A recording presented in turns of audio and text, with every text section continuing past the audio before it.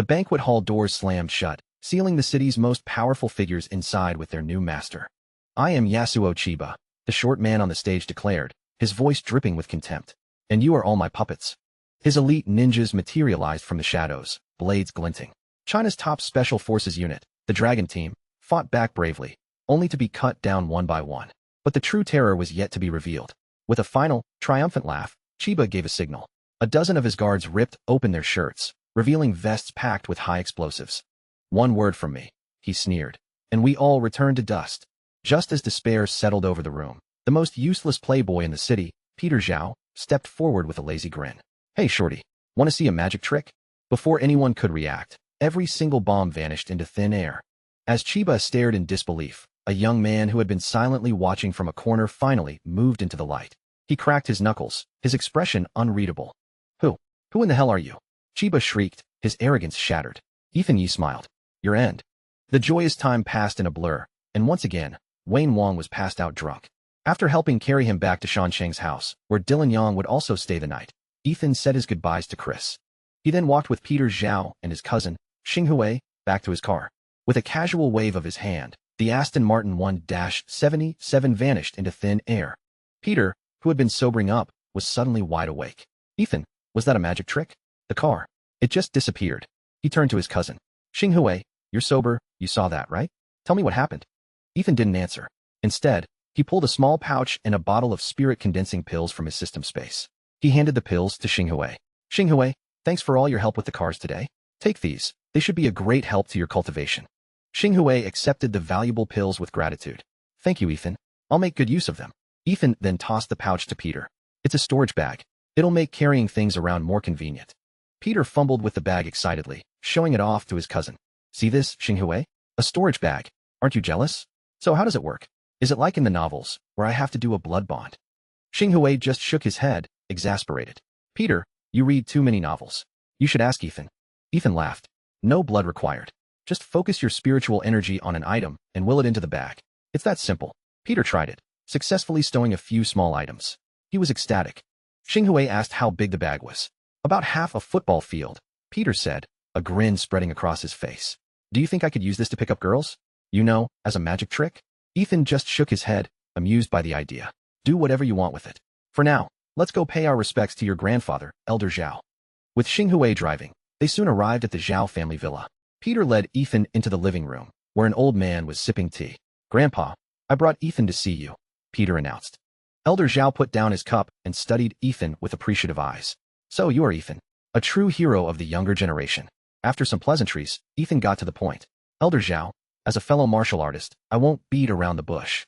Peter mentioned hearing a rumor that the peak of Kunlun Mountain holds countless treasures and secret manuals. "You and I both know that's the entrance to the spirit world. I feel there's a conspiracy afoot. Do you know anything about this?" The old man's expression turned serious. "I have heard these whispers as well. We've tried to trace the source, but with no luck. All we can do for now is remain vigilant." Ethan agreed. He then placed a bottle of longevity pills and 2 containers each of spirit tea and spirit wine on the table. "A small gift, Elder Zhao. Please accept it." The old man, a connoisseur of tea and wine, opened the jade box of tea. When the fresh aroma and faint trace of spiritual energy hit his senses, his eyes lit up. "Ethan," he said with a hearty laugh, "this is a gift after my own heart." As the police left, the other tourists on the island turned their curious gazes to Ethan's group. Everyone, except Peter, felt uncomfortable under the scrutiny. Captain Shangwan, sensing Ethan's unease, offered, "Chief Inspector Yi, I've rented a villa here on Shilin Island. If you and your friends are tired, perhaps you'd like to rest there?" Ethan considered it and nodded. It was a welcome escape from the public eye. They followed Captain Shangwan to the nearby villa, a serene haven nestled amidst the island's beauty. Inside, the villa was tastefully decorated, and the spacious living room offered immediate relaxation. Everyone settled into comfortable spots. Peter looked around, impressed. While Captain Shangwan began preparing drinks and snacks, Ethan stood by a window, gazing out thoughtfully. He beckoned Captain Shangwan closer. "Captain Shangwan," Ethan said, his voice serious. "The Dragon Team is an elite combat unit of the 9th Bureau. Why are you here? Has something unusual happened?" Captain Shangwan pondered for a moment. "Indeed. Not long ago, I received intelligence from Mu Chongqing that we detected traces of Japanese ninjas and on Myoji near Shilin Island. Considering the potential risks, we deployed the Dragon Team for security. However, since arriving, we haven't found anything out of the ordinary." Ethan's brow furrowed. Mu Changqing's intelligence is usually reliable. That means these Japanese individuals have likely blended in with the tourists, trying to hide their tracks. By the way, have you investigated the banquet being held on Shilin Island? Do you know who's hosting it? The host of this banquet is Lian Liang, the son of Liu Liang, chairman of Lubo Group. I've heard of Lubo Group before, and they have a good reputation. I doubt they have anything to do with this, Captain Shengwan murmured, puzzled. Ethan paused in thought, then instructed, dispatch men immediately to thoroughly investigate Lian Liang's frequent contacts over the past 1 to 3 months, and check for any abnormal transfer records in his personal accounts, especially focusing on anything from Japan. Captain Shengwan wasted no time. He called Mu Changqing, entrusting him with the urgent task of investigating this critical information. After all, the Ninth Bureau was the top intelligence agency in the country. With everything arranged, Ethan returned to the others, a relaxed smile on his face. Why are you all just sitting around? Were you waiting for me? Peter grinned. Let's go, Ethan. The group set off. Shilin Island, though not vast, was well equipped. After buying swimsuits, they eagerly headed to the beach. Seeing Tina's excited demeanor, Ethan said, go have fun. If anything happens, just call out to me. I'll rest here for a bit. He then lay back on a beach chair, closing his eyes. Peter, Tina, and Gongsun Li raced towards the sea. While Xinghui opted for another beach chair nearby, Ethan asked, Xinghui, why aren't you joining them? Xinghui scratched his head, a hint of shyness in his voice. Ethan, I'm not really interested in that kind of fun. Ah, I see. By the way, Xinghui, do you know anything about Lian Liang? Lian Liang? I've only met him a few times, so I don't know him well. But honestly, Ethan, I don't have a good impression of him.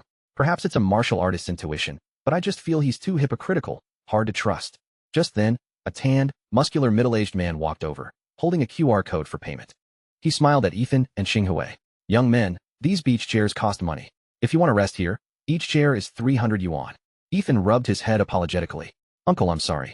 It's my first time on Shilin Island, so I wasn't aware. How about this?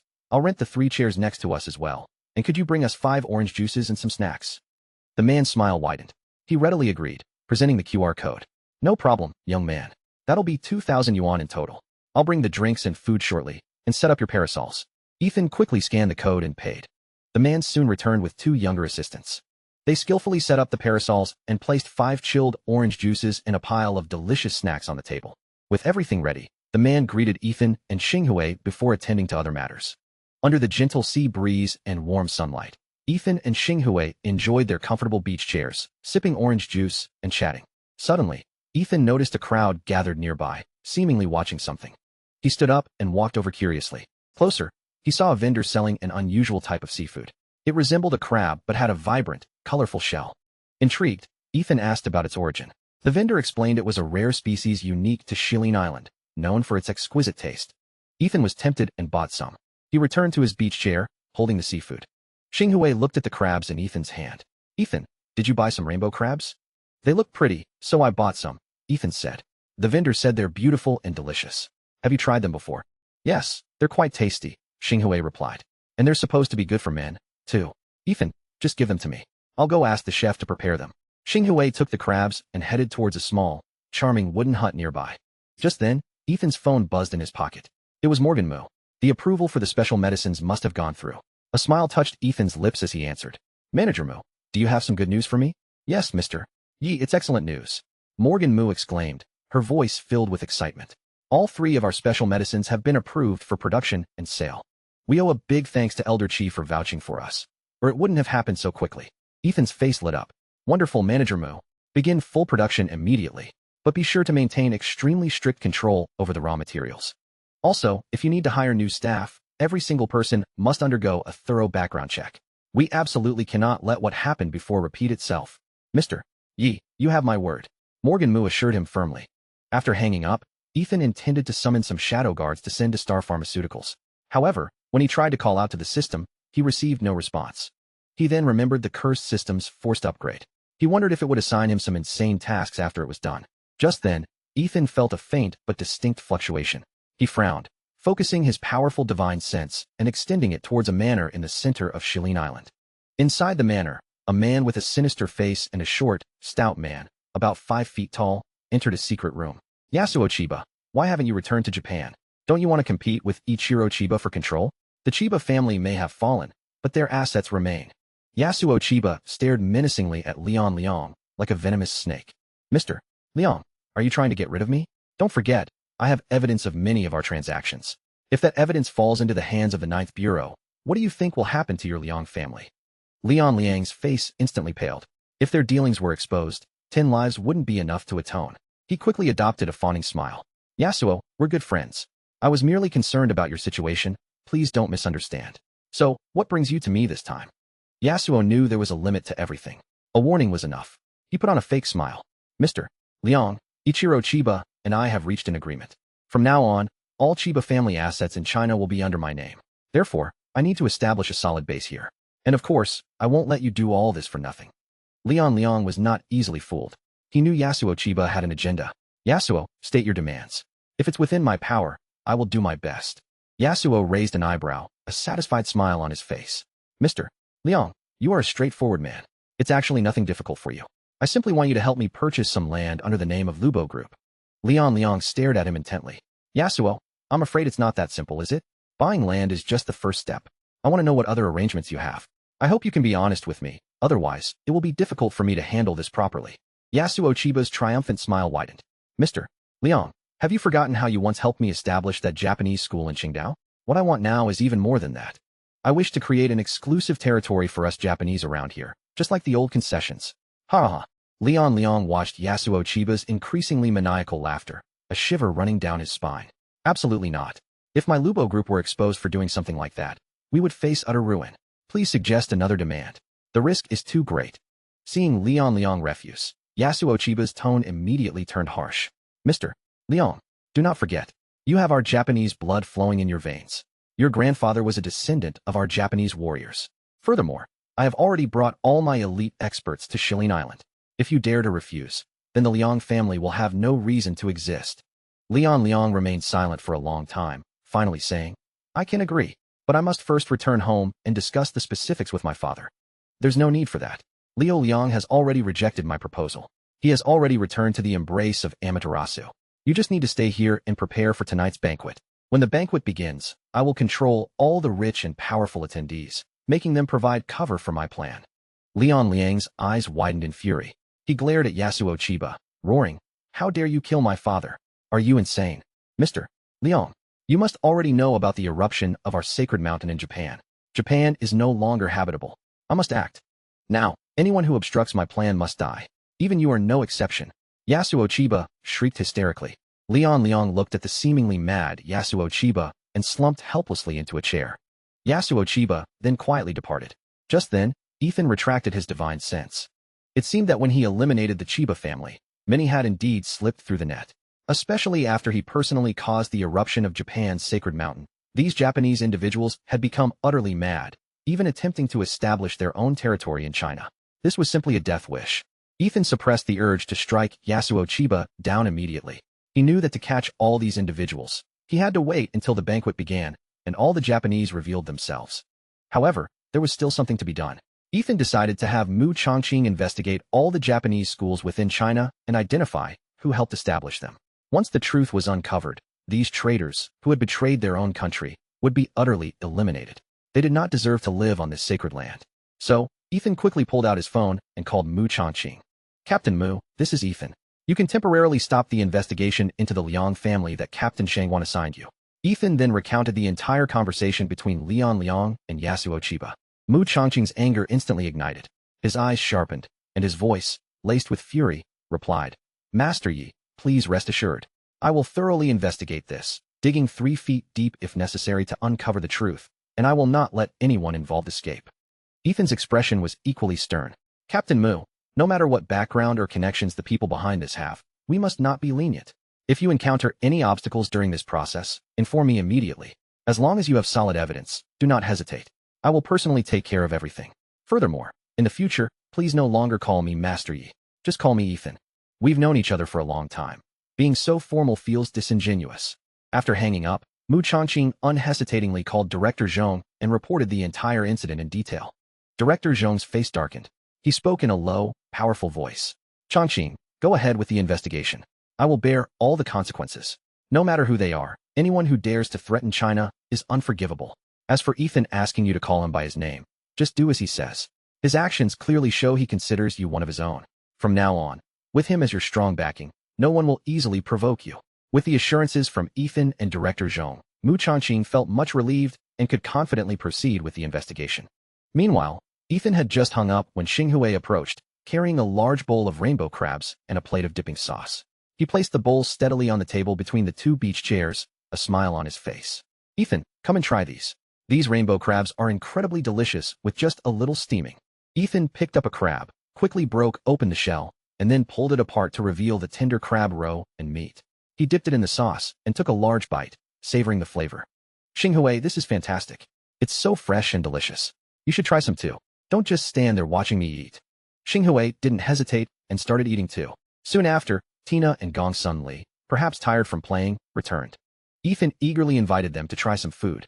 Tina, Gong Sun Li, come and try these rainbow crabs. They're really good. Tina didn't stand on ceremony. She sat right on Ethan's beach chair, picked up a rainbow crab, and began to enjoy it.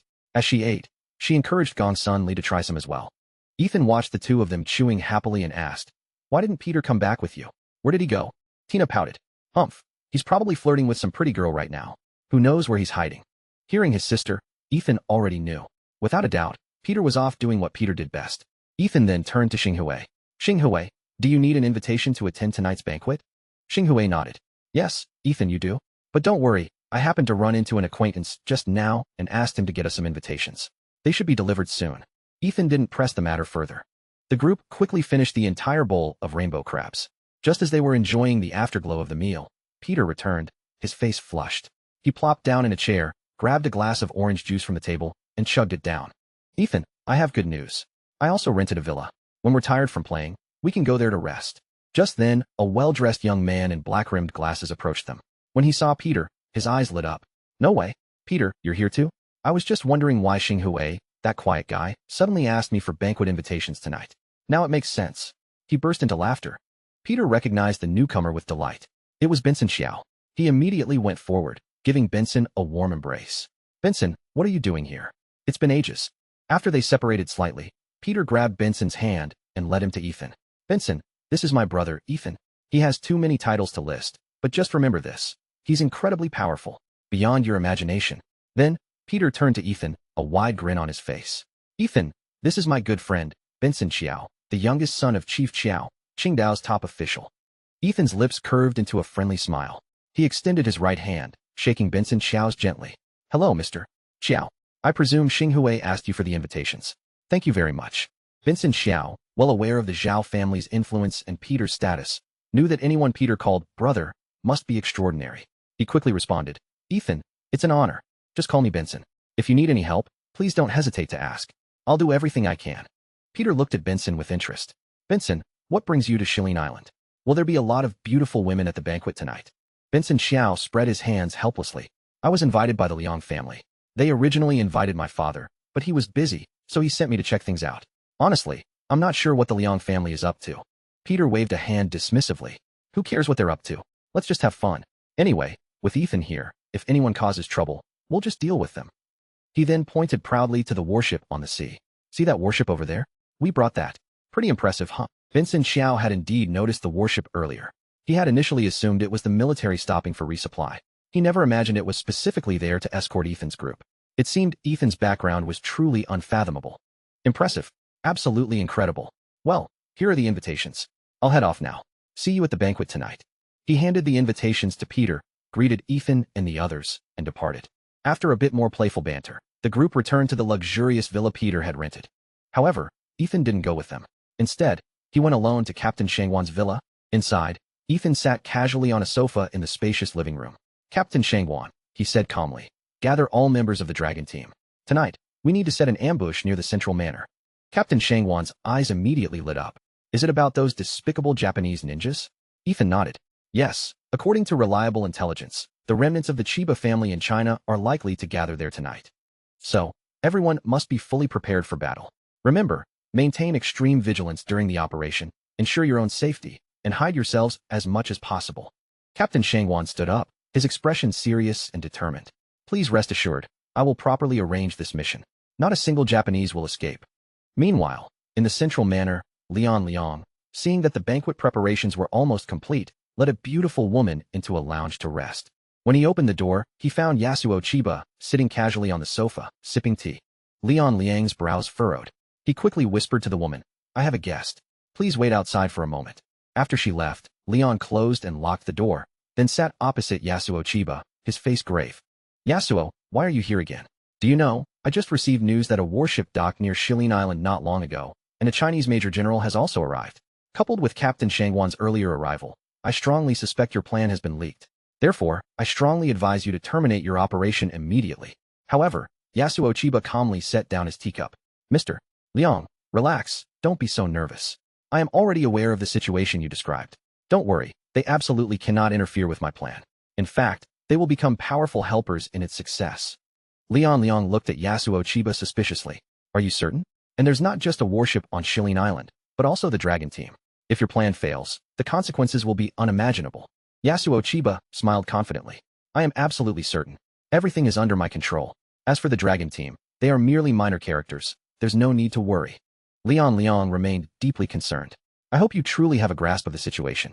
Otherwise, if things are exposed, we'll all be finished. Yasuo Chiba stood up. Don't worry, Mr. Liang. After the banquet, you will see how perfect my plan is.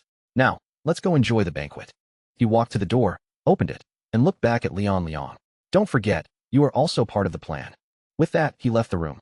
Lian Liang paced back and forth in the room, his face dark, filled with regret. He knew he had no retreat, only one path forward. However, just in case, he decided to take some precautions. He picked up his phone and rapidly typed a seemingly random string of characters, sending a coded message. Even if his phone was monitored, no one would be able to decipher its true meaning. Soon after, his phone received a reply, a single digit, 1. Seeing this, Lian Liang felt a slight sense of relief and let out a deep breath. Then, he strode out of the room towards the banquet hall. Meanwhile, Ethan and his group of 5 also arrived at the banquet. After Peter handed their invitations to the staff at the door, they smoothly entered the venue. Inside, Ethan specifically reminded Peter and Xinghui to look out for Tina and Gongsun Li's safety.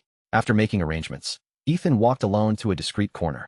He exchanged a glance with Captain Shangwan, then silently observed the surroundings. Not long after, the host of the banquet, Lian Liang, appeared, surrounded by adoring guests. Everyone greeted him with warm smiles and enthusiasm. Young Master Liang, it's been a while. You're looking more distinguished and handsome than ever. Young Master Liang, as soon as I received your invitation, I couldn't wait to come. We absolutely must have a few drinks later. Lian Liang maintained a polite and humble smile, responding to each greeting. When Lian Liang's gaze landed on Benson Xiao, who was standing with Peter Zhao, his smile widened. He quickly walked over, greeting enthusiastically. Young Master Xiao, welcome. Then he shifted his gaze to Xinghui Zhao beside Benson, offering an equally friendly smile. Ah, young Master Xinghui, I never expected you to grace us with your presence today. It truly elevates this event. Oh, I apologize, my eyesight must be failing. And this is? Xinghui introduced. This is my cousin, Peter Zhao. He's just visiting Shilin Island and decided to drop by. Lian Liang, you go on with your duties. Don't mind us, we're just looking around. Ah, young Master Peter, a pleasure to meet you. Since you two are just looking, I won't disturb you. Let me know if you need anything, but I must get back to my guests. Lian Liang exchanged a few more pleasantries before excusing himself. Peter looked around, seemingly interested in the environment.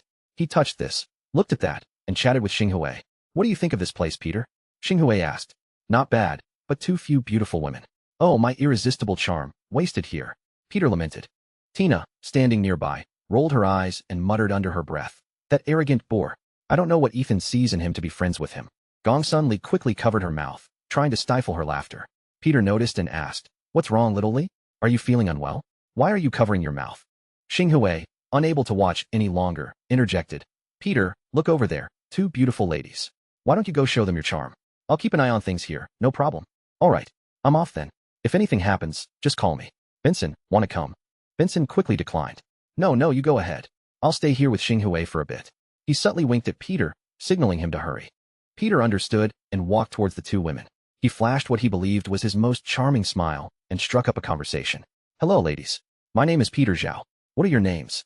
One of the long-haired women smiled. Hello, I'm Xiao Yaolin. The other, with short hair, merely nodded without speaking.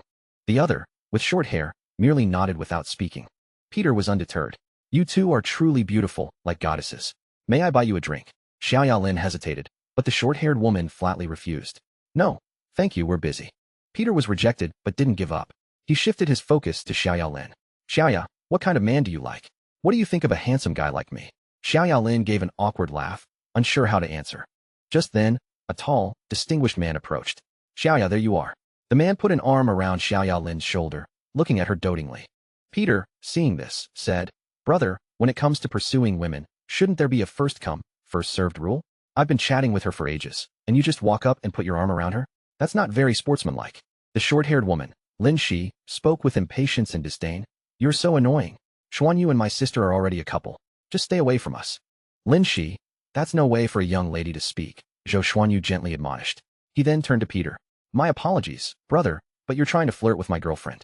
Of course, I don't want my beloved to be taken by someone else. Peter was instantly embarrassed.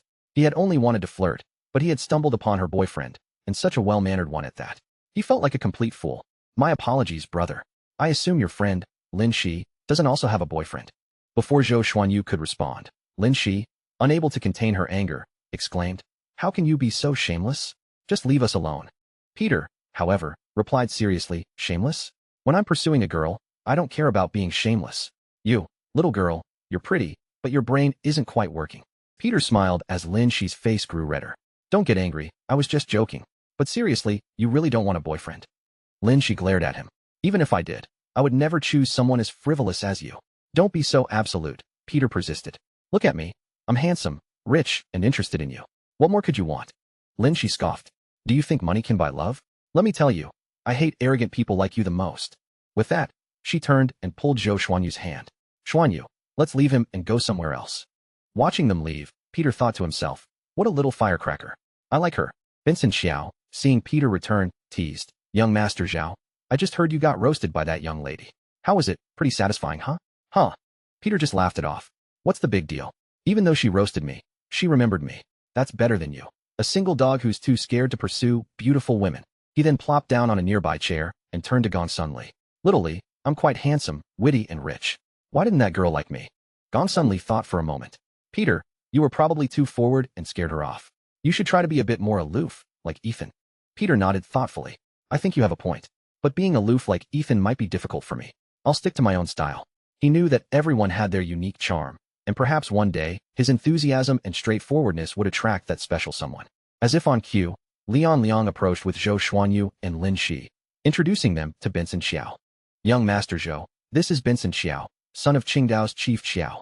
Then he added, and these two young masters are Peter Zhao and Xinghui Zhao from the capital city Zhao family. The Zhao group is their family's enterprise. Benson Xiao knew that anyone Liang personally introduced must be of considerable standing. Liang, introduce young Master Zhou to us. Benson Xiao eagerly pressed. Liang was straightforward. Young Master Zhou is Xuanyu Zhou, the grandson of General Zhou, the current commander of the Northeast Military Region. Benson Xiao was about to exchange pleasantries with Zhou Xuanyu, but Peter Zhao couldn't restrain himself. He interjected, Little Lin Shi, what a coincidence. We meet again so soon. Lin Shi, however, wasn't receptive to Peter's overtures. She just glared at him and ignored him. Instead, she turned to Gong Sun Li with delight. Sister Gong Sun, what a coincidence. I can't believe I ran into you here. Little Lin Shi, what brings you to Qingdao? Gong Sun Li asked. I came with my sister to see Xuanyu. He's been transferred to the Qingdao Navy. Peter then joined in. Little Li, I didn't know you and Lin Shi knew each other. You're so annoying. Why are you here again? And who said you could call Sister Gong Sun Little Li? Lin Shi snapped. Peter seemed oblivious to Lin Shi's displeasure, continuing with a smile. Don't be so petty. Since you and Little Li are friends, that makes us friends too. Lin Shi glared at him, then turned to Gong Sun Li. Sister Gong Sun, you need to stay away from this guy. He doesn't look like a good person. Gong Sun Li smiled gently. Don't worry, Little Lin Shi, I know how to handle him. She glanced at Peter, a hint of slyness in her eyes. Just then, the entire venue plunged into darkness. The bright lights flickered out, as if controlled by an unseen hand. The sudden change caused a stir among the guests, and a cacophony of confused and uneasy voices filled the air. Vincent Xiao's heart tightened, and he frowned. Liang, what's going on? Why did the lights suddenly go out? Liang's eyes briefly flickered with an odd expression, but he quickly composed himself. It's probably just a minor glitch. Don't worry, I'll go check on it. Please wait a moment. He then walked into the darkness in a certain direction, indicating he would handle the problem. However, only Liang knew this was no simple malfunction. He knew Yasuo Chiba's plan was about to unfold. He hurried to an inconspicuous room. Inside, by the faint moonlight, another man, strikingly similar to Liang, could be vaguely seen. Gee, it's your turn. Remember, protect yourself as much as possible. If anything unfortunate happens, don't worry, your parents will be well cared for. Liang Liang said slowly. Ji nodded silently, a complex mix of emotions in his eyes. He knew the danger of this mission, but for his family's safety, he had to take the risk. Liang Liang, I hope you keep your promise. After this operation, if I survive, our grievances will be settled. Liang Liang said no more. He quietly opened a nearby cabinet, revealing a dark, hidden passage that seemed to lead to an unknown world. Ji watched Liang Liang disappear, then slowly closed the cabinet and gently pushed open the door, heading towards the main hall. But how could any of this escape Ethan's keen divine sense? A disdainful smile played on Ethan's lips. What a clever ruse, a cicada shedding its skin, a mix of truth and falsehood. Too bad you ran into me today, or you might have actually pulled it off. He then secretly transmitted a message to Richard Luo on the warship, ordering him to quickly apprehend Liang Liang. At that moment, the banquet hall lights suddenly flickered back on. The short Yasuo Chiba entered the hall from outside. As all the doors closed, the guests' attention converged on him. Yasuo Chiba cleared his throat, then stood on a chair and announced loudly, "Ladies and gentlemen, allow me to introduce myself. I am Yasuo Chiba from Japan. Of course, you may also address me as Lord Chiba." At his comical appearance, everyone in the hall burst into laughter. Ha ha ha, is this Japanese guy an idiot?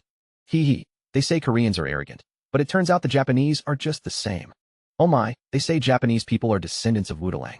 I believe it now. You're standing on a chair? Why didn't you just ask your mom to carry you? Hearing the murmuring around him, Yasuo Chiba's old face flushed crimson. He roared in anger, "Baka, how dare you mock me? Ninja guards, go teach them a lesson." Just then, Captain Shangwan, who was in the crowd, was about to intervene but was stopped by Ethan. He looked at Ethan, puzzled, as if asking why. Ethan whispered, "Don't rush. These people all have connections. We can use this opportunity to see who the spineless ones are." As his words fell, those who had spoken were instantly struck down by Yasuo Chiba's subordinates, their faces bruised and swollen. Yasuo Chiba smiled in satisfaction at the now silent crowd. Then, he declared triumphantly, "You ungrateful fools, do I have to teach you a lesson before you'll listen? Humph. I'm here today simply to ask for a small favor from all of you. If anyone dares to refuse me, don't blame me for being impolite. But if you're willing to cooperate with me, then women and money will be yours. And the organizer of this gathering, Mr. Liang, has already reached an agreement with me. Now it's up to you to choose." With that, Yasuo Chiba looked at everyone present with a scornful expression. To everyone's indignant gaze, Liang Liang shamelessly walked to Yasuo Chiba's side, bowing obsequiously. "Yes, everyone must choose carefully. Our Lubo group will fully support Mr. Chiba." Yasuo Chiba saw that no one responded, and a surge of anger rose within him. But before he could speak, Benson Xiao said coldly, "Liang Liang, what is the meaning of this?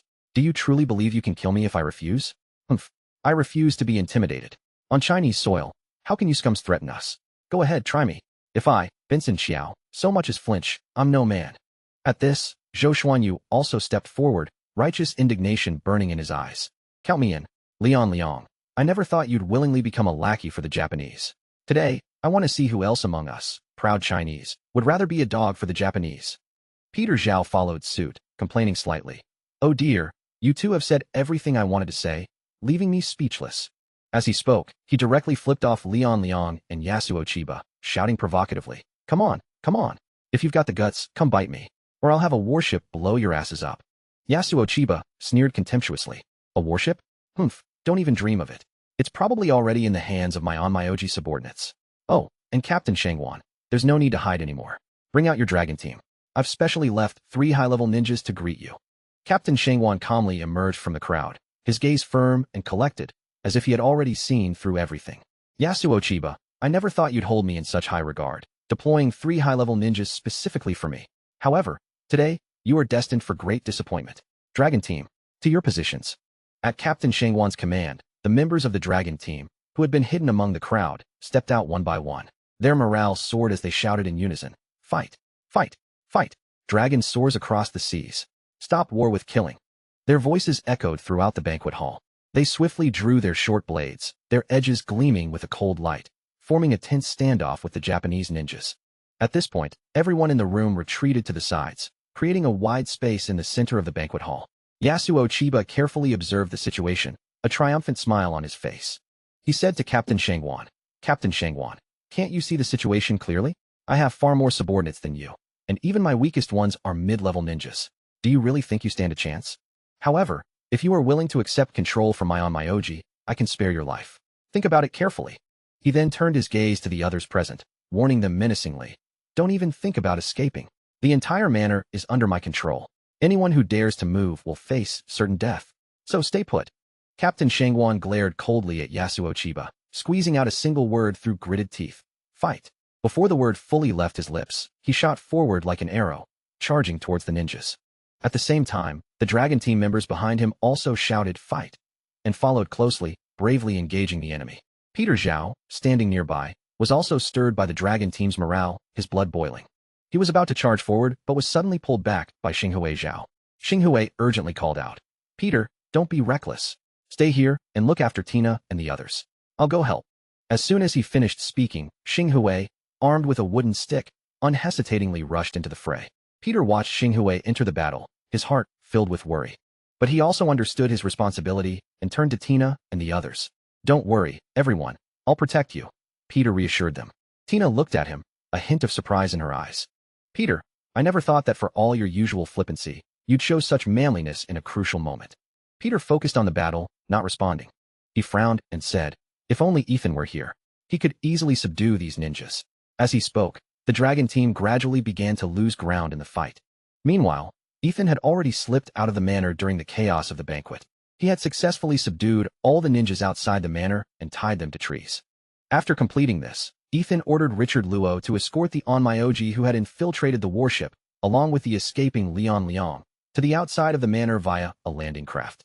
Ethan sternly gave instructions to Richard Luo. Richard, immediately deploy personnel to completely surround the entire manor. Not a single person must escape. If anyone dares to resist, kill them without hesitation. Richard Luo stood tall, confidently replying, please rest assured, Ethan. I will do my utmost to complete the mission. As soon as he finished speaking, he immediately turned to organize and dispatch his men. Ethan was not in a hurry to deal with Yasuo Chiba. He wanted to observe the strength of the dragon team and see if anyone would defect to Yasuo Chiba under the adverse circumstances. In the banquet hall, Captain Shangwan's dragon team was gradually being overwhelmed in their fierce battle with Yasuo Chiba's ninjas, and the situation became increasingly precarious. Captain Shangwan watched his team members get injured one by one, his heart racing with anxiety. Yet, he stubbornly continued to command them, trying to turn the tide. However, Yasuo Chiba's ninjas were well coordinated, their moves strange and vicious, thwarting the dragon team's attacks repeatedly.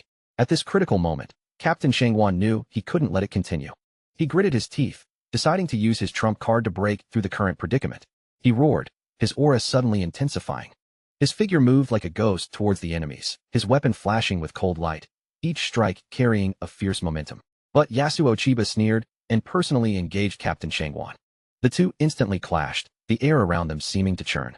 Captain Shangwan used all his might, only to find Yasuo Chiba's strength beyond his imagination. Every attack was easily neutralized, while Yasuo Chiba's counterattacks kept him constantly on the defensive. The other dragon team members, seeing this, wanted to help, but were fiercely entangled by other ninjas, unable to break free. Just as Captain Shangwan was losing strength, Ethan pushed open the banquet hall doors and walked in. Yasuo Chiba stopped his movements, staring intently at Ethan. He knew that this man being able to easily arrive here meant that all his subordinates outside had already been dealt with. Chapter 209. Ethan looked at Captain Shangwan's disheveled state, a faint, approving smile on his lips.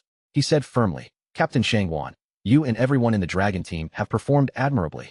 Facing such a difficult situation, not a single person fled or betrayed their comrades. You truly live up to the name Dragon Team. Hearing Ethan's praise, a warmth surged through Captain Shangwan, and his exhaustion seemed to dissipate. He straightened his back and responded loudly. Chief Inspector Yi, even if the Dragon Team falls today, we will fight to the very end. The other Dragon Team members all cheered in unison, their morale greatly boosted. Yasuo Chiba watched, his heart seething with resentment. He knew the situation was turning against him. If I'm not mistaken, you must be Ethan Yi, the newly appointed Chief Inspector of the 9th Bureau. Yasuo Chiba stared intensely at Ethan, his voice utterly certain. Ethan's lips curved into a slight smile. Haha, that's right. I am Ethan Yi. You have some keen insight, but unfortunately, your luck has run out, for you've run into me. With that, Yasuo Chiba said no more. He knew the importance of striking first and unhesitatingly launched an attack on Ethan. His figure flickered, swiftly closing in on Ethan like a ghost. The sharp blade in his hand gleamed with cold light, thrusting directly towards Ethan's vital points. Ethan dodged to the side, simultaneously throwing a kick at Yasuo Chiba's wrist. Yasuo Chiba cried out in pain, nearly dropping the blade. Ethan seized the opportunity, snatching the blade and slashing it back at Yasuo Chiba's throat. Yasuo Chiba leaned back to avoid it, but Ethan immediately followed up with a kick to his abdomen. Yasuo Chiba grunted, stumbling back several steps. He regained his balance, his eyes showing a hint of surprise and fear. Ethan pressed his attack, the blade in his hand glinting menacingly, giving Yasuo Chiba no room for error. Yasuo Chiba took a deep breath, trying to calm himself. He knew he couldn't keep defending passively. His figure flickered again, quickly circling behind Ethan in an attempt to ambush him. However, Ethan seemed to anticipate it. He turned, blocking Yasuo Chiba's attack with the blade. They fell into a stalemate once more, blades clashing with metallic ringing. Yasuo Chiba gritted his teeth, putting all his strength into forcing Ethan back, but Ethan stood firm, not yielding an inch. Suddenly, Ethan's wrist twisted, and he swung the blade with force. Yasuo Chiba hastily dodged to the side. At that moment, Ethan seized the chance to close in, delivering a punch to Yasuo Chiba's chest. Yasuo Chiba couldn't evade it, and took the full force of the blow, his body involuntarily stumbling backward. But Yasuo Chiba was a seasoned fighter. He endured the pain, quickly adjusting his stance. He clasped his hands together, muttering incantations, and then an eerie aura emanated from him. Ethan frowned, realizing Yasuo Chiba might be about to unleash a powerful technique. He tightened his grip on the blade, focusing intently on Yasuo Chiba, preparing for the upcoming challenge. Yasuo Chiba's eyes snapped open, and a black ray of light shot out, directly at Ethan. Ethan dodged to the side, and the ray struck the nearby wall, sending fragments of stone flying. Ethan felt the malevolent power within the ray. He knew he couldn't let Yasuo Chiba succeed. He concentrated all his strength, wielding the blade, and slashed at Yasuo Chiba.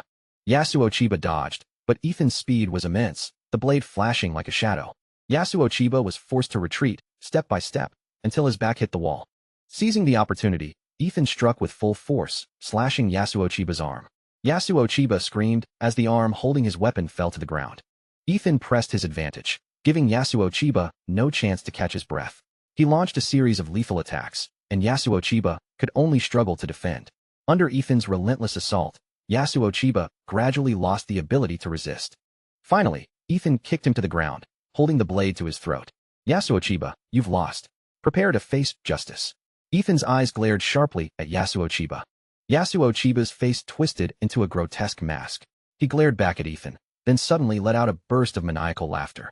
In the Japanese dictionary, there is no such word as surrender. Ninja guards, listen. Prepare to act. As his command echoed, the ninja guards, scattered around, swiftly approached the invited guests like phantoms.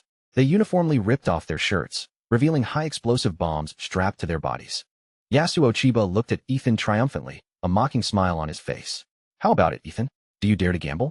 With a single command from me, everyone here will become my sacrifice. At that moment, Peter Zhao emerged from the crowd. With a casual smile, he said to Yasuo Chiba, "Oh really?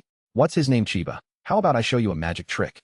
With a flick of his wrist, as if by magic, the bombs on the ninjas' bodies vanished into thin air. The sudden turn of events stunned the ninjas. And Ethan seized the fleeting opportunity. His figure blurred, moving like lightning, and in an instant, he struck down all the ninjas. Simultaneously, the dragon team charged forward, swiftly subduing all the ninjas with overwhelming force. Yasuo Chiba stared at the scene in disbelief. A magician? That was ridiculous. But the bombs on the ninjas had indeed disappeared. He glared at Peter, trying to understand how he had done it. But Captain Shangwan didn't give him the chance, knocking him unconscious with a swift blow. "Chief Inspector, today, thanks to your personal intervention, the consequences would have been unimaginable." Ethan humbly replied, "Captain Shangwan, you flatter me. It was merely my duty. Please, take these individuals back to the 9th Bureau immediately. You must interrogate them rigorously to find out if there are any other stragglers or collaborators. Oh, and there's another group of Japanese who have been apprehended in the manor. Take them too." Captain Shangwan saluted Ethan respectfully, acknowledging his orders.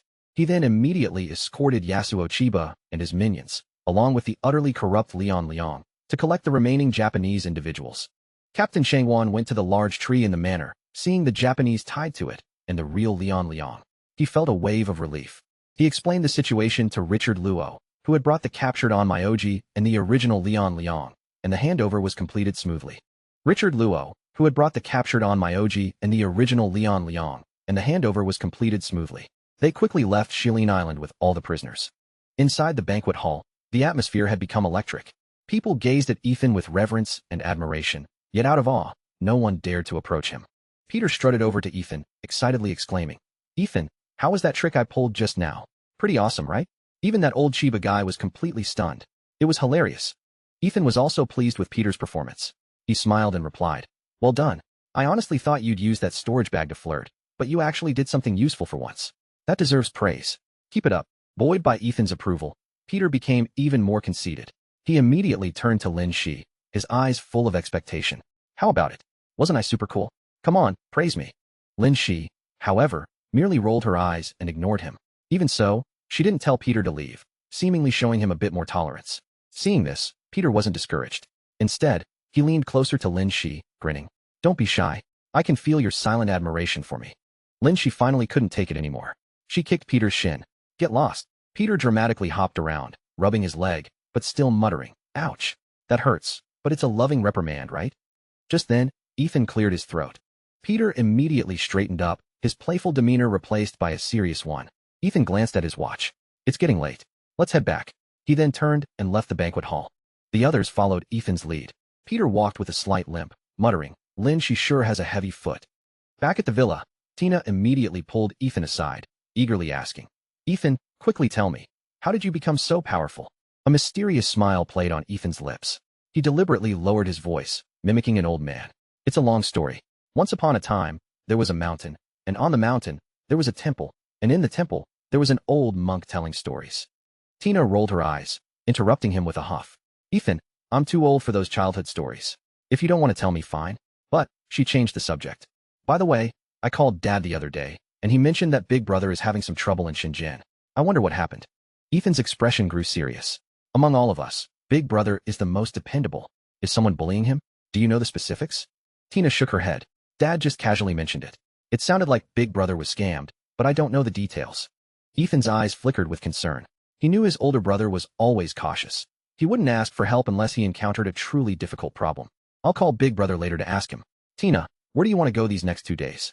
You won't have time once you start your internship at Zhao Group." Tina's eyes widened in surprise. "Ethan, I completely forgot. So Zhao Group belongs to Peter and Xinghui's family? They don't seem like rich young masters at all. Peter is like a rascal, and Xinghui is like a block of wood." Xinghui, hearing Tina's assessment of him, looked utterly helpless. He couldn't help but interject, "Tina, can you at least talk about me when I'm not around? At least save me some face." Tina gave an embarrassed laugh. "Sorry, Xinghui, I didn't mean it. I promise next time I talk about you, I'll do it behind your back. I swear." Xinghui looked at Tina's adorable expression, then flashed a mysterious smile. He leaned closer and whispered, "Tina, in a bit, I'll tell the HR at Zhao Group in Qingdao to make you my personal secretary. Hee, then we'll see how I deal with you." Tina retorted nonchalantly, "Humph, if you dare to make things difficult for me, I'll tell Ethan, and he'll deal with you." Then she turned to Ethan, pouting playfully. "Ethan, if Xinghui bullies me, you have to help me." Ethan choked on his water, spitting it out as he heard Tina's nickname for Xinghui. He looked at her with a strange expression, thinking to himself, a tomboy and a block of wood? They certainly seemed to be flirting. If these two ever actually ended up together and Tina moved to Shandong, given his elder brother's doting nature, knowing they met through him, he would surely be devoured alive. "Tina, perhaps you should consider working for Universal Group in Tianjin or Shanghai, or even United Group in Hong Kong. I guarantee you'll have no problem there." Tina thought for a moment. "Maybe later. I haven't even graduated yet, and I often have to return to school for things, so staying here is more convenient." Peter then walked over, curiously asking, "What are you all chatting about so happily? Let me in on it." Tina, seeing him approach, joked, "Peter, maybe you should ask Little Lee about Lin Shi. After all, they know each other." Peter slapped his forehead in realization. "Oh, how could I forget?" He immediately rushed to Gongsun Li, a wide grin on his face. "Sister Li, tell me about Lin Shi. How do you two know each other?" Gongsun Li laughed at his eagerness. "Peter, are you really interested in our little Lin Shi? Well, it's no secret. She's been studying calligraphy with my grandfather. Don't underestimate her. Even though she's usually mischievous, her calligraphy skills are quite impressive." Peter's jaw dropped in surprise. "Little Li, could your grandfather possibly be the renowned calligraphy master, Gongsun Maju?" Gongsun Li smiled, confirming Peter Zhao's guess about her grandfather, Gongsun Maju. "Oh my goodness, Little Li, you've been hiding this from me all these years. We've been best friends for so long, and I never knew Elder Gongsun was your grandfather." Tina Yi exclaimed, her eyes wide with disbelief, surprised by the revelation. Ethan didn't care much for such things. In this world, no one could have a more formidable background than he did. He had the omnipotent system backing him, and despite its occasional temper, the help it provided was truly substantial. Peter, sensing the conversation had veered off track, quickly brought it back. "Little Li, tell me about Lin Shi. Where is she from? I have a feeling her background isn't ordinary. Gong Sun Li smiled faintly. You guessed right. She's the second daughter of the Lin family from Fengtian. Peter scratched his head, asking a bit awkwardly. Little Li, do you think I have a chance with Lin Shi? Ethan found it amusing. Peter, you old playboy, why the sudden change of heart? This isn't like you. People change, Ethan. This time, it's different. I feel something real, Peter said earnestly. However, before Peter could celebrate too long, Gong Sun Li's words poured cold water on his enthusiasm. Peter, have you ever considered that for someone from a prominent family like yours, who has enjoyed the family's wealth and status, your future marriage is destined to be a tool for family alliances? Are you truly certain that you will have the freedom to decide your own marriage? Peter's face instantly darkened. He sighed, unable to refute Gong Sun Li's words. Resigned, he quietly returned to his room, his heart heavy. At this point, Ethan, sensing the awkward atmosphere, said, It's getting late. Everyone should head back to their rooms and rest. So, everyone dispersed. Ethan pulled out his phone, chatted with Nina Li for a while, then dialed his older brother, Ian Yi. However, as time ticked by, no one answered. Ethan's brows furrowed, a hint of worry in his eyes. Without hesitation, Ethan quickly dialed his father's number. After a moment, a familiar voice answered. Hello, Dad. Are you resting so late? Tina told me Big Brother seems to be in trouble in Shenzhen. Do you know what's going on? Ethan asked anxiously. Meanwhile, on the other end of the line, Evan Yi was at his elder brother Yuan Shanye's home. He quietly stepped into a corner, lowering his voice. Ethan, your big brother truly is in trouble in Shenzhen. He partnered with someone to start a company, but he was scammed out of everything. That scoundrel not only absconded with all the money, but also took out a huge high-interest loan in the company's name. Since your big brother is the legal representative, he's now being held by those loan sharks. Hearing this, Ethan felt a surge of indignation. He raised his voice. Such a serious matter. Why didn't anyone mention it when I was home last time? Sigh. Son, I only just found out about it myself. Your elder uncle initially wanted to handle it alone, but Big Brother became unreachable this afternoon. Your elder aunt, completely distraught, finally called me for help. Evan Yi explained, sighing helplessly. Ethan thought for a moment, then said firmly, Dad, go comfort elder uncle and aunt for now. I'll handle this. I have some good connections in Shenzhen. I'll contact them immediately and ask for their help in finding Big Brother. I'm leaving for Shenzhen right now. After hanging up, Evan Yi rushed to Yuan Shanyi and his wife, Chun Fangzhao. He said reassuringly to Yuan Shanyi, Big Brother, big sister-in-law, don't worry. Ethan just called. He knows quite a few people in Shenzhen. He's already asked his friends to help find Ian, and we should hear something soon. Yuan Shanyi, upon hearing this, immediately stood up from his chair, his eyes gleaming with hope. His voice trembled slightly as he asked, Evan, is that true? Ethan really has friends there who can help? That's wonderful. Chun Fangzhao, meanwhile, wiped away tears from the corners of her eyes and complained, I told you before to tell Evan earlier. Ethan is so capable now, he would surely have a way to solve this. You old fool, just wouldn't listen. If anything happens to our son, I'll never forgive you. Her words conveyed both dissatisfaction with her husband and deep concern for her son. At the same time, in a luxurious villa in Shenzhen, the Yang family was warmly hosting Hudson Yi. Since Lian Yang had obtained Hudson Yi's contact information from Ethan last time, after a period of difficult negotiations, they had finally secured a cooperation opportunity with Universal Group. Consequently, Lian Yang's status within the Yang family was rising rapidly. Just as Lian Yang raised his glass to toast Hudson Yi, an unexpected phone ring suddenly broke the harmonious atmosphere. Lian Yang frowned slightly, somewhat displeased. Lian Shi, next time, remember to put your phone on silent. Lian Yang and Lian Yang echoed. Yes, second brother. You should hang up quickly. It's disrespectful to Mr. Yi. However, Hudson Yi didn't mind. Instead, he smiled. It's fine. Answer the call. It might be something important, or they wouldn't be calling so late. Lian Yang initially planned to hang up, but hearing Hudson Yi's words, he reluctantly pulled out his phone. But when he saw the caller ID, he stiffened as if electrocuted, immediately standing up. Ethan, is something important happening for you to call so late? Lian Yang's voice was a bit nervous. Ethan didn't waste any time. Lian Shi, it's urgent. My older brother, Ian Yi, has been captured by a high-interest loan company in Shenzhen. You need to find him for me immediately. I'll arrive in Shenzhen tomorrow morning. I'll explain the details when I get there. That's all for now. I need to call Hudson to help with the search too. Chapter 212. Hearing this, Lian Yang was startled. He quickly said, Ethan, don't worry. Mr. Yi is actually here at my house right now. How about I tell him directly? That would save time. Ethan, surprised that Hudson Yi and Lian Yang were together, paused for a moment, then quickly reacted. All right, tell Hudson right away and have him handle this as quickly as possible. After hanging up, Lian Yang opened his mouth to say something but was cut off by Hudson Yi, who waved a hand. No need to say more. I heard your entire conversation. Lian Shi, you'll come with me now. With that, Hudson Yi turned to Yang Chungin, cupping his fist. Patriarch Yang, my apologies, but I have an urgent matter to attend to. I must take my leave now. Watching the two depart in a hurry, the remaining 3 members of the Yang family were completely bewildered, having no idea what had just transpired. After leaving the villa, Lianxi Yang and Hudson Yi rushed to the Red Leaf Club in Shenzhen. They knew this was the usual haunt of Jiahe, the boss of Shenzhen's largest underground syndicate. Upon their arrival, a manager-like figure, seeing Lianxi Yang, quickly greeted him with a fawning smile. Well, if it isn't young Master Yang. You haven't graced us with your presence in quite some time. Please, come in. Do you have any special arrangements for today? Lianxi Yang was in no mood for pleasantries. He cut straight to the chase. Where's Jiahe? Tell me quickly. I need to see him urgently.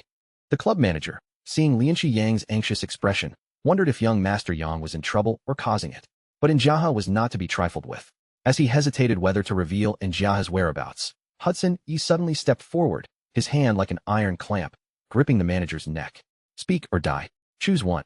Hudson Yi's voice was as cold as ice, revealing a chilling, murderous intent. The manager felt his throat clamped by an invisible hand, almost unable to breathe. Just as he thought he was about to suffocate, Hudson Yi released his grip. The manager coughed violently, gasping for air as if granted a new lease of life, his face filled with terror. Masterness is in the Redstone Hall on the 6th floor, the manager stammered. Having obtained the desired answer, the two rushed to the Redstone Hall. Upon reaching their destination, they were stopped by 2 burly men guarding the door. Lianxi Yang stood firm, declaring loudly, I am Lianxi Yang of the Yang family. I have an urgent matter to discuss with Jiahe. Please inform him immediately. The burly guards, knowing the Yang family's immense power, dared not delay. They quickly went inside to report the situation. And Jiahe, who was drinking tea, also dared not delay upon hearing that Lianxi Yang had arrived. He secretly rejoiced, having long wanted to align with the powerful Yang family, but never finding an opportunity. Now, the chance had finally come. He quickly put down his teacup and hurried to the door, greeting them with a fawning smile. Well, isn't it young Master Yang? What a rare guest. My subordinates were blind not to recognize you and made you wait outside. They deserve to die. Please forgive them. Please, come right in. Lianxi Yang nodded expressionlessly, following Jiahe into the hall. Once inside, Lianxi Yang spoke directly. Bossin, I've come to you today with a request. As you know, I, Yang, have some standing in Shenzhen, and I usually wouldn't bother you. But this situation is special, and I must personally intervene. He paused, then continued.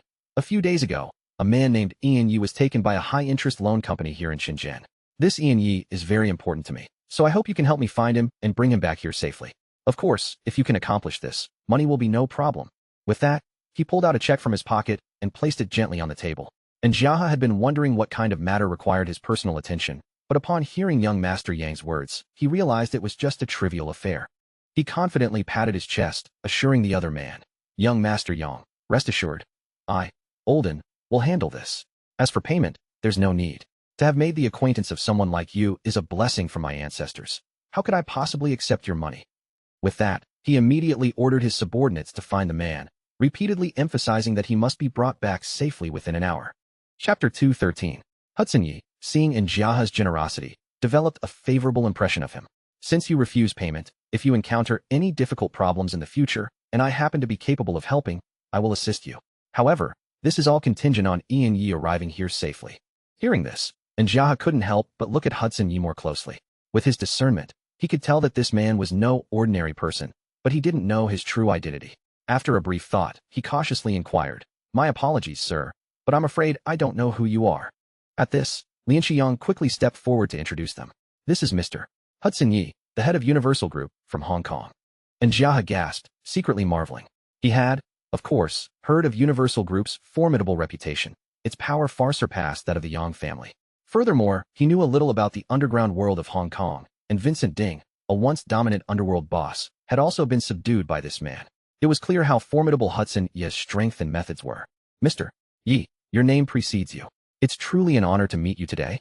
Please rest assured, I will not fail in my mission and will bring Ian Yi back safely. And Jiahe said earnestly.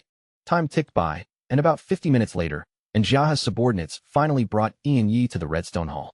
Ian Yi was covered in wounds, clearly having suffered considerable torment. And Jiahe quickly helped Ian Yi to a sofa, asking with concern, How are you feeling? Then he turned to his subordinates, his voice cold. Have you caught the people who did this? How dare they? Boss, they're all caught, in the car outside. His subordinate replied respectfully.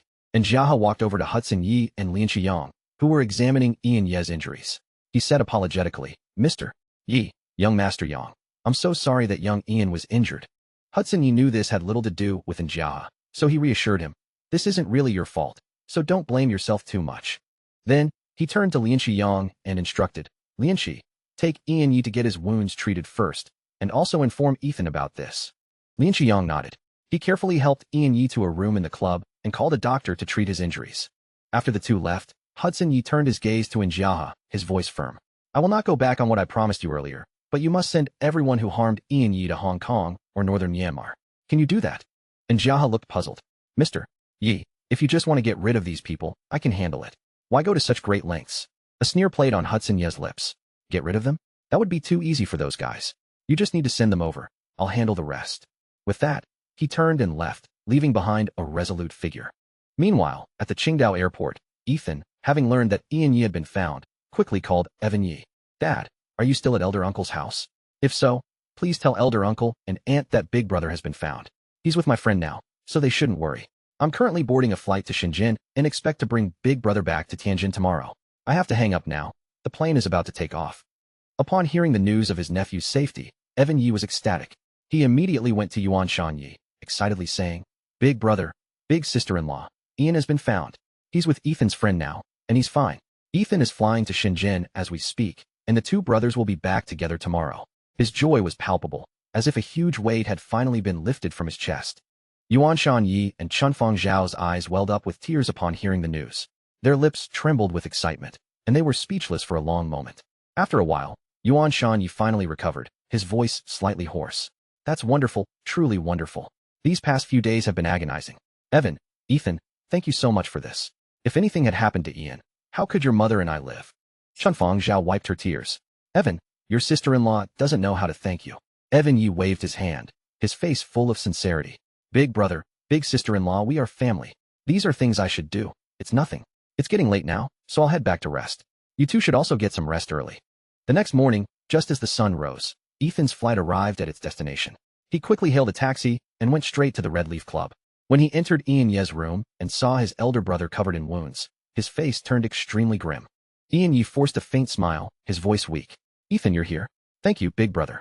Without your help, I would have suffered a lot more." Ethan looked at Ian Ye with a heavy heart, suppressing his anger. He asked softly, "Big brother, how are you feeling? Does it hurt? Do you want to rest for a few days before going home?" Ian Ye patted Ethan's shoulder, feigning nonchalance. "Ethan, don't worry too much. Although my injuries look severe, they're just superficial. It's nothing serious. Besides, I miss home. Let's head back to Tianjin." Ethan nodded solemnly. "All right, let's go home. Big brother, rest assured, you won't have suffered this pain for nothing. I will make them pay back double." Then, he turned to Lianqi Yang, his voice firm. "Lianqi, I owe you for this. If you ever need anything, contact me directly. Now, please help big brother to the car. I have a few words to say to Hudson." Lianqi Yang unhesitatingly agreed and carefully helped Ian Yi downstairs. After they left, Ethan's gaze instantly turned cold. He said chillingly to Hudson Yi, "Hudson, no matter what, find those who dared to harm my elder brother and eliminate them directly. Also, the person who scammed him must not be let off the hook. Find him, seize all his assets, and then flay him." Hudson Yi replied respectfully, "Master, please rest assured. Those who harmed Ian Yi have already been sent to northern Myanmar. Once there, even death will be a luxury for them. However, that cunning swindler has fled to the U.S. It might take some time to catch him." Ethan narrowed his eyes, a ruthless glint flashing within. "No matter the method, even if we have to chase him to the ends of the earth, he must be found. I want to see how long he can escape." Hudson Yi nodded solemnly. "Yes, master. I have already dispatched more men to investigate his whereabouts and possible hiding places in the U.S. As soon as we have information, we will act immediately." Ethan pulled out his phone, sent a number to Hudson Yi, and said, "This is the contact information for Elton Rothschild, the grand elder of the Rothschild family in the U.S. He owes me a favor. If you encounter any trouble, you can contact him for help." "All right, I'm heading back to Tianjin now. Contact me anytime if anything comes up." Ethan went downstairs and got into Lianqi Yang's car directly. The three headed straight to Shenzhen Airport. At the airport, due to his excessive worry about Ian Yi, Ethan completely forgot to book tickets back to Tianjin. This was a bit awkward. He checked the nearest flight, which was still more than 4 hours away. Just as he wondered what to do, a nimble, chubby man quickly approached him. Ethan stared at the chubby man, finding him somewhat familiar but unable to recall who he was. He searched his memory, trying to find any information related to this man. The chubby man, with a fawning smile, spoke first. Godfather, don't you remember me? I'm Leo Lee. Ethan finally realized, nodding slightly. Leo Lee, that was just a joke back then. Don't take it seriously. How can I not? A true man keeps his word. Godfather, you can't back out, Leo Lee said with a serious expression. Seeing Leo Lee's persistence, Ethan didn't want to argue further. Leo Lee, noticing Ethan's anxious look, took the initiative to ask, Godfather, have you encountered something difficult? Perhaps I, Leo, can be of assistance. Ethan frowned slightly. After a brief hesitation, he answered truthfully. My older brother is injured, and we need to return to Tianjin, but I couldn't book suitable tickets. Upon hearing this, Leo Lee's eyes lit up. He patted his chest, confidently promising, That's easily handled. I happen to have a private jet parked here. If Godfather doesn't mind, we can travel to Tianjin together. Ethan was secretly pleased but remained outwardly calm. Thank you very much then. Leo Lee, however, was exceptionally excited. He said grandly, It's my honor to relieve Godfather and Big Brother of their worries. Come, Godfather, please board the plane with me. As he spoke, he stepped forward to assist Ian Yi. Everyone boarded the plane, and soon the aircraft took off with a roar, soaring into the sky. Due to his continued weakness, Ian Yi fell into a deep sleep shortly after. Meanwhile, Ethan moved to the bar counter, pouring himself a glass of red wine. At this point, he noticed Leo Lee approaching him hesitantly. Ethan then asked, Leo, what brings you to Shenzhen this time? Leo Lee scratched his head, looking a bit embarrassed. I invested in a film, and the crew happened to be in Shenzhen. I came over to see if there were any pretty girls, since I had nothing else to do. Ethan couldn't help but tease him. I've long heard that you coal bosses are enthusiastic about investing in movies. Seeing it now, it's indeed true. It's not really a passion for investing in movies, Leo Lee explained with a simple laugh. It's just that my coal mines don't require my attention, and I have a large sum of money I don't know how to spend, so I might as well throw some money at charming women. You're quite free-spirited, which isn't bad. What are your plans once we reach Tianjin? Will you stay for a few days, or go somewhere else? Leo Lee scratched his head and chuckled. Godfather, since this is my first time in Tianjin, how about I stay with you for a few days? He looked at Ethan expectantly. Ethan frowned slightly upon hearing this, then replied after a moment of thought. No problem, but I've been quite busy lately, so I won't have much time to accompany you. However, I can introduce you to some friends. Leo Lee, far from being disappointed, his eyes lit up with excitement. That would be wonderful. Thank you, Godfather. Time flew by, and it was already noon. With a loud roar, a passenger plane, like a steel behemoth, slowly landed on the runway at Tianjin Airport. At this moment, the Yi family was already waiting anxiously inside the airport for the two brothers' return. Finally, amidst the eager anticipation of the crowd, Ethan and Ian Yi appeared. As soon as they exited the arrival hall, the entire Yi family surged forward like a tide. Chunfang Zhao immediately spotted the bruised and battered Ian Yi, tears streaming down her face in distress. She tightly held her son's hand, her voice choked with emotion. Ian, you finally returned safely. You had your mother so worried. With that, she burst into tears again. Ian Yi looked at his mother's worried face, a wave of warmth washing over him. He quickly comforted her. Mom, look, I'm back safe and sound, aren't I? Please don't cry. What if you hurt yourself from crying? By the way, Crystal doesn't know what happened to me, does she? She'd be so worried if she knew. Chunfang Zhao gently scolded. You child, you've taken a wife and forgotten your mother. Don't worry, your father and I were afraid she'd worry, so we didn't tell her. She's currently with little Junior at your mother-in-law's place. I'll tell her slowly once you're home. At this, Yuan Shan Yi also walked over. He came to Ethan's side, patted his shoulder, and said with emotion, Ethan, we truly owe you so much this time. Otherwise, I really don't know what I would have done. Your elder uncle thanks you here. Ethan smiled somewhat awkwardly, quickly waving his hand. Elder uncle, please don't say that. These are things I should do. If my father knew you were thanking me, I'd surely get a scolding when I get home. Elder uncle, although Big Brother only suffered some superficial injuries and it's nothing serious, he still needs a good period of recuperation. Let's hurry home.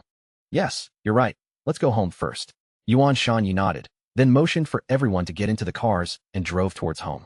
Ethan drove the Bentley that Evan Yi had left behind, taking Leo Lee to the East Lake Hotel. When they arrived at the East Lake Hotel entrance, Qin Shun immediately recognized Ethan and quickly went forward to open the car door for him.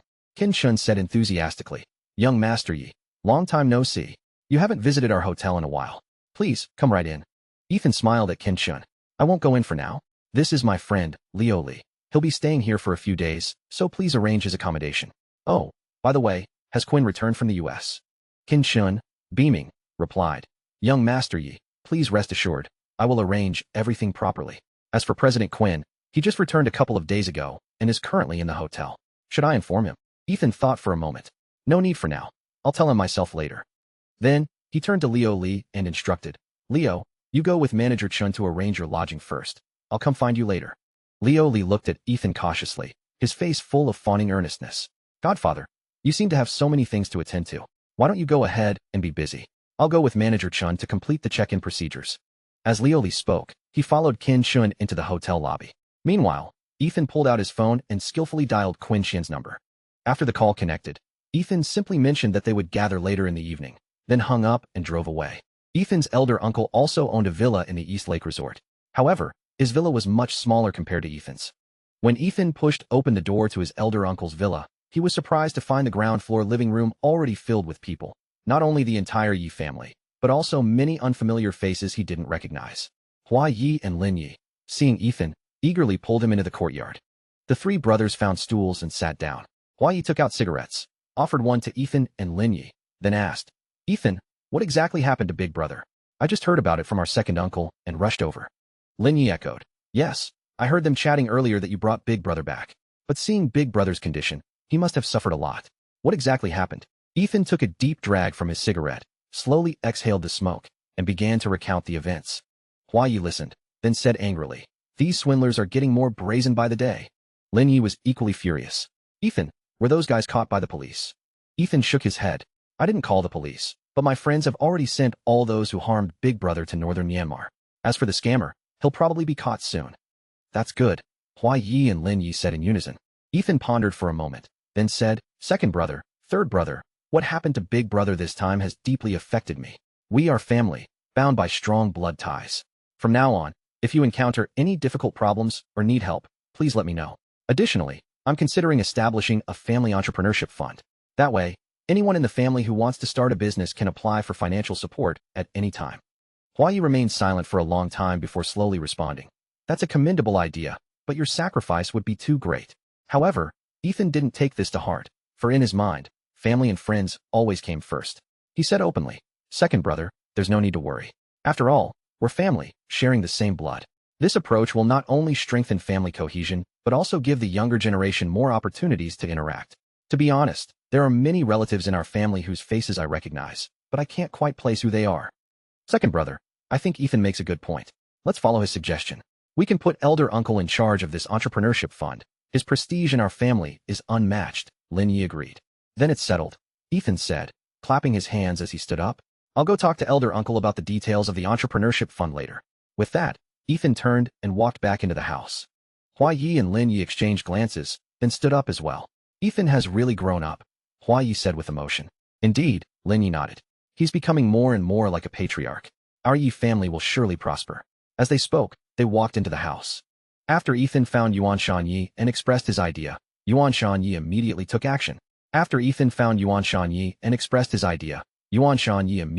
action. He quickly gathered all the male members of the Yi family, except for Ian Yi, and went to the study on the second floor. In this important moment, everyone appeared particularly serious.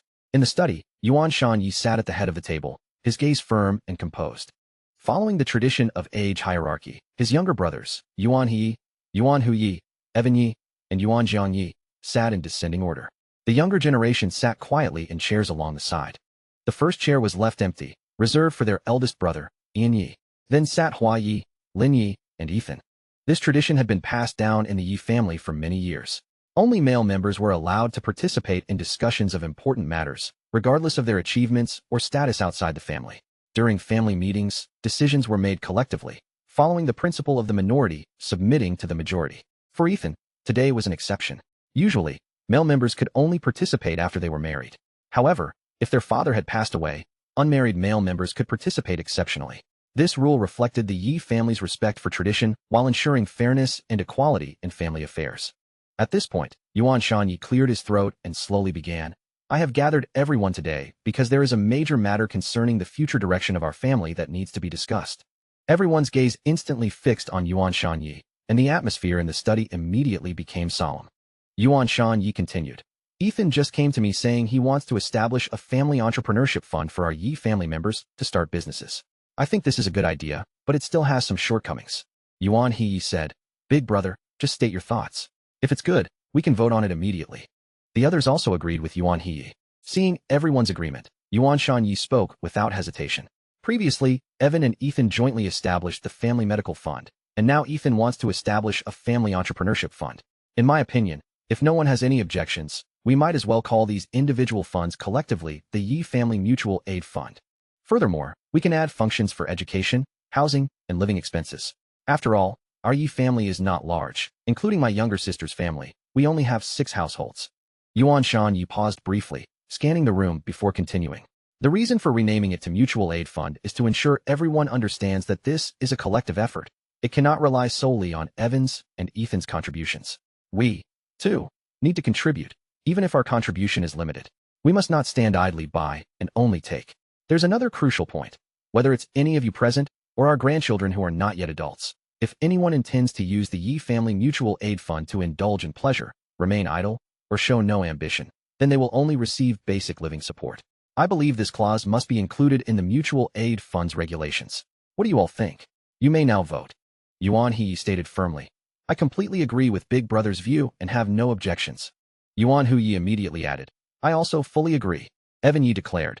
As long as I'm not responsible for managing the fund, I have no objections. Yuan Jiang Yi echoed. Big Brother's considerations are very thorough. I have no objections either. At this, Yuan Shan Yi looked at the 3 younger generation members and asked gently, what about you 3 children? Do you have any thoughts or suggestions? Feel free to speak up. The 3 quickly shook their heads, responding in unison. Elder uncle's considerations are already very comprehensive. We have no further opinions. Yuan Shan Yi surveyed everyone, finding no one raising objections. He nodded in satisfaction, declaring the meeting concluded. Later that evening, Ethan handed his car keys to his father, Evan Yi, then hailed a taxi, speeding towards the East Lake Hotel. On the way, he mentally calculated the time. The system upgrade should be completed by noon tomorrow.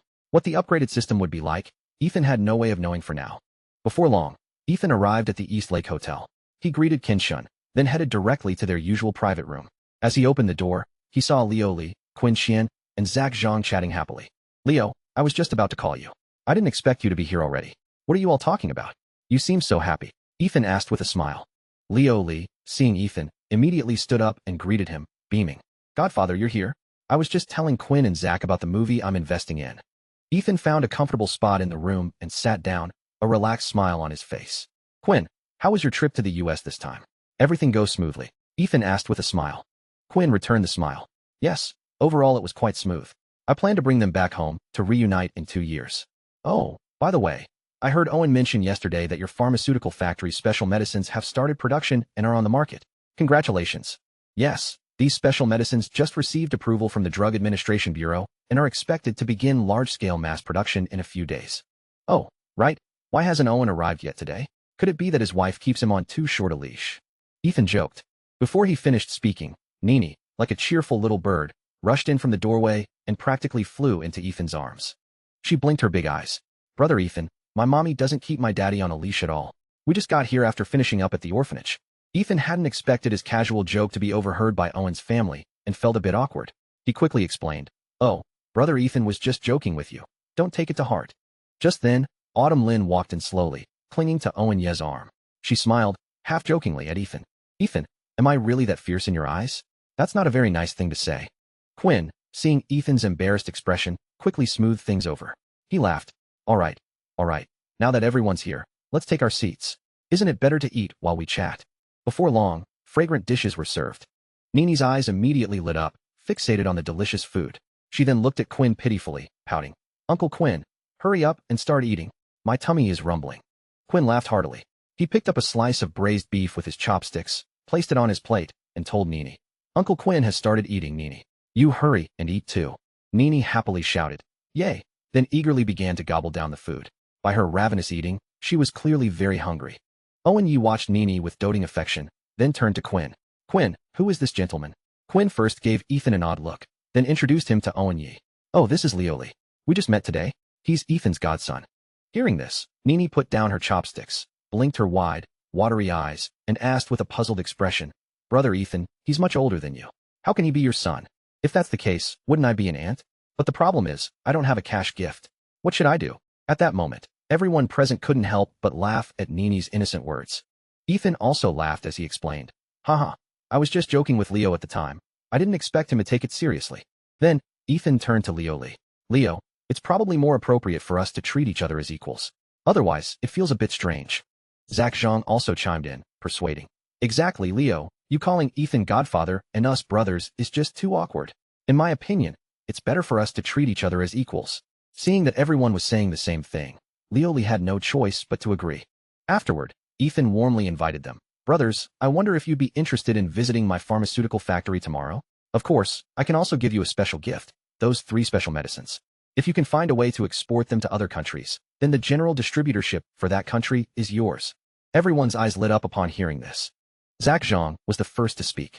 Ethan, this is a huge gift you're giving us. I happen to know a few friends in the pharmaceutical business who could help connect us. Qin Qian was not to be outdone. I also have some connections in Southeast Asia. Consider it handled. Just then, Nini suddenly interjected. Brother Ethan, I want to help too. I can design beautiful packaging for the medicines to make them more attractive. Everyone chuckled. Ethan stroked Nini's head, smiling. All right, Nini is the best. When you grow up, you'll definitely be an excellent designer. Leo Lee frowned, looking confused, and asked, what kind of illnesses are those 3 special medicines for? I do have some connections in the Middle East. If needed, I can try to reach out. Qin Qian smiled slightly, then turned to Ethan. Ethan, why don't you introduce them? After all, you know these 3 medicines best. A smile spread across Ethan's lips. He slowly said, the first special medicine is specifically for treating diabetes, and its amazing property is that it can achieve a complete cure. The second is for heart disease. Just 1 dose can prevent heart attacks for a month, and consistent long-term use can lead to a complete recovery. The last medicine is for cancer. After multiple experimental verifications, it has excellent efficacy and can successfully cure all types of cancer, except for blood cancer, which it can only temporarily alleviate symptoms for long-term survival. Leo Lee stared at Ethan in utter shock, his mouth agape. He couldn't believe what he was hearing. Especially cancer, that incurable disease, which current medical technology struggled to fully treat. Even if patients succeeded in early treatment, the recurrence rate remained quite high. Godfather. No, I mean Ethan, is all this true? I can barely believe it. If these claims are real, then these 3 medicines will cause a global frenzy. It's no exaggeration to say they'd be more than enough to win a Nobel Prize. Ethan smiled in response. Of course, it's all true. These drugs have successfully passed the strict approval process of the Drug Administration Bureau and have even received high praise from the esteemed Elder Alistair Chi. Leo Lee's eyes sparkled with excitement. That's incredible. You know, the wealthy individuals in the Middle East are extremely generous. Even if this medicine sold for 1 million Chinese yuan, it would undoubtedly be snapped up like crazy. A confident smile played on Ethan's lips. He said slowly, originally, I planned to sell these medicines for 200,000 Chinese yuan abroad, but now it seems I was too conservative. Come on, let's have a toast. If you brothers can successfully open up overseas markets, I'll supply you at a price of 200,000 Chinese yuan. As for the final selling price, that's all up to your own capabilities. Everyone raised their glasses and drank. After putting their glasses down, Qin asked curiously, Ethan, what are your plans for the sales strategy within China? Ethan replied candidly, Qin, for the Chinese market, I plan to adopt a direct sales model, with the price set at 100,000 Chinese yuan. However, all Chinese citizens who purchase these 3 special medicines produced by Star Pharmaceuticals can receive a 99% cash subsidy on the purchase price from my charity foundation by presenting valid identification. Hearing this, Zach couldn't help but give Ethan a thumbs up, his admiration evident. He said with emotion, Ethan, your generosity truly puts me to shame. He knew that such a benevolent act not only required substantial financial resources, but also a compassionate heart for the people. After a brief discussion among Qin, Zach, and Leo Lee, they decided that Qin would speak on their behalf. He said solemnly, Ethan, after a discussion among the 3 of us, we've decided to donate 30% of the profits from the overseas sales of these 3 special medicines to the foundation you established, as a small token of our goodwill towards our Chinese compatriots. His words conveyed their respect and support for Ethan. Ethan, hearing this, smiled with relief and quickly cupped his hands. I humbly accept this kind gesture from you 3 brothers. After that, the group began to drink and chat cheerfully. Ethan naturally became the center of attention, and even Nini raised her glass of juice for a toast with him. Time flew by, and the lively gathering finally ended around 10 in the evening. Ethan, using his spiritual energy, successfully dispelled all the alcohol from his body before leisurely returning to the East Lake Villa. As he pushed open the door and entered the spacious and brightly lit living room, Ethan saw his mother, Mei Wang, sitting on the sofa. As soon as she saw her son, she greeted him warmly. Ethan, come sit here. Ethan walked to the sofa and sat down, naturally picking up a red apple from the table and taking a big bite. Chewing the sweet and delicious apple, he asked his mother, Mom, why didn't Dad come back with you? Your father had a great time drinking and chatting with your elder uncle and the others today. He'll probably be home in a little while. Oh, by the way, Ethan, isn't there a Star Pharmaceuticals in our free trade zone? President Quinn has quite a network. Can you ask him to help connect me with that company? Mei Wang explained with a smile. Hearing this, Ethan felt a flicker of doubt. He asked, Mom, why do you want to contact Star Pharmaceuticals? Mei Wang sighed deeply, speaking with a touch of helplessness. It's your uncle, my brother. He came to me because your Aunt Grace was diagnosed with lung cancer during a physical examination recently, and it's already at an intermediate stage. We had surgery planned for a few days from now, but the doctor suddenly told us that Star Pharmaceuticals is about to release a special medicine for cancer, and the rumored effects are very significant. However, this medicine is currently impossible to obtain. That's why I wanted to ask you to inquire, to see if we can get some directly from the pharmaceutical factory through your connections. Hearing this, Ethan frowned. He knew that although Star Pharmaceuticals' special medicine had not yet begun mass production, it had actually started supplying small quantities to major hospitals in Tianjin. Logically speaking, there shouldn't be a situation where the medicine couldn't be bought. Mei Wang saw her son frowning and sighed softly, comforting him. Ethan, if this is really difficult, don't push yourself. I'll ask around and see if I can buy the expensive medicine through other channels. Ethan realized his mother seemed to have misunderstood. He quickly explained, Mom, please don't misunderstand. In fact, that pharmaceutical factory is my company. It's already started supplying major hospitals in Tianjin, so logically, buying the medicine shouldn't be too difficult, right? Mei Wang's eyes widened in surprise. Son, that pharmaceutical factory is yours. Ethan nodded, his expression serious. Mom, don't worry. I'll go to the factory tomorrow to get the medicine for Aunt Grace. Hearing her son's words, Mei Wang's worry instantly vanished, replaced by immense joy. She happily told Ethan, Ethan, I'll go tell your uncle right away. He's been so stressed these past few days. Oh, and if your father comes back later, just let him sleep in the guest room. He must reek after all that drinking. Before she finished speaking, Mei Wang eagerly went upstairs to her room to share the good news with her brother. Watching his mother leave, Ethan frowned slightly, lost in thought. He knew that something had gone wrong at Star Pharmaceuticals, causing the medicine to not be delivered on time.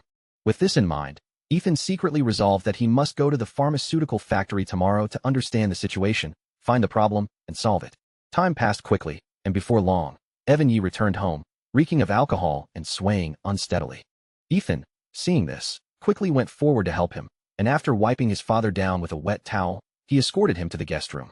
Ethan then returned to his own room to rest. Chapter 2:18. The next morning, after finishing breakfast, Ethan drove towards Star Pharmaceuticals. When he arrived at the company gate, the security guard greeted him with a smile. Ethan politely returned the greeting and went straight to Morgan Mu's office. Arriving at Morgan Mu's office door, Ethan gently knocked, then pushed the door open and entered. The office was simple yet elegant, and Morgan Mu was sitting at his desk, intently reviewing documents. Seeing Ethan enter the room, he quickly stood up, a warm smile on his face. Ethan's appearance seemed to surprise him, and his tone carried a hint of respect. Chairman Yi, you're here, please take a seat. He gestured for Ethan to sit on the nearby sofa. Ethan nodded with a smile and sat down. He asked, Director Mu, how is the production of the new medicine? Is it keeping up with the schedule? Morgan Mu, hearing this, first poured Ethan a cup of hot tea before responding. Chairman Yi, please rest assured, everything is proceeding steadily as planned. Firstly, regarding medicinal ingredients, we have made ample preparations. Not only have we stockpiled sufficient quantities, but we've also established long-term, stable cooperative relationships with several important medicinal ingredient production bases. Furthermore, the 2 new production lines our factory ordered have already begun intensive installation. Simultaneously, training for new employees is also being systematically carried out. Ethan, after listening, gracefully took a small sip from his teacup, a look of satisfaction on his face. He praised, That's good news. However, I'm quite curious about your plans and arrangements for the sales model. Morgan Mu dared not delay. He quickly responded, I plan to implement a regional agency model across China, and we've already begun preliminary cooperation attempts in Tianjin. Ethan slowly put down his teacup, his gaze fixed on Morgan Mu like a torch. His voice was calm, but carried an undeniable authority. I'm very curious, who exactly is this agent in Tianjin? Why are patients unable to buy our medicine at hospitals, instead being forced to purchase expensive drugs? Director Mu, you must give me a reasonable explanation. Hearing Ethan's questioning, beads of sweat instantly appeared on Morgan Mu's forehead. His voice trembled slightly as he stammered. Chairman Yi, the Tianjin agent is Liu Hu. He's the brother-in-law of Stephen Liu, the head of the Tianjin Medical Administration Bureau. I tried to choose other agents before, but no matter what, our medicines could never get onto the procurement lists of the major hospitals. Ethan observed Morgan Mu's expression carefully, discerning that he wasn't lying. He realized that if anyone else had handled this, they would probably have made the same choice as Morgan Mu. Director Mu, Immediately notify Leo Hu to terminate the cooperative relationship. From now on, the sales model for the Chinese region will be fully converted to a direct sales model. Ethan commanded decisively. Morgan Mu dared not object, but his heart was still filled with worry. Chairman Yi, if we really do this, it might provoke Stephen Liu's displeasure and retaliation. Ethan waved his hand dismissively, completely unconcerned. Do you think I'm afraid of Stephen Liu? Just do as I say. As for someone who abuses their power for personal gain and disregards human lives, I'll personally deal with him. Now, quickly get me a box of cure-all. I need to take it with me. Morgan Mu, having no other choice, left the office, retrieved a box of cure-all, and handed it to Ethan. Then, he continued to urge with a worried expression. Chairman Yi, as the saying goes, the common people don't contend with officials. So, I still hope you'll think carefully before making a decision. Ethan naturally understood Morgan Mu's concerns and reassured him with a smile. It's all right, I know what I'm doing. You don't need to worry too much. You just need to focus on production. As for Stephen Liu, I don't even consider him a threat. I'll be leaving now. If anyone comes looking for trouble, you just give me a call. After speaking, Ethan turned and left. About 40 minutes later, Ethan finally arrived at Tianjin's most expensive area, the Tianjin Oncology Hospital. He quickly called his cousin, Yanan Wang, to confirm the exact location of the ward, then hurried towards it. Before long, Ethan stood at the ward door. He gently pushed it open and surveyed the room's layout and environment. It seemed quite good. It was a private ward. Inside, Ethan's Aunt Grace Zhang looked to be in good spirits. As soon as she saw Ethan, she quickly greeted him with a beaming smile. Ethan, you're here?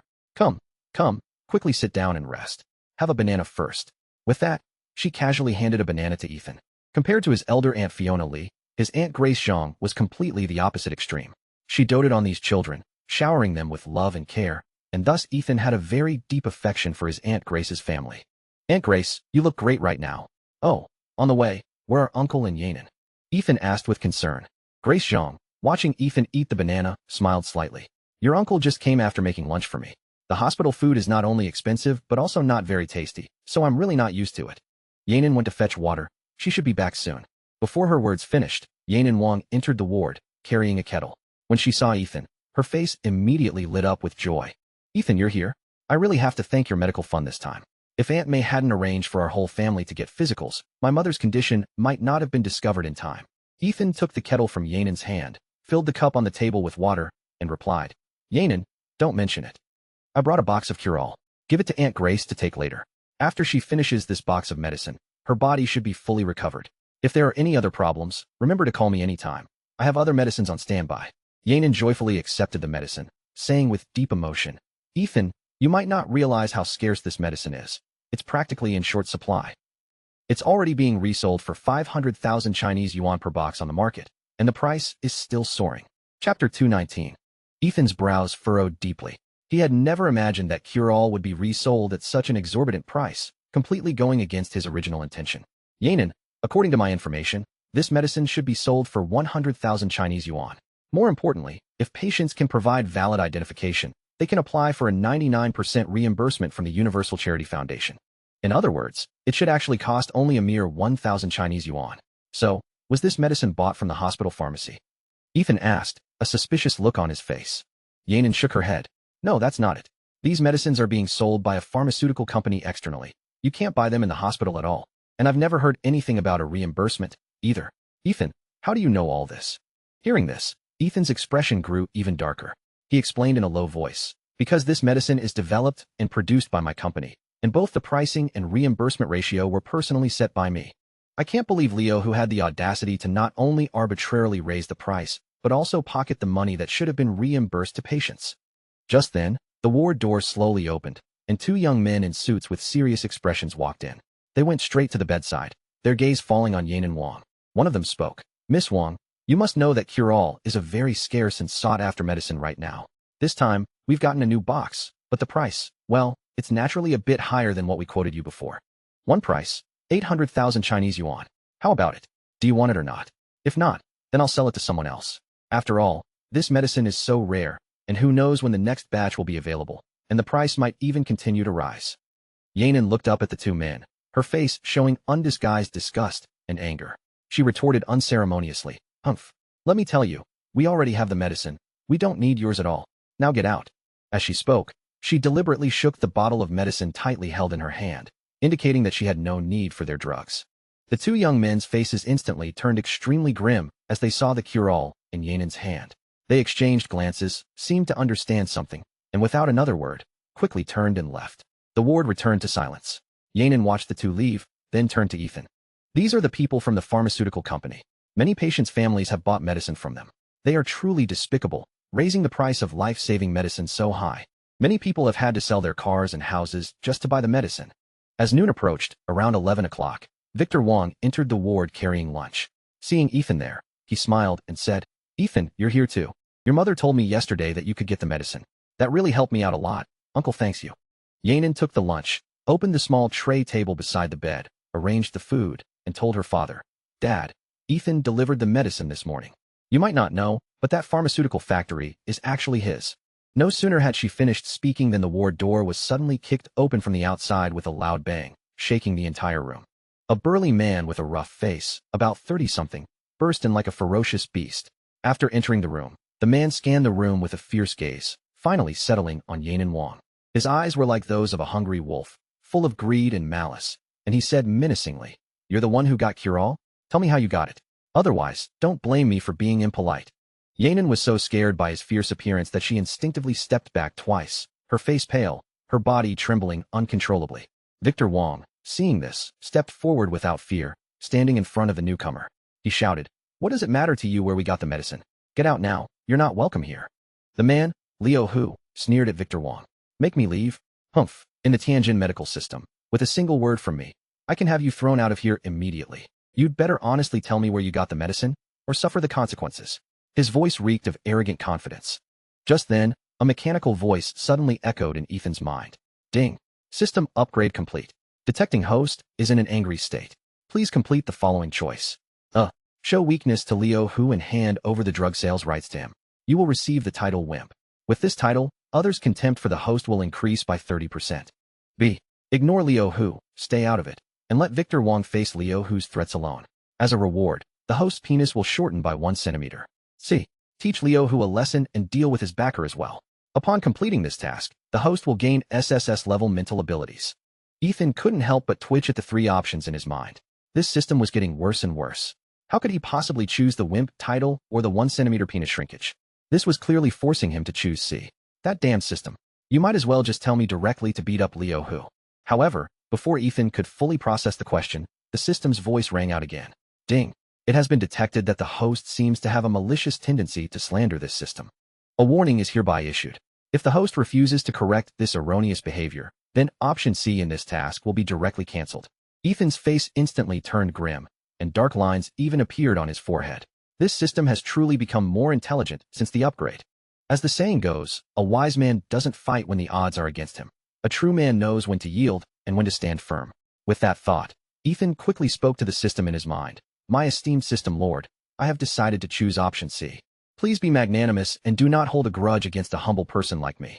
You are like a brilliant lamp, illuminating my once dim life path. You are practically my second parent. How could I ever slander the mentor of my life's journey?" Ding. The host's reverence for this system has been successfully detected. An additional generous reward has been added to option C. Upon successful completion of this task, you will receive 25% equity in Huali Group, a nationwide supermarket chain.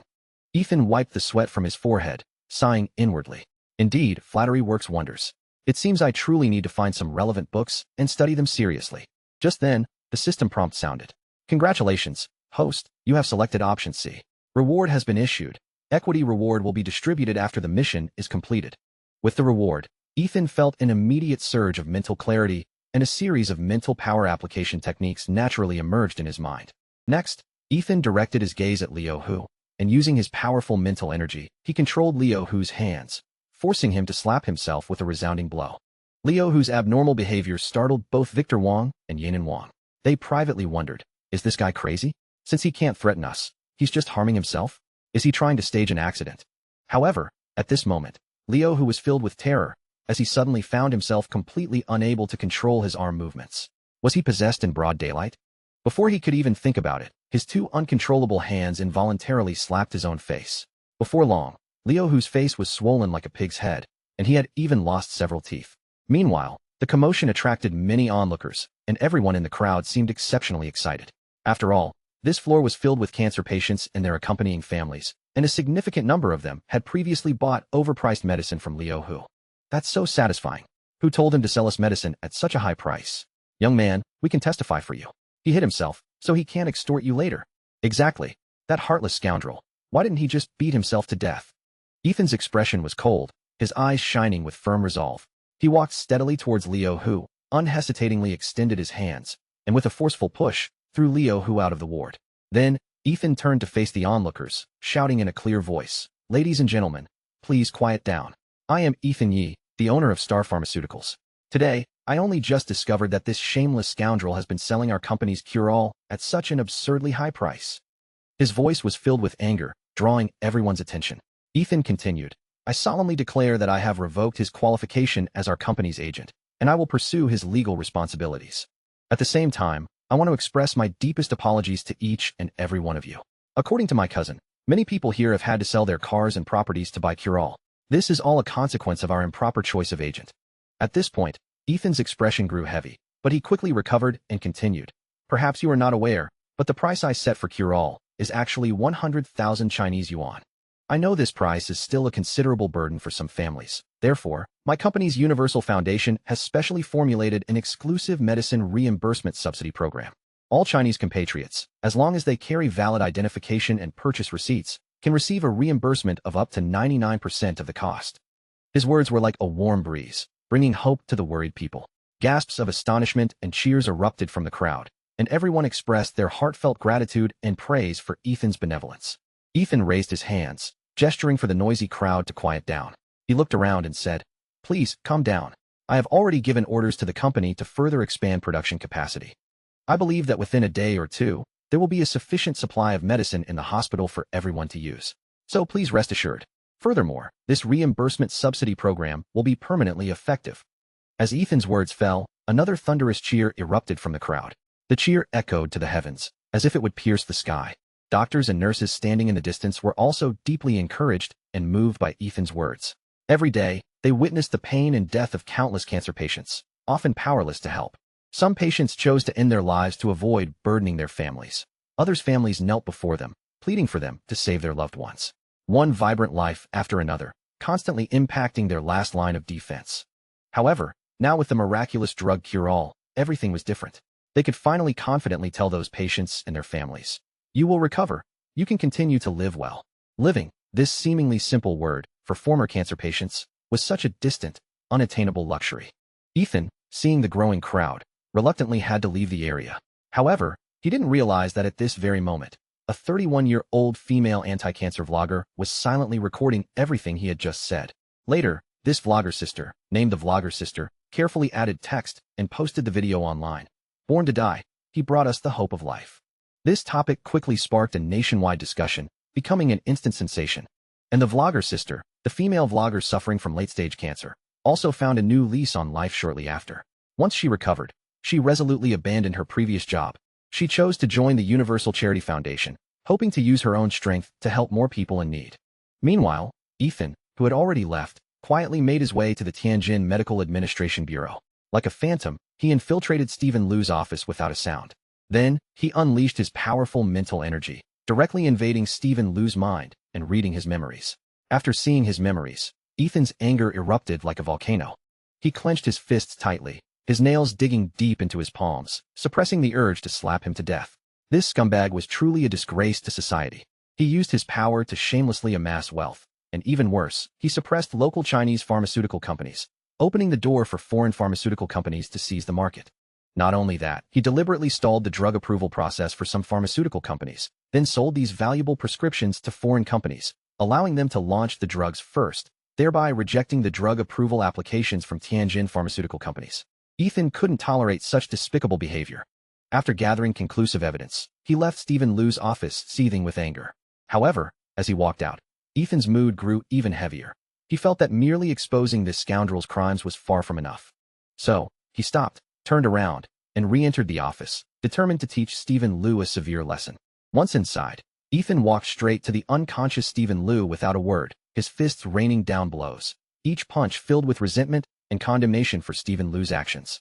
Finally, as Ethan prepared to leave, He made sure to deliver several hard kicks to Stephen Liu's groin, ensuring the vile man also experienced a taste of pain. Only after this was done did Ethan depart, satisfied. After leaving, Ethan immediately called Mu Chongqing. He said firmly, "Chongqing, I have some incriminating information about Stephen Liu from the Tianjin Medical Administration Bureau. Contact the relevant departments immediately and ensure this matter is handled severely. Furthermore, you must personally arrange for personnel to oversee the entire process. Scum like him, who harms the country and its people, should not be allowed to waste resources." Mu Chongqing solemnly assured Ethan, "Ethan, rest assured, I will personally supervise and ensure that not a single detail goes wrong." A month later, the relevant departments launched a thorough investigation into Stephen Liu, ultimately sentencing him to death for treason.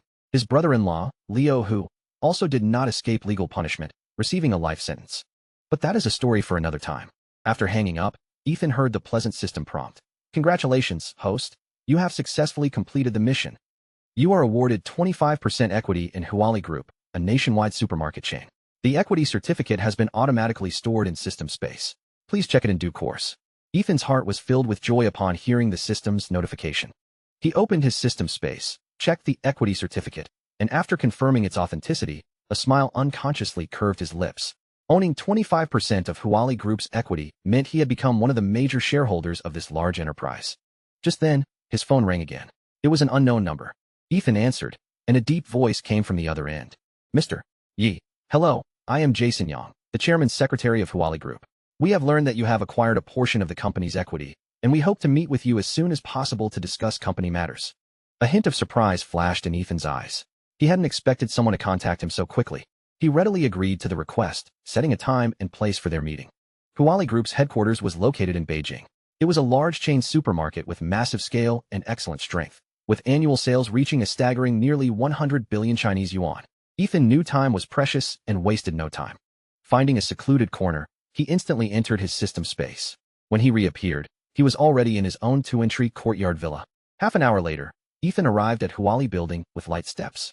He pulled out his phone, dialed Jason Yang's number, and succinctly informed him of his arrival. Then, he leisurely sat on a sofa in the ground floor lobby, awaiting Jason Yang. 5 minutes later, Jason Yang rushed to the scene. However, when his gaze fell upon Ethan sitting on the sofa, he was momentarily stunned. He hesitantly asked, "Hello, are you Mr. Ethan Yi?" Hearing the inquiry, Ethan calmly stood up, a friendly smile on his face. "That's right, I am Ethan Yi. You must be Secretary Yang." Jason Yang's hesitation immediately vanished, replaced by a warm smile. He extended his hand. "Mr. Yi, I never imagined you would be so young. The chairman is already in the meeting room. Let's go up and talk." Ethan nodded, walking with Jason Yang towards the elevator. In the elevator, the two exchanged a few pleasantries, and the atmosphere was quite cordial. In the meeting room, a middle-aged man wearing a light blue polo shirt with a white collar was frowning slightly, intently staring at a document before him, as if pondering something important. Jason Yang carefully approached the man, lowering his voice. "Chairman Mu, Mr. Yi has arrived." Mu Chun, hearing the voice, slowly put down the document, looked up, and offered a friendly and amiable smile. He said warmly, "Mr. Yi, please take a seat. I didn't expect you to arrive so quickly." Ethan walked steadily to the seat beside Mu Chun and sat down, a faint smile on his lips. He said calmly, "Chairman Mu, hello. I presume the document you were just looking at was about me." Mu Chun was slightly startled. He clearly hadn't expected Ethan to be so direct, but he didn't deny it. He nodded frankly. "That's right, Mr. Yi. You suddenly acquired 25% of Huali Group shares, instantly becoming the company's second-largest shareholder. As chairman, for such a significant change, I naturally need to understand the situation thoroughly. However, I do have some questions. Mr. Yi, your own businesses don't seem to involve the retail industry, so what prompted your decision to acquire shares in Huali Group?" Ethan looked at Mu Chin's puzzled expression, thinking to himself that he couldn't just tell her it was a system reward. That would be too absurd. After a moment of hesitation, Ethan gave a wry smile. "Chairman Mu, if I told you I just had too much money and nowhere to spend it, would you believe me?" Mu Chun was slightly taken aback, then laughed heartily, his laughter clear and confident. "If anyone else said that, I wouldn't believe it for a second. But if it comes from you, Mr. Yi, then I really have to believe it. After all, with the formidable strength of your Universal Group and the booming, limitless potential of Star Pharmaceuticals, you probably wouldn't even bat an eye at my little Huali Group. However, I wonder if Mr. You would be interested in serving as our vice chairman of Huali Group." Ethan quickly waved his hand. He was usually too lazy to manage his own Universal Group, let alone get involved in Huali Group's management affairs. So he politely declined. "Chairman Mu, I am truly ashamed. Thank you for your kind offer, but this position is really not suitable for me. Actually, I also have a trading company in the Northeast, and perhaps in the future, there will be some business opportunities for cooperation with Huali Group. I hope you will support us then. Hearing this, Mu Chun burst into laughter, the stone that had been weighing on his heart finally falling away. He had initially feared Ethan might covet control of the company, but now it seemed he had been overly cautious. So he readily replied, Mr. Yi, please rest assured, regarding cooperation, I can make the decision right now. Subsequent matters can be directly communicated and coordinated with Secretary Yang. A hint of a satisfied smile played on Ethan's lips. He said softly, Then I'll leave it to you, Chairman Mu. At this moment, Mu Chun was exceptionally pleased. He extended an invitation. Mr. Yi, it's almost lunchtime. If you don't mind, how about we have lunch together? Ethan politely declined. Chairman Mu, I appreciate your kind offer. I apologize, but I have other important matters to attend to and cannot stay long.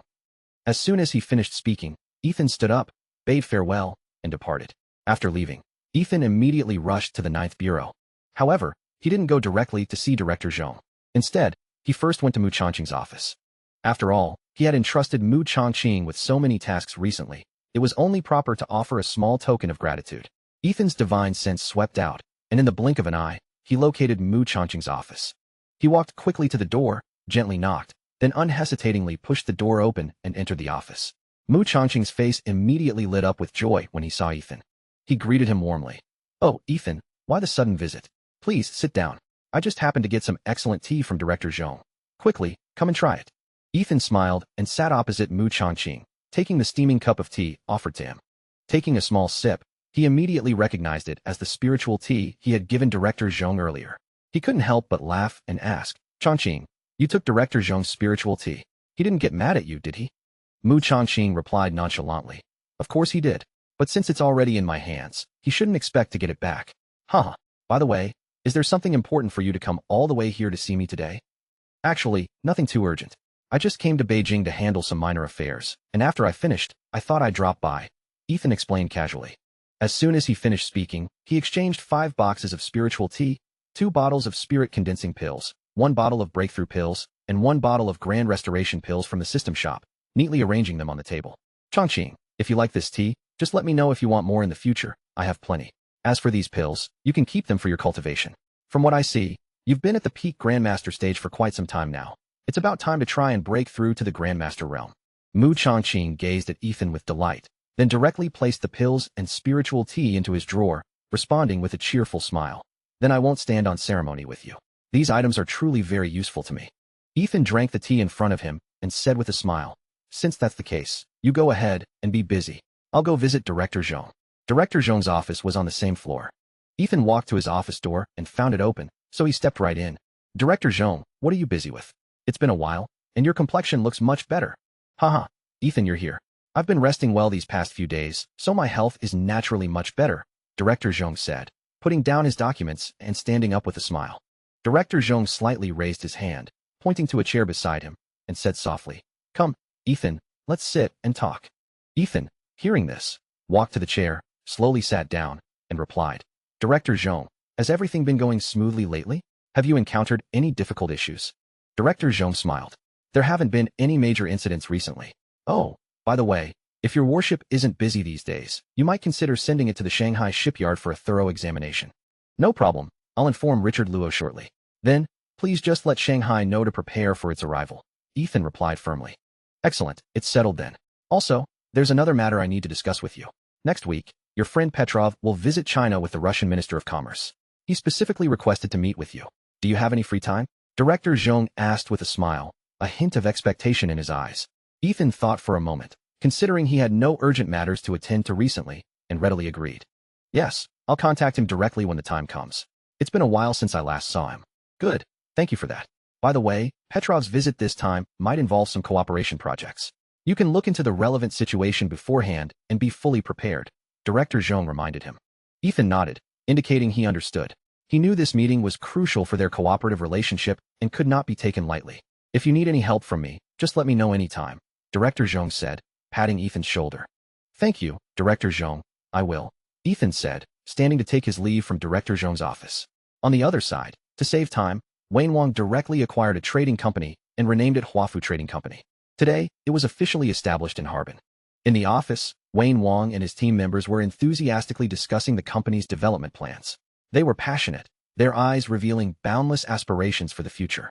Wayne Wong sat at the head of the conference table, his mind sharp, his words incisive, constantly proposing innovative ideas and strategies. The team members actively responded, expressing their views and contributing to the company's success. After the meeting, Sean Chung walked to Wayne Wong with a smile. "President Wong, our company is officially established now. How about we find a place to have a few drinks tonight and celebrate?" Wayne Wong's face immediately turned distraught, and he quickly waved his hand in refusal.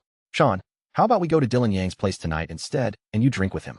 I really can't drink any more with you." Sean Chung laughed, patted Wayne Wong's shoulder in understanding, then nodded in agreement. "All right, let's go to Dylan Yang's place then. He's helped us a lot recently, and I heard the Yang family's situation isn't looking good. This would be a good opportunity to find out what's happening." Wayne Wong nodded slightly. "Yes, Dylan has really put in a lot of effort lately. We should pay more attention to his family's situation. Perhaps we can help." The two made quick preparations and then went together to Dylan Yang's residence. As soon as they entered, they saw Dylan Yang sitting on the sofa, his brows furrowed, looking troubled. Sean Ching asked with concern, "Dylan, what's wrong lately? You don't look so good." Dylan Yang sighed deeply, his voice heavy. "Sigh, the family business has run into some big trouble recently. Our suppliers unexpectedly stopped supplying us without any warning." Wayne Wong frowned tightly, saying in a low, serious voice, "Dylan, could the Hu family be behind this? Should I tell Ethan? He has a lot of connections and might be able to find a solution." Sean Chung quickly nodded in agreement. Yes, with Ethan's abilities and network, he's sure to come up with a solution to this problem. However, Dylan Yang gently shook his head, declining their suggestion. "Even though Ethan has some connections, I doubt he can help with this matter. Let's not bother him." Wayne Wong asked doubtfully, "Dylan, I don't quite understand. Your family has always been in the mineral smelting industry, and you usually have long-term, stable cooperative relationships with suppliers. Moreover, the Hu family and the Yang family are of comparable strength, so those suppliers have no reason to suddenly break their contracts. Could it be that the Mu family is secretly pulling strings? If so, I think it's necessary to tell Ethan." Dylan Yang waved his hand again, his voice firm. "Don't act rashly yet. Let me get a clear picture of the situation first. This matter is not that simple, and we can't act carelessly, lest we tip off our opponent." Sean Ching nodded thoughtfully. "All right, but you also need to be careful. Let us know immediately if anything new comes up." Wayne Wong chimed in. "Exactly, Dylan, don't try to tough it out alone. We brothers are of one mind. We share blessings and misfortunes." A hint of emotion appeared on Dylan Yang's face. "Don't worry, I know what I'm doing. We'll drink until we drop tonight. We'll talk about other things later." The three stopped dwelling on the matter and continued to drink and chat, though the atmosphere was now tinged with a bit more solemnity and worry. On the other side, after leaving the Ninth Bureau, Ethan entered his system space in an unpopulated corner. With a flash of light, his figure vanished. The next moment, he appeared in the Cloud Villa. Ethan walked down the stairs with light steps, saw Bianca by, greeted her with a smile, then turned towards the garage. He opened the car door, got into the driver's seat, started the car, and drove towards Shanghai University. The scenery outside the car window rapidly receded, and Ethan's mood was exceptionally joyful. Ethan hadn't seen Nina Lee in several days, and his heart was filled with anticipation and longing. He decided not to notify her beforehand, wanting to surprise her. Ethan quietly arrived at Shanghai University, his divine sense sweeping across the entire campus like a gentle breeze. The campus was bustling with people, but Ethan's divine sense easily pierced through the crowd, searching for Nina Lee's figure. His heart was full of expectation, imagining Nina Lee's surprise and joy when she saw him. However, his divine sense swept through one corner after another, but he couldn't find any trace of Nina Lee. A hint of disappointment welled up in Ethan's heart, but he didn't give up. He continued to search with his divine sense, not letting go of any possible location. Finally, in a quiet grove, Ethan's divine sense caught Nina Lee's aura. His heart stirred, and he quickened his pace. As he reached the edge of the grove, he saw Nina Lee sitting quietly under a large tree, holding a book, with sunlight spilling over her, like a beautiful painting. Ethan quietly approached Nina Lee, afraid to break the stillness of the moment. When Nina Lee looked up and saw Ethan, her face showed surprise and joy, her eyes glistening with tears. Ethan smiled as he walked to Nina Lee's side and gently embraced her. The two held each other, feeling each other's warmth, as if time had stopped at that moment. Nina Lee nestled in Ethan's arms and whispered, "Ethan, why didn't you tell me you were back?" Ethan stroked her hair and said softly, "I wanted to surprise you, so I didn't tell you beforehand." Nina Lee's face was beaming with a happy smile. She closed the book in her hand and placed it aside. A gentle breeze brushed past, ruffling their clothes. Ethan looked down at Nina Lee, his eyes full of deep affection and tenderness. "Did you miss me while I was away?" Nina Lee looked up slightly. "Yes, I missed you terribly every day, but I also took good care of myself. Ethan gently ran his fingers through her soft hair, asking softly, Nina, do you have classes this afternoon? If not, how about we go to the movies together? Or do you have anywhere you'd like to go? Nina Lee smiled. Ethan, I have a specialized class later. How about this? I'll come to the Cloud Villa to find you tonight, okay? Hearing this, Ethan smiled and stood up, gently pulling Nina Lee up with him. He said tenderly, all right, then I'll walk you to class first. That way, we can still stroll together for a bit. So, Nina Lee lightly took Ethan's arm, and the two walked slowly and leisurely towards the academic building. Their figures gradually receded, seemingly blending into the tranquil and beautiful campus scenery. On the way to the classroom, Ethan and Nina Lee talked a lot. Nina Lee told Ethan all the interesting things that had happened at school recently, and Ethan also shared some interesting experiences he had encountered outside. Unbeknownst to them, they had already reached the academic building. All right, I need to go to class now, Nina Lee said, reluctantly letting go of Ethan's hand. Okay, go quickly. Listen carefully in class, Ethan reminded her with a smile. Got it. Nina Lee waved, then turned and walked into the academic building. Ethan watched her back disappear through the doorway before turning to leave. But before he had walked 2 steps, he heard a familiar shout from behind him. Ethan, it really is you. With that shout, a clear and melodious female voice rang out. Ethan subconsciously turned his head and immediately recognized the person as his former class monitor, Yuan Yin. Yuan Yin, what a coincidence. I can't believe I'd run into you here. I heard from others that you successfully got into graduate school, and it turns out it was at Shanghai University. Ethan walked up to her with a beaming smile. Yuan Yin had always been the kind of person who was informal and outspoken. She took a big stride forward, clapped Ethan on the shoulder, then half-jokingly asked, I think I just saw you walking hand in hand with a girl. Come on, tell me, who was that junior student? Ethan, seeing her, also teased. Yuan Yin, why are you still so nosy? That was my girlfriend, Nina Lee. She's a junior now. Yuan Yin just pouted indifferently. Oomph, you wouldn't understand. Gossiping is a woman's nature. By the way, I heard from other classmates that you've become successful recently. When are you going to treat me to a big meal? No problem, it's just a meal. In a couple of days, when I have time, you can pick any place in Shanghai. How's that? Am I being generous enough? Ethan said with a laugh. He had always had a good impression of Yuan Yin, his old classmate and good friend. Yuan Yin nodded in satisfaction. All right, you smart aleck. But there's something I don't know if I should tell you. It's about Mia Meng. If you don't want to hear it, then I won't say anything. With that, Yuan Yin mischievously winked at Ethan, carefully observing his expression. Ethan's face instantly darkened, but he quickly forced a knowing smile. He said softly, honestly, I don't want to hear anything about her. But since you've brought it up, if I refuse directly, it might seem disrespectful to you. Fine, tell me about it. Consider it a favor to you. Yuan Yin led Ethan to a nearby chair and sat down. Her expression was unusually serious. Ethan, Mia Meng is sick, and her condition is very serious. She might not have much time left. She's at Shanghai Hospital now, diagnosed with leukemia, and she probably only has a few months left to live. Ethan frowned slightly, a sneer playing on his lips. Oh, did she get AIDS? With her character, it wouldn't be surprising if she contracted such a disease. Yuan Yin sighed helplessly. Ethan, I know she hurt you deeply, and it's natural for you to resent her. I'm not some overly sympathetic person. I'm just telling you this so you know. Anyway, I have to rush to class, so I'm leaving. With that, she stood up and left. After Yuan Yin left, Ethan sat alone on the chair, his expression complex. His former resentment seemed to be challenged by an indescribable emotion at this moment. He recalled every little detail of his time with Mia Meng, the happiness, the arguments, and the pain, all playing out in his mind like a movie. Ding. System mission issued. Suddenly, a clear prompt sounded in Ethan's mind. He looked at the 3 options that appeared before him in surprise. Go to Shanghai Hospital, mock Mia Meng, and worsen her condition. Reward, 5 billion Chinese yuan. B. Ignore Mia Meng, disregard her fate, and let her fend for herself. Reward, 5% equity in Tencent Group. C.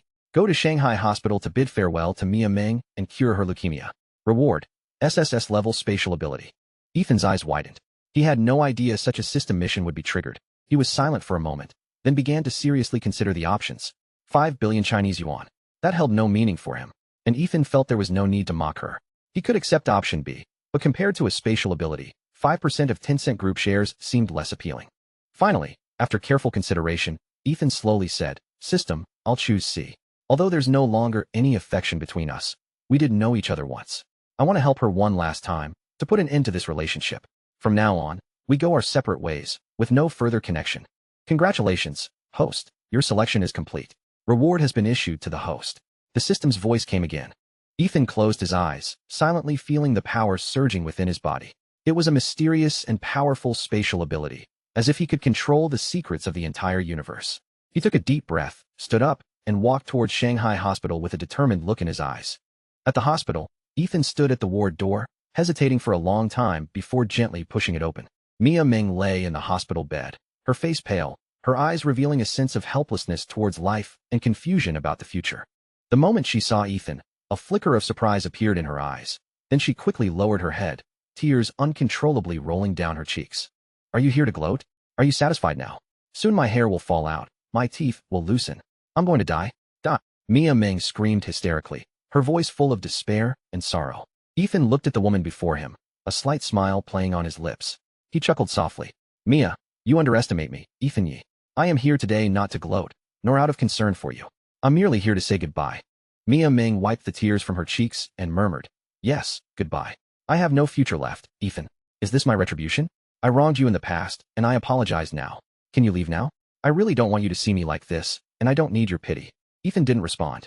Instead, he exchanged a pill from the system shop, casually tossing it onto Mia Ming's hospital bed. He said coldly, take it. Once you've taken it, I will never see you again. I only wish for you to live well, like a normal person, from now on. With that, Ethan unhesitatingly turned and walked out of the ward without looking back. Mia Ming, lying in the hospital bed, was as pale as paper. She clutched the pill tightly, her eyes filled with despair and regret. She murmured, time is running out. Soon, I'll be leaving this world forever. Nothing else matters anymore. I truly regret it, but it's all too late. Just then, a young nurse gently pushed open the door and entered the ward. Seeing Mia Ming's state, a wave of pity surged within her.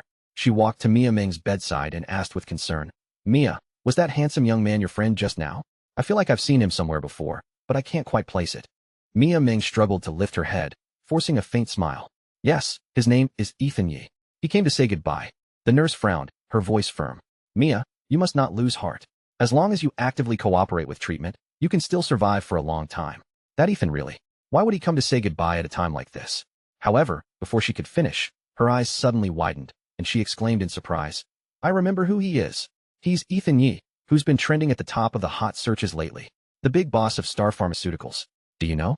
The most popular cure-all right now was developed and produced by their pharmaceutical factory. Chapter 225. Mia Ming's eyes flashed with surprise after hearing the nurse's words. She eagerly opened her phone, quickly found the trending topic about Ethan, and clicked to view it. As the page loaded, her gaze was captivated by the information on the screen, reading every word intently. Time passed by, and 5 short minutes felt like an eternity. Finally, Mia Ming finished reading all the relevant content, and a spark of hope reignited in her eyes.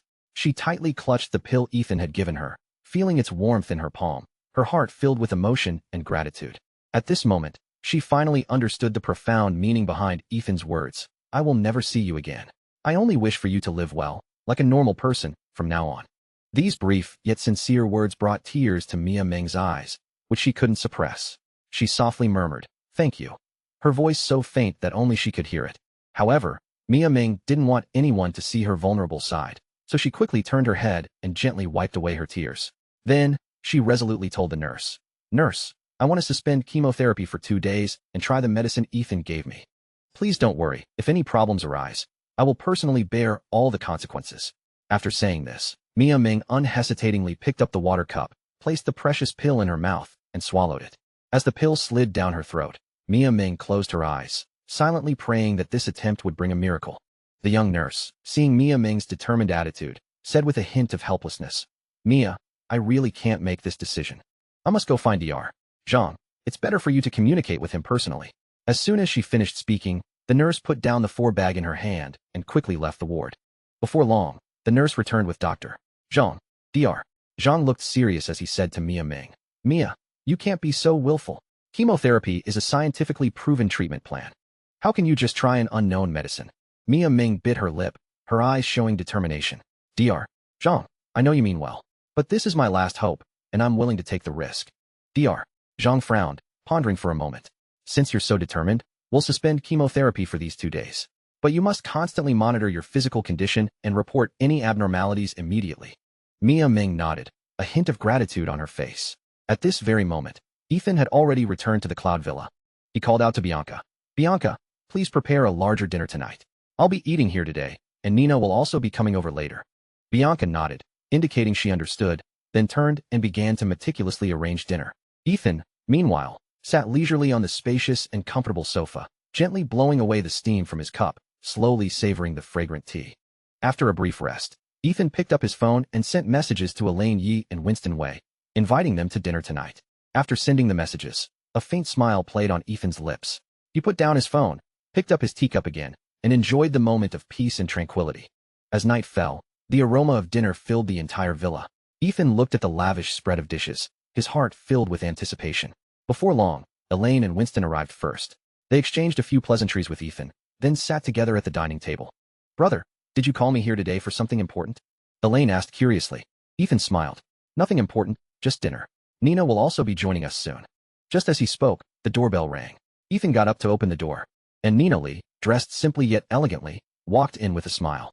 Elaine, seeing Nina Lee enter, immediately stood up, quickly walked to her side, pulled her to sit next to her, and said with a smile, "Sister Nina, you look so beautiful today. I haven't seen you in days. What have you been busy with recently?" Winston Wei also quickly stood up and respectfully greeted, "Madam." Nina Lee smiled slightly at Winston Wei, nodding. She then turned to Elaine and said, "I've been busy with classes lately. It's not easy to finish my credits early. But you, young lady, have been quite the sensation recently, being named one of the top 10 campus beauties. Are many people pursuing you now?" Elaine's face instantly flushed. She lowered her head shyly and whispered, "Sister Nina, don't tease me. No one's pursuing me. Let's hurry up and eat. I'm starving." With that, she picked up her bowl and began to eat. But occasionally, she would look up and secretly glance at Ethan from the corner of her eye, much like a child who had done something wrong. Nina Lee chuckled at Elaine's shyness. All right, I won't tease you anymore. Eat up." At this point, Ethan, who had been silent, spoke. "Elaine, being recognized as a campus beauty is also a form of affirmation for you. Don't be too shy. However, academics should still be your priority." Elaine, her mouth full of food, mumbled, "I know, brother." Ethan then looked at Winston Wei, a gentle smile on his face, and said softly, "Winston, don't just sit there, start eating. Oh, by the way, how is Grandma Wei's health these days?" Although the health-boosting pills help with recuperation, daily nutritional supplements are equally indispensable. If you're short on time, you can tell Bianca, and she'll arrange for the chef to prepare the food, and you can pick it up directly after school. Nina Lee, sitting nearby, noticed Winston Wei's eyes were slightly red and quickly comforted him. "Winston, you're a man. Men shed blood, not tears. Don't cry. He's your master, so you don't need to be overly polite with him." In the past, the relationship between master and disciple was as close as father and son. Winston Wei, hearing this, gently wiped away the tears from the corner of his eye, then replied firmly, "Thank you, master, madam, and little martial aunt, for your care and concern. Winston will always remember it." At this moment, Elaine, seeing the topic had shifted, no longer remained silent. She patted Winston Wei on the shoulder confidently and said loudly, "Little Winston, if you encounter anything in the future that you're too embarrassed to tell my brother and sister Nina about, just come to me. Don't worry, as long as it's your business, your little martial aunt will go all out to handle it perfectly." With that, she laughed with self-assurance. Chapter 226. Winston Wei looked at Elaine, his heart full of gratitude, and nodded seriously. "Little martial aunt, thank you." Sister Nina couldn't help but smile. "Elaine, that girl, loves to take on too much, but Winston, we're all family, no need to be formal." Everyone exchanged smiles, and the atmosphere was warm and harmonious. Night fell, and the city lights twinkled. After dinner, Ethan patiently guided Winston Wei on cultivation matters and gave him some pills. After this, Ethan had Winston Wei leave first. However, just as Elaine was about to leave with Winston Wei, Ethan called out to her. With a stern face, Ethan said, "You little girl, don't be in a hurry to leave. Come here for a moment. I have something to ask you." Elaine reluctantly turned back to her brother, but her eyes kept darting towards Nina Lee, seemingly seeking help. Ethan, finding this amusing, feigned seriousness. "Don't look at Nina. Come here and tell me honestly, have you started dating someone?" Hearing her brother's question, Elaine quickly shook her head, then walked to Ethan, tightly grabbing his arm and starting to pout. "Oh brother, no really. It's just that there's a foreign exchange student from the street dance club who's been pursuing me, but I'm still considering it. I haven't agreed to be his girlfriend yet." Ethan frowned involuntarily at his sister's explanation. He solemnly warned Elaine. "Elaine, I won't interfere with your dating life. After all, you're grown up. But if you ever dare to bring home a man who isn't right for you, Mom won't even have to lift a finger.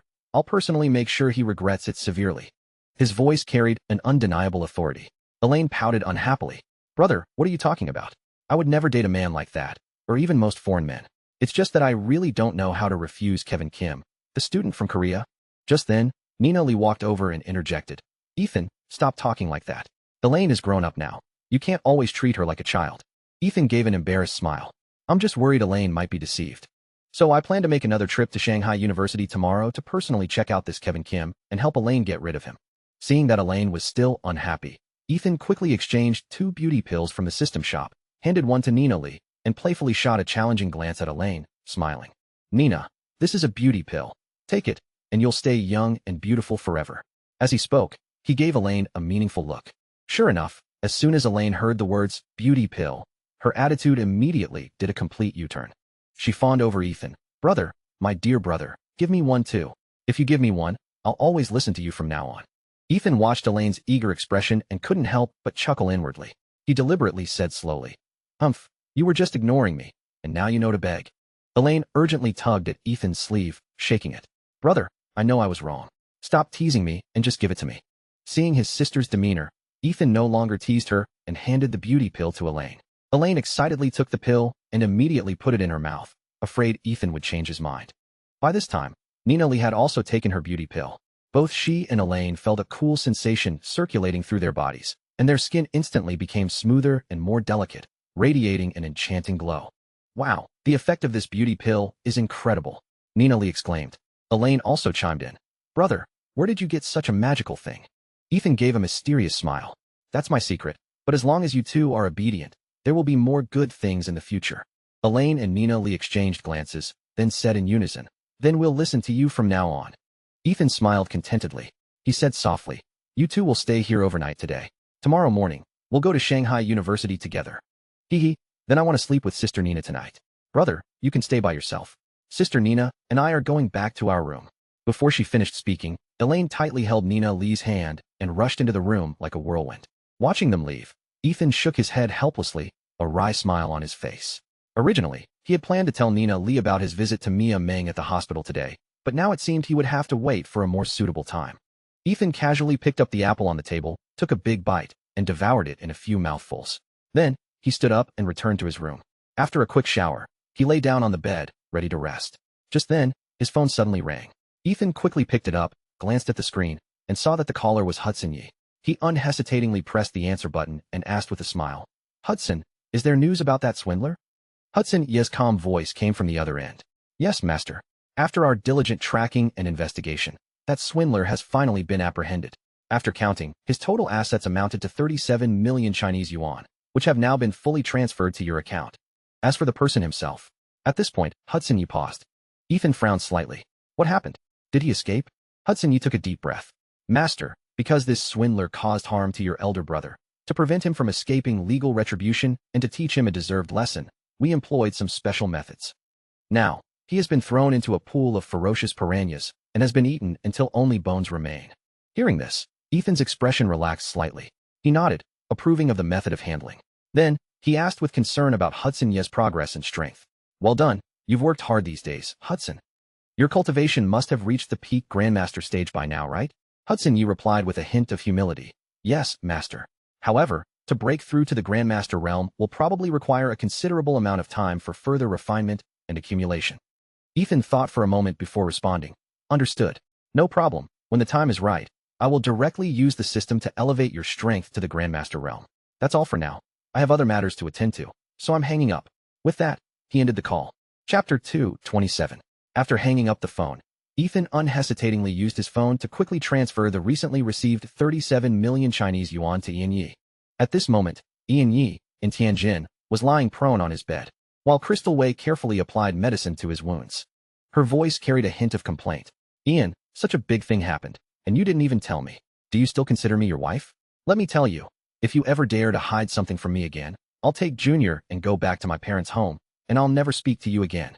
Ian Yi sighed helplessly, then quickly explained. Crystal, I really didn't mean to not tell you. Your health has never been very good, and I was just afraid you'd worry too much. Besides, I'm back safe now, so please don't be angry anymore. I promise you, no matter what happens in the future, I'll tell you first.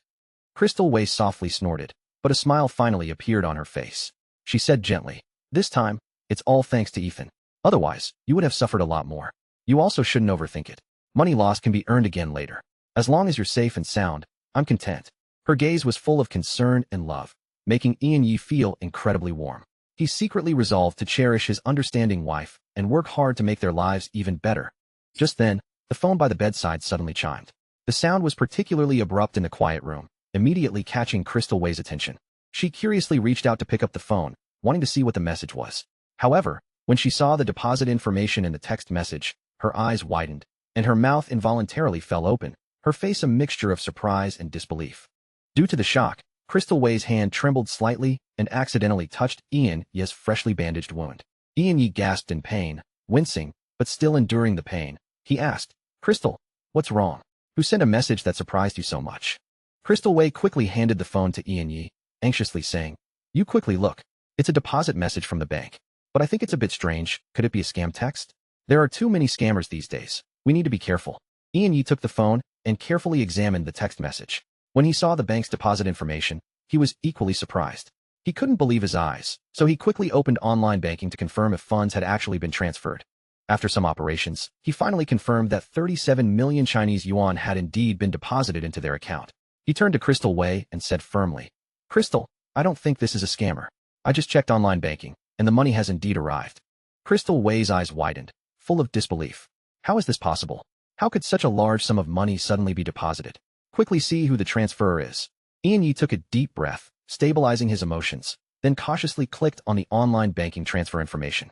When he saw Ethan Yi clearly displayed in the transferor column, the large stone that had been weighing on his heart finally fell. He turned to Crystal Wei, his face beaming with excitement, his voice trembling slightly. "Crystal, it really was Ethan who transferred it. He had promised me he could find that scoundrel of a swindler, and it looks like he actually did it. But I was only scammed out of 4 million. So why would he transfer such a large sum?" Crystal Wei, hearing her husband's words, also showed a joyful smile, but she quickly regained her composure and calmly analyzed. "Honey, I think you should call Ethan to ask. After all, this is a significant amount of money. If it was a mistake, we need to return it to him quickly, so as not to delay Ethan's important matters." Ian Yi nodded repeatedly, agreeing with his wife's suggestion. He felt she made a lot of sense, so he unhesitatingly dialed Ethan's number. Before long, Ethan's familiar voice came from the other end. "Big brother, aren't you resting yet? Are you feeling better?" Ian Yi didn't bother with pleasantries and asked directly. "Ethan, I just received a transfer from you. Did you make a mistake? If so, I'll transfer it back to you right now." Ethan's lips curved into a faint smile. "Big brother, I didn't make a mistake. That swindler has already been found by my friend. The money is the refund for your loss, and the extra portion is compensation for you. Just accept it with peace of mind." "But the amount is too high. I was only scammed out of 4 million, but you transferred 37 million. I really can't accept such a large sum. It makes me feel uneasy. How about this? I'll transfer the extra 33 million back to you." Ethan quickly refused. "Big brother, please don't be polite with me. In fact, I still think it's not enough. After all, you suffered such severe injuries because of this incident. How can I let you suffer in vain? All right, I have other things to attend to, so I'm hanging up now."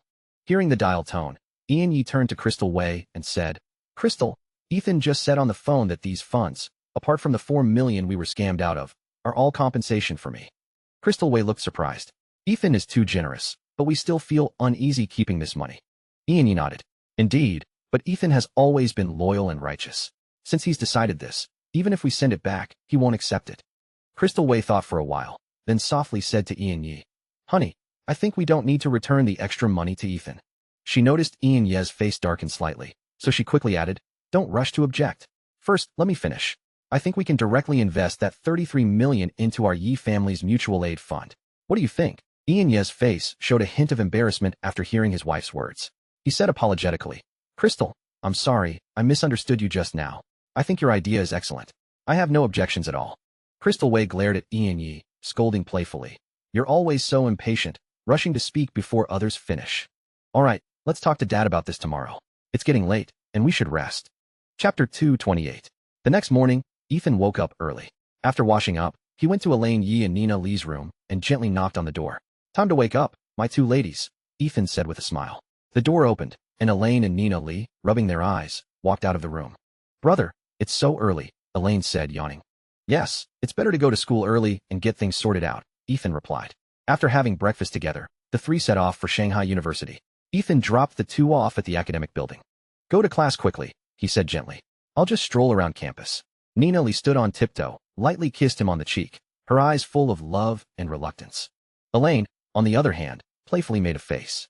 Then the two of them, like cheerful little birds, scurried off to class. Watching the two women walk away, a faint smile played on Ethan's lips. Then, the smile vanished instantly. He composed himself, released his divine sense, and swept it towards the street dance club. He hoped to find traces of Kevin Kim, but after a search, he found nothing. Ethan couldn't help but frown, silently wondering, is he not here? Or did he also go to class? Just as he was about to expand his search, he overheard two girls chatting nearby. It's so difficult.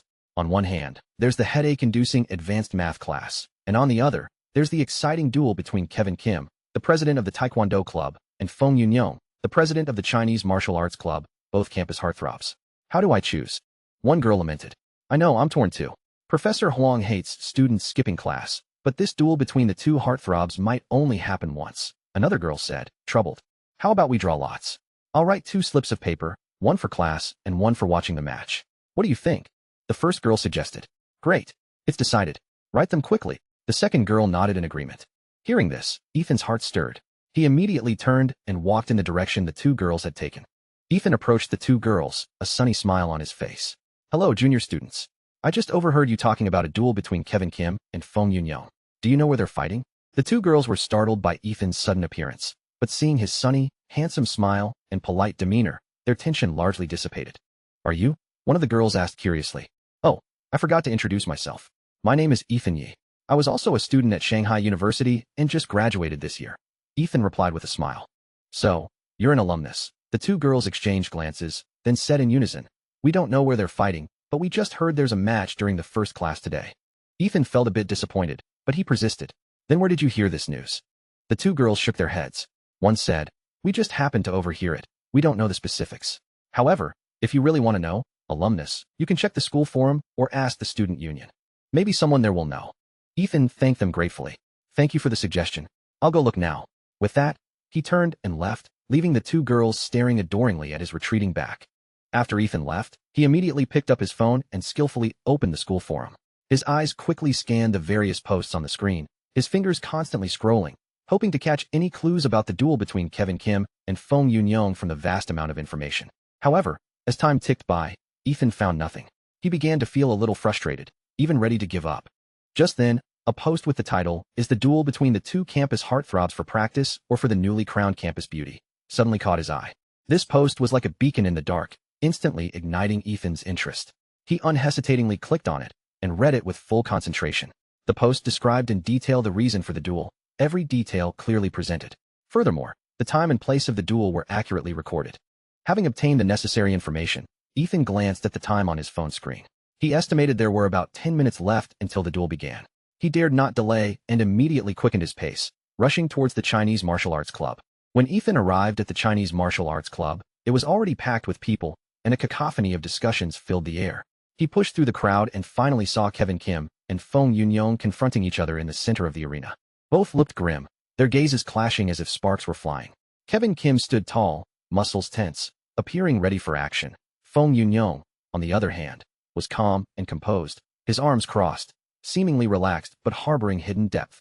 Ethan carefully observed the two on stage.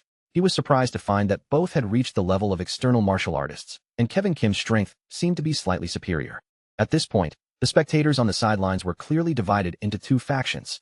One faction, mainly composed of girls, were Kevin Kim's supporters. They excitedly shrieked, Oppa Kevin, you're the hottest. Beat that Feng Yunyong. The other faction was mainly composed of boys, but there were also quite a few girls among them. They were staunch supporters of Feng Yunyong, shouting at the top of their lungs, promote Chinese martial arts, take down that presumptuous Korean. The atmosphere in the arena was extremely tense. Kevin Kim looked at Feng Yunyong with disdain, sneering. Humph, Chinese martial arts?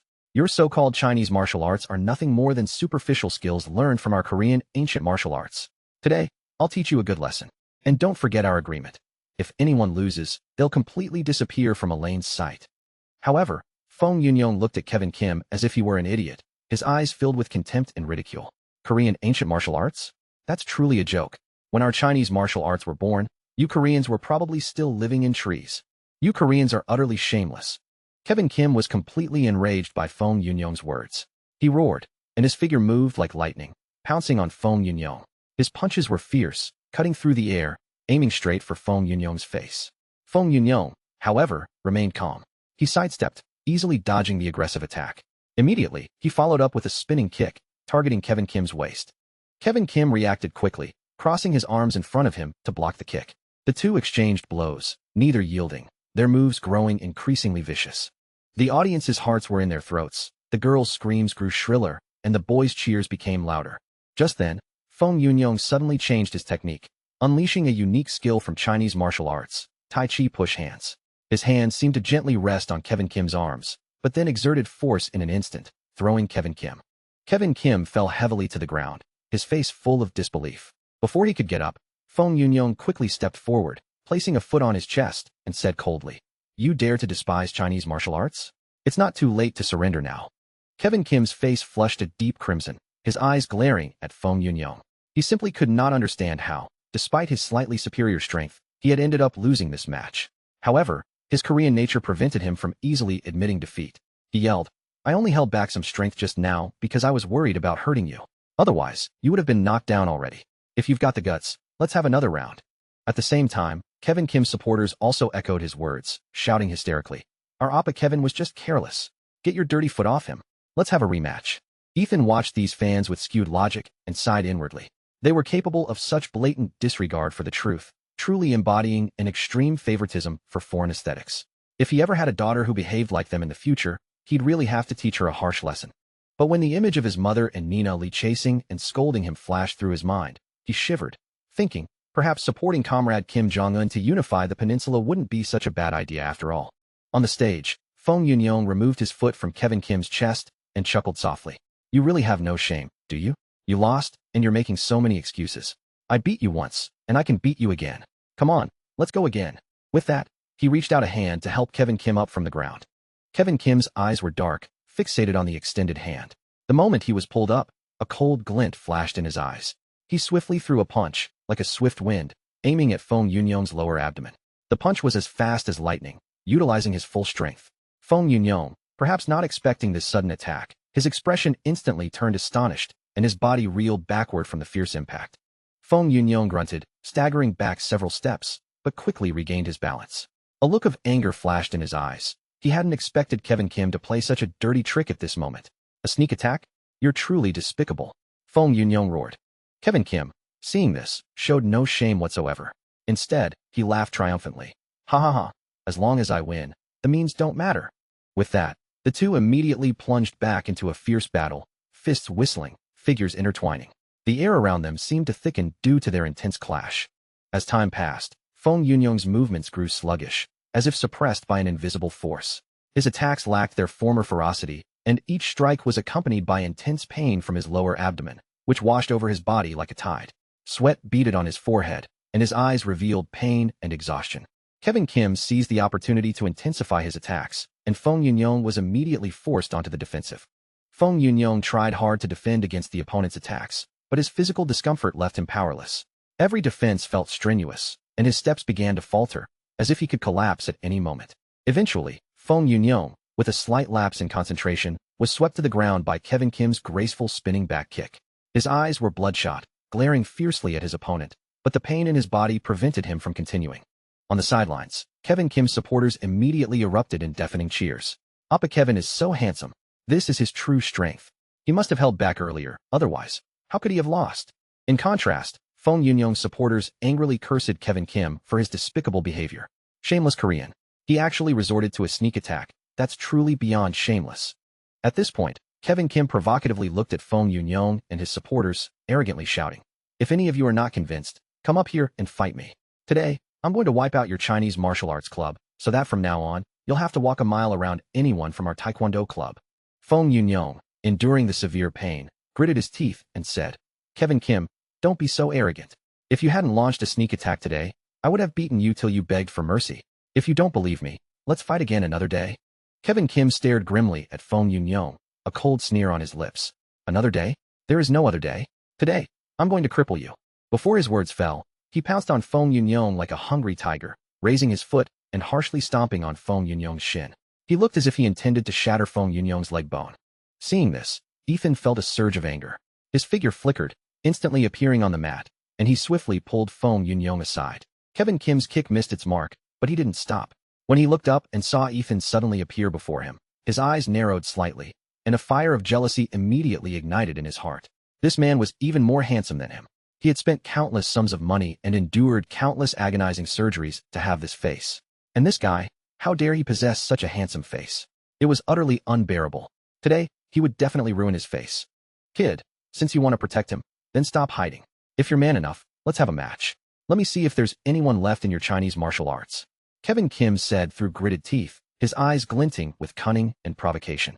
Ethan's expression was calm, his gaze like a torch as he stared at Kevin Kim. He said coldly, "Someone who wins by despicable means like you is not worthy of fighting me." Kevin Kim was enraged by Ethan's words. He roared, "Stop talking nonsense. If you're scared, then get lost." With that, he swung another punch at Ethan. Ethan sidestepped, easily dodging the punch. Kevin Kim, seeing this, attacked even more wildly, his moves chaotic. Ethan seized the opportunity, grabbed Kevin Kim's wrist, and twisted it hard. Kevin Kim screamed in pain, his face contorted. "Just this much skill, and you dare to show off here?" Ethan mocked. Kevin Kim, enduring the severe pain, gritted his teeth and yelled at Ethan, "If you've got the guts, let go of my hand, and let's fight fair. If you don't dare, you're a spineless coward." As soon as his words fell, a clear prompt suddenly sounded in Ethan's mind. Ding, system mission triggered. Please make your choice from the following options. Directly surrender to Kevin Kim. Reward, lose male ability for 1 month. B. Ignore Kevin Kim's challenge to fight. Reward, 1 Korean won. C. Accept Kevin Kim's challenge to fight and beat him so badly his own mother won't recognize him. Reward, mastery of Wing Chun Chinese martial arts. Ethan thought to himself, is this even a choice? Of course, I'll choose C. So, he unhesitatingly made his decision in his mind. Congratulations, host, you have chosen option C. Reward has been automatically issued. Ethan's eyes showed disdain, and a slight smile played on his lips. He released his grip, easily pushing Kevin Kim aside. The opponent staggered a few steps, regained his footing, his eyes filled with madness. Ethan assumed his stance, legs slightly apart, body relaxed yet agile. His right hand slowly lifted, fingers naturally curved, as if displaying his strength and confidence to his opponent. "Since you want to fight me, I'll show you what Wing Chun is." Ethan's voice was calm and firm, carrying an invisible pressure. His gaze was sharp, fixed on his opponent, as if he could see through every one of his movements. Looking at Ethan, Kevin Kim felt immense pressure. He regretted his earlier decision, but there was no turning back now. The arrow had been shot, he had to act. He gritted his teeth and resolutely charged at Ethan. Ethan's figure flickered, easily sidestepping Kevin Kim's direct kick. Immediately after, he swiftly kicked out, his left foot precisely striking Kevin Kim's supporting leg. The kick was powerful, catching Kevin Kim off guard. He lost his balance and fell heavily to the ground. Ethan didn't give Kevin Kim any chance to recover. He quickly stepped forward, his fists raining down like hailstones in a storm, fiercely smashing into Kevin Kim's face. In just 5 seconds, Kevin Kim's face endured at least 100 heavy blows. His already stiff, surgically altered face became a gruesome, unrecognizable mess. Ethan slowly stood up, moved to the side, and looked down at Kevin Kim on the ground, a sneer on his lips. He said coldly, "All right, stop pretending. Get up. I barely used any force. You can't be that weak, can you?" Kevin Kim supported himself with trembling hands, slowly and with difficulty standing up. He instinctively touched his face, immediately feeling a burning pain. The corner of his eye seemed to have split open, his nose was noticeably caved in, and even his jaw was twisted. Terrified, he rushed to a nearby mirror, staring wide-eyed at his reflection. Seeing his distorted, gruesome face, Kevin Kim's heart sank into an icy abyss, despair and rage intertwined. This face meant everything to him. He had once spent a fortune meticulously crafting it. With this handsome face, he had successfully captivated the hearts of many girls. However, now all of it was ruined. The fear in Kevin Kim's heart had long vanished, replaced by endless fury. He glared fiercely at Ethan, gritting his teeth. "You damn bastard. How dare you hit my face? Today, I'm going all out. I'll fight you to the very end." Ethan looked at the enraged Kevin Kim with contempt, his eyes filled with disdain. His figure flickered, and he punched fiercely, attacking Kevin Kim's lower abdomen at various pressure points like a whirlwind. Each punch carried immense power and precise aim, leaving Kevin Kim no time to react. Then, Ethan delivered a final powerful palm strike, as if it contained 1,000 pounds of force. Kevin Kim instantly lost control, his body trembling violently. Unexpectedly, he uncontrollably defecated. The crowd instantly shrieked. The filth splattered, staining the back of his once pristine white clothes a disgusting yellow, emitting a foul stench. Kevin Kim's supporters saw this and were all stunned. Their eyes widened, unable to believe what was happening. Their idol, who had always been handsome, dashing and elegant, was now not only beaten beyond recognition, utterly losing his former charm, but also lost control of his bowels in front of everyone. This unsightly scene instantly shattered the image of their perfect opera idol. Many were terrified, their faces pale, screaming and fleeing the Chinese martial arts club in a panic, as if something horrible was chasing them. Those who remained felt their legs turn to jelly, squatting on the ground, continuously gagging, their stomachs churning, feeling utterly sick. Ethan, like a whirlwind, quickly went to Feng Yunyong's side. With a mysterious smile, he flipped his palm, and a small, exquisite bottle of small restoration pills appeared in his hand. Ethan carefully poured out a pill, handed it to Feng Yunyong, and said, "Take this quickly. It can speed up your recovery. Also, you'll have to clean up this mess here yourselves. I have other matters to attend to, so I'll be leaving first." With that, Ethan turned to leave. But as he passed Kevin Kim, who was being helped by several Korean exchange students, he suddenly stopped, turned his head, and said coldly, "Listen up, I am Elaine Ye's brother. From now on, stay away from my sister. Otherwise, I can guarantee, your fate will be even more miserable than what you're experiencing now." As soon as his words fell, he covered his nose and vanished swiftly from everyone's sight like a gust of wind. Kevin Kim's face was distorted in a grimace. He glared fiercely at Ethan's retreating back, his fists clenched, his eyes burning with endless resentment. However, at the same time, Feng Yunyong murmured, "So that was Senior Ethan. If I could become his disciple, my Chinese martial arts skills would surely advance by leaps and bounds." Then, he turned to the members of the Chinese martial arts club beside him and said excitedly, "Senior Ethan only told Kevin Kim to stay away from Elaine. He didn't mention me. Do you think I have a chance to become his brother-in-law?" Ethan had just walked out of the Chinese martial arts club when the system's voice rang in his mind. "Ding, congratulations, host, for exceeding the mission objective of Option C.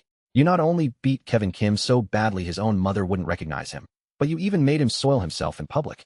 For this, the host is specially rewarded with one upgrade pill, which can advance a minor realm below the golden core stage by 1 level. The reward has been issued to the system inventory. Please check." Hearing this news, Ethan was pleasantly surprised, but also somewhat puzzled. He asked, "System, why didn't you tell me before that there were pills that could directly increase cultivation realms?" The system replied with a hint of complaint, "Host, you didn't ask. The system shop has always been there. You just don't bother to check it. Now you're blaming me." Ethan scratched his head, giving an embarrassed laugh. He continued to ask, "Then, since there's an upgrade pill, is there also an advancement pill?" The system said proudly, "Of course. This system is omnipotent. An advancement pill requires 200,000 points to exchange for one, and it is only effective for cultivators below the golden core stage." Ethan couldn't help but gasp, thinking the advancement pill was truly expensive. However, when he considered its ability to help those around him improve their cultivation, he still felt it was very worthwhile. "System, I want to know if it's possible to use points to upgrade the cultivation of people I've brought into existence, like Hudson Yi and the Shadow Guards." The system responded with a hint of impatience. "Host, let me remind you once more, as long as you have enough points, let alone improving their cultivation, you could even make ancient gods call you dad. So, please stop bothering me with such utterly foolish questions in the future." Hearing the system's domineering reply, he secretly rejoiced and immediately decided to seize this opportunity. So he said without hesitation, "All right, then quickly help me upgrade Hudson Ye's cultivation by 1 stage." As his words fell, a mysterious light emerged from the system, flashed, and instantly disappeared. Shanghai Hospital was quiet and peaceful, but a tense atmosphere pervaded one corner. Dr. Zhang Ruolin was staring intently at Mia Meng's bone marrow aspiration smear under the microscope, his eyes widening, a look of disbelief on his face. Surprisingly, the number of primitive and immature cells had decreased by nearly 70%. Even more gratifying was that the white blood cell count had successfully dropped below 300, reaching completely normal levels. However, Dr. Zhang Ruolin's heart was filled with doubt. Was this the effect of chemotherapy, or the mysterious medicine Mia Meng had swallowed? If that medicine was truly so miraculous and effective, it would completely overturn the entire system of leukemia treatment. Traditional chemotherapy, while capable of killing cancer cells, was a win a battle, lose a war kind of treatment. It not only severely damaged the body's own immune system, leading to a series of terrible complications, but currently, relying solely on chemotherapy could not fully cure leukemia. It had to be combined with bone marrow transplantation to be effective. At this moment, Dr. Zhang Ruolin was incredibly conflicted. He didn't know how to face the facts before him.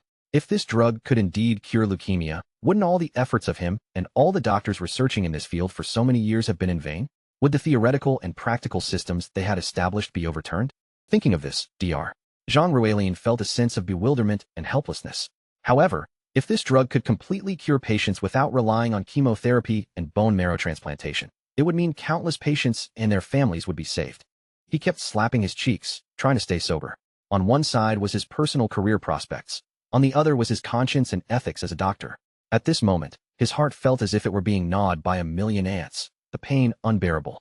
Tianjin Blood Institute, the nation's leading specialized hospital for blood diseases, was a bustling scene in the Leukemia Treatment Center.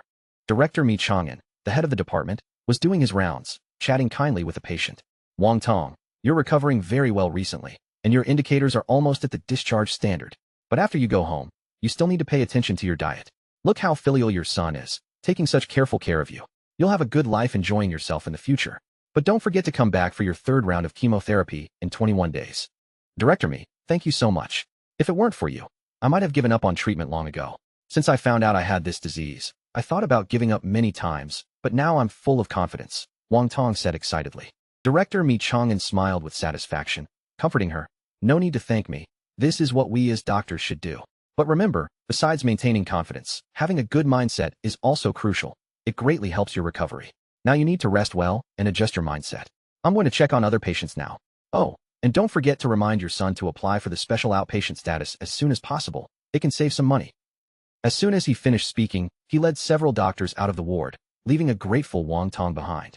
As they stepped out of the ward, Director Mi Chang'an turned to the doctors beside him and earnestly instructed, "These patients in our department generally bear immense pressure, both from the fear of leukemia itself and from financial difficulties.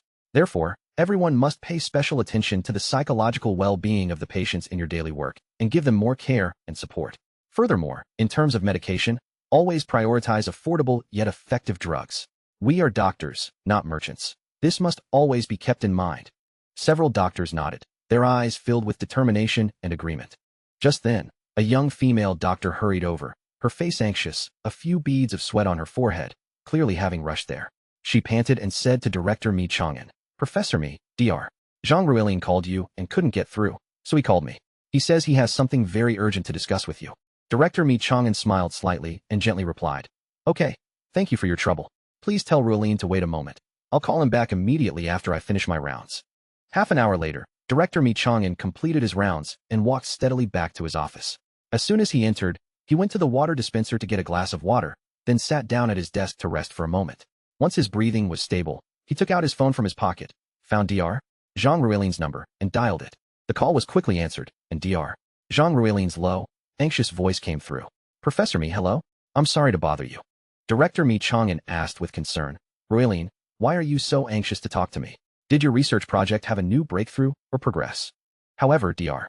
Zhang Ruilin's answer was unexpected, and he said with a heavy tone, "Professor Mi, I actually feel very confused right now and don't know how to choose. What do you think is more important for us, diligently pursuing our careers or saving patients' lives?" Hearing this, Director Mi Chang'an was silent for a moment. He put down his cup, leaned back in his chair, took a deep breath, and then slowly said, "Ruilin, I'm not sure what exactly happened on your end, but I want to ask you a question. Do you still remember what I taught you as your mentor in our very first class?" "Professor Mi, I always remember it. In the first class, you didn't teach us specialized knowledge, but rather what medical ethics and conscience are. But if a completely new thing emerges that will cause a huge change for me, and even the entire industry, rendering all our efforts and achievements useless, how would you choose then?" Dr. Zhang Ruilin's voice was low. At this moment, his heart was undergoing extreme torment. Director Mi Chang'an fell into a long silence, then slowly said, "Do you still remember the couplet I once mentioned, hanging in ancient pharmacies? May there be no sickness in the world. May medicines gather dust on shelves. This is my choice. Ruilin, you actually already have a clear answer in your heart. Otherwise, you wouldn't have called me." "Professor Mi, I understand. Thank you very much. Later, I will send you a patient's admission examination report, as well as a comparison of the patient's blood routine and bone marrow aspiration smear before and after taking a mysterious drug after the first day of chemotherapy." Dr. Zhang Ruilin said with a sense of relief. Director Mi Chang'an sighed softly and said, "Ruilin, it's good that you understand. As a doctor, you must always put life first." Dr. Zhang Ruilin nodded solemnly. "Professor Mi, rest assured I will." After hanging up, Dr. Zhang Ruilin immediately plunged into work, carefully organizing that crucial report. A few hours later, Director Mi Chang'an received the email from Dr. Zhang Ruilin. He put on his glasses, sat at his desk, and carefully read the report. Looking at the data and images, his brows sometimes furrowed, sometimes relaxed, and finally turned into excitement. Director Mi Chang'an picked up his phone, his fingers somewhat fumbling as he dialed Dr. Zhang Ruilian's number. The call was quickly answered. Ruilian, I've read that report carefully. Chemotherapy alone could never achieve such an effect. I can confirm that the medicine the patient took is absolutely effective. I suggest immediately stopping chemotherapy and observing for another 2 days to minimize the impact of chemotherapy on the body. After that, perform another bone marrow aspiration to definitively understand the patient's recovery. Professor Mi, don't worry. The patient has already stopped chemotherapy, and I have been closely monitoring her condition changes. Excellent. If you encounter any problems, contact me anytime. Also, try to ask the patient about the source of the drug. If this drug can be widely used, it will be a blessing to many patients. After hanging up, Dr. Zhang Ruilian took a deep breath, stabilized his emotions, and then hurried to the ward. Standing by the bed, he gazed at Mia Meng, watching her condition gradually improve, and a feeling of relief surged within him. Mia, I showed your medical report to my mentor. He is the most authoritative person in China regarding leukemia, and he believes your condition is gradually improving, but it still needs a few days of observation to be certain. Don't worry, everything will be all right, Dr. Zhang Ruilian said softly, his eyes full of concern and encouragement. Mia Meng was so emotional that tears streamed down her face. When she first learned of her diagnosis, it felt as if her entire world had collapsed. At that time, she deeply realized that money was simply useless in the face of death. Witnessing one patient after another being taken away and never returning, fear surged through her, filling her entire body. However, just as she was feeling desperate, he, the one from her past, appeared, threw her a pill, and reignited her hope for life. Only, from then on, she also knew that they would never see each other again in this lifetime. Tears fell like a broken string of pearls, and Mia Meng's heart was filled with regret. However, where in this world could one find a cure for regret? After Mia Meng had calmed down a little, Dr. Zhang Ruilian asked, Mia, would you be comfortable telling me who gave you this pill? If possible, could you help me contact them? If this medicine can be promoted, it will bring hope to countless patients. Mia Meng murmured, Dr. Zhang, his name is Ethan Yi. He's not only an alumnus of Shanghai University, but also the big boss of Star Pharmaceuticals. But now, I can't contact him at all, and he'll never see me again. Dr. Zhang Ruilian said nothing more, but as he left, he secretly resolved that he must find Ethan Yi, no matter what. Kevin Kim's complaints had caused an uproar in the Shanghai University conference room. He had brought his concerns to Vice Principal Hu Biliang, who was in charge of international student affairs, accusing Ethan Yi of interfering in his sparring match with Feng Yunyong and publicly assaulting him. Vice Principal Hu Biliang, his face flushed with anger, spoke self-righteously. Principal Tian, Ethan Yi's behavior is truly egregious. It severely damages our school's good international image. I believe he must be dealt with severely and strictly. Principal Tian Guohua gave Vice Principal Hu Biliang a deep look, his heart filled with a subtle disdain for the man. However, he was forced to acknowledge Hu Biliang's deep roots and intricate connections within the education system, leaving him temporarily without recourse.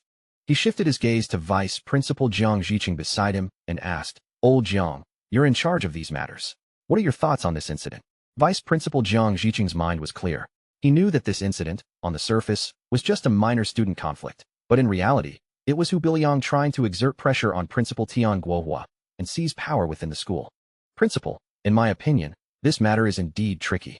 Vice Principal Hu's words are not without reason. It will certainly have an impact on our school. However, Ethan Yi has already graduated and is no longer under our school's jurisdiction. Furthermore, I am not entirely clear on the specifics of the incident, so it's difficult for me to comment lightly. Vice Principal Hu Biliang was quite dissatisfied with Jiang Zhiqing's attitude. He frowned and said, Old Tian, Old Jiang, I believe we can revoke Ethan Yi's degree and publicly announce this disciplinary decision on the school website. Not only that, but his sister, Elaine Yi, should also be expelled. As for Kevin Kim, the school should provide him with some compensation to appease him. Dean Wei Dongyang, who had been silent, slammed the table in anger. Hu Biliang, I've tolerated you for too long. Are international students your bosses? This incident clearly involved Kevin Kim trying to seriously harm Feng Yunyong. Ethan Yi intervened, and then Kevin Kim actively challenged Ethan. How can you twist it into Ethan Yi's fault? I think you're so used to being a lackey that you can't even stand up straight. Hu Biliang's face flushed crimson after the scolding, veins bulging on his forehead, his complexion turning purple as if about to explode. He furiously pointed his finger at Dean Wei Dongyang, his voice trembling with anger as he roared, Wei Dongyang, how dare you insult me like that? Do you, a mere dean of students, really think I can't have you fired? I can make you pack your bags and leave right now. Dean Wei Dongyang heard this, and a hint of a sneer appeared on his lips. He responded fearlessly, Humph, you think so? I don't believe it. Go ahead and try. I'd like to see what you can do to me. Principal Tian Guohua, seeing the two arguing fiercely and the atmosphere becoming increasingly tense, quickly stepped in to mediate and try to ease the situation. He earnestly said to Wei Dongyang, Dongyang, you really need to change your temper. Don't always be so impulsive and hot-headed. That won't help solve any problems. Dean Wei Dongyang turned to look at Hu Bilyang, then directed his gaze at Principal Tian Guohua, indignantly saying, Principal Tian, you know I hate people who fawn over foreigners. Look at what this guy has done. He not only protects his foreign grandpas everywhere, but also frequently increases their various subsidies and benefits. Wouldn't that money be better used to help the underprivileged children in our school? What's even more outrageous is that he even arranges study companions for those international students. It infuriates me. I really want to put a stop to him. After saying this, Dean Wei Dongyang glared fiercely at Hu Bilyang, his eyes full of contempt and anger. Hearing this, Hu Bilyang's face turned pale, but he still feigned composure and retorted, Wei Dongyang, you're completely slandering me. Everything I've done is based on the school's development and the needs of international exchange. It's nothing like what you're saying. Principal Tian Guohua frowned and raised his voice. Everyone, stop arguing. Our quarreling here won't solve anything. Dongyang, I understand your anger, but problems cannot be solved with impulsiveness and violence. Let's end this matter here. Dean Wei Dongyang took a deep breath, trying to calm himself, and said, Principal Tian, I'm not being unreasonable, but this matter is truly infuriating. Why do those international students enjoy so many special privileges, while our own struggling students don't get enough help? At this point, Hu Bilyang, seeing the accusations directed at him, turned to Principal Tian Guohua and said, Principal Tian, I will truthfully report today's events to the higher authorities. With that, he turned and left. Principal Tian Guohua, seeing Hu Bilyang leave, turned to the others present and said, You all go back too. Meanwhile, Ethan, currently watching elderly men play chess in a park, was oblivious to these happenings. He said with interest, Sir, quickly move your knight, or else his cannon will deliver a check, and your knight will be lost. The elderly man opposite him glanced at Ethan and replied, Young man, a true gentleman doesn't comment on a game of chess. How about I let you take my place and play a few rounds? Ethan, a little embarrassed by the old man's words, scratched his head apologetically. I'm really sorry, sir. I was just speaking my mind. Please continue. Pretend I'm not even here. However, the old man who had been offered advice laughed and said, Young man, in my opinion, you should go to the small park up ahead. That's where the matchmaking corner is. Go find yourself a girlfriend there. It's better than watching us old men play chess. Ethan smiled at the old man's words. Sir, what you say makes sense, but I already have a girlfriend, so there's no need for me to join the fun. I have other things to do, so I'll be leaving now and won't disturb your game. Ethan returned to his car, and before he had even settled into his seat, his phone rang. He glanced at the caller ID. It was an unknown number, but he pressed the answer button without hesitation. Hello? Who is this? Ethan's tone was a little puzzled. However, when the other party spoke, a joyful smile immediately appeared on Ethan's face. Ha ha ha, my friend. I've missed you so much. You must have received the news already. I'm coming to China in a few days. The familiar voice came from the other end of the phone, full of enthusiasm. Haha, I thought it was someone else. It's you, Petrov. I heard you're coming with your Minister of Commerce this time. Are you flying directly to Beijing? Ethan replied with a laugh. He had actually wanted to call Petrov earlier, but he had been so busy with things that he forgot. No. Our itinerary has changed a bit. Our first stop will be Harbin, and then we'll go to Beijing. If you have time, we can meet up in Harbin. I'll bring more vodka, and we can have a good drink. Petrov said heartily, as if he could already envision the two of them clinking glasses. Ethan, listening, couldn't help but feel a sense of anticipation. He replied readily, All right, then I'll see you in Harbin. I'll definitely make time to accompany you. We'll have a good chat then. The two chatted for a while longer, asking about each other's recent situations, before hanging up. Ethan sat in his car, feeling exceptionally pleased. He knew that this reunion with Petrov would be a good opportunity to discuss trade matters between their two sides. Ethan raised his wrist, checked the time, and couldn't help but lament how quickly time flew, realizing it was almost noon. He thought to himself that he should quickly find somewhere to eat. Just then, a clear phone ring suddenly sounded. He quickly picked up his phone and saw that the caller was Morgan Mu. Factory manager Mu, you're calling me. Is there a problem at the pharmaceutical factory? Ethan asked somewhat eagerly. Morgan Mu quickly replied with a smile. Chairman Yi, don't worry. Everything at the factory is progressing smoothly, and production capacity has significantly increased with our efforts during this period. I'm calling you this time because of Dr. Zhang Ruilin from Shanghai Hospital said he had something urgent to discuss with you, but he couldn't reach you, so he called our factory instead. Hearing this, Ethan couldn't help but frown slightly. He quickly searched his mind and realized he didn't know any Dr. Zhang Ruilin. He secretly speculated that the other party probably mistook him for Mia Meng's family member. Thinking of this, he said without hesitation, "Factory manager Mu, don't mind him. I don't know this person." "Okay, if he calls again next time, I'll politely decline him. I apologize for disturbing you, Chairman Yi. Please continue with your work. I won't take up any more of your valuable time," Morgan Mu said respectfully. After hanging up the phone, Ethan thought for a moment and finally decided to go to Shanghai University to meet Nina Li for lunch and take the opportunity to tell her about Mia Meng. After all, if Nina Li heard about these things from others, she would inevitably be upset. After sending a message to Nina Li, agreeing to have lunch together at the school cafeteria, Ethan immediately drove to Shanghai University. In just 10 short minutes, Ethan arrived at the school cafeteria. Upon entering, he quickly spotted Nina Li and walked quickly to sit across from her. Looking at the food already prepared on the table, Ethan smiled and said, "Nina, I knew you'd buy me steamed buns." Nina Li also smiled and replied, "Because you like steamed buns." "Oh, right. Ethan, I heard you taught that Kevin Kim a lesson, but he reported it to the school. Will that have any impact on you?" Ethan frowned slightly and said, "Don't worry, Nina, that Kevin Kim challenged me first. Besides, I've already graduated. What can the school do to me?" Nina Li bit her lip, still with a hint of worry on her face.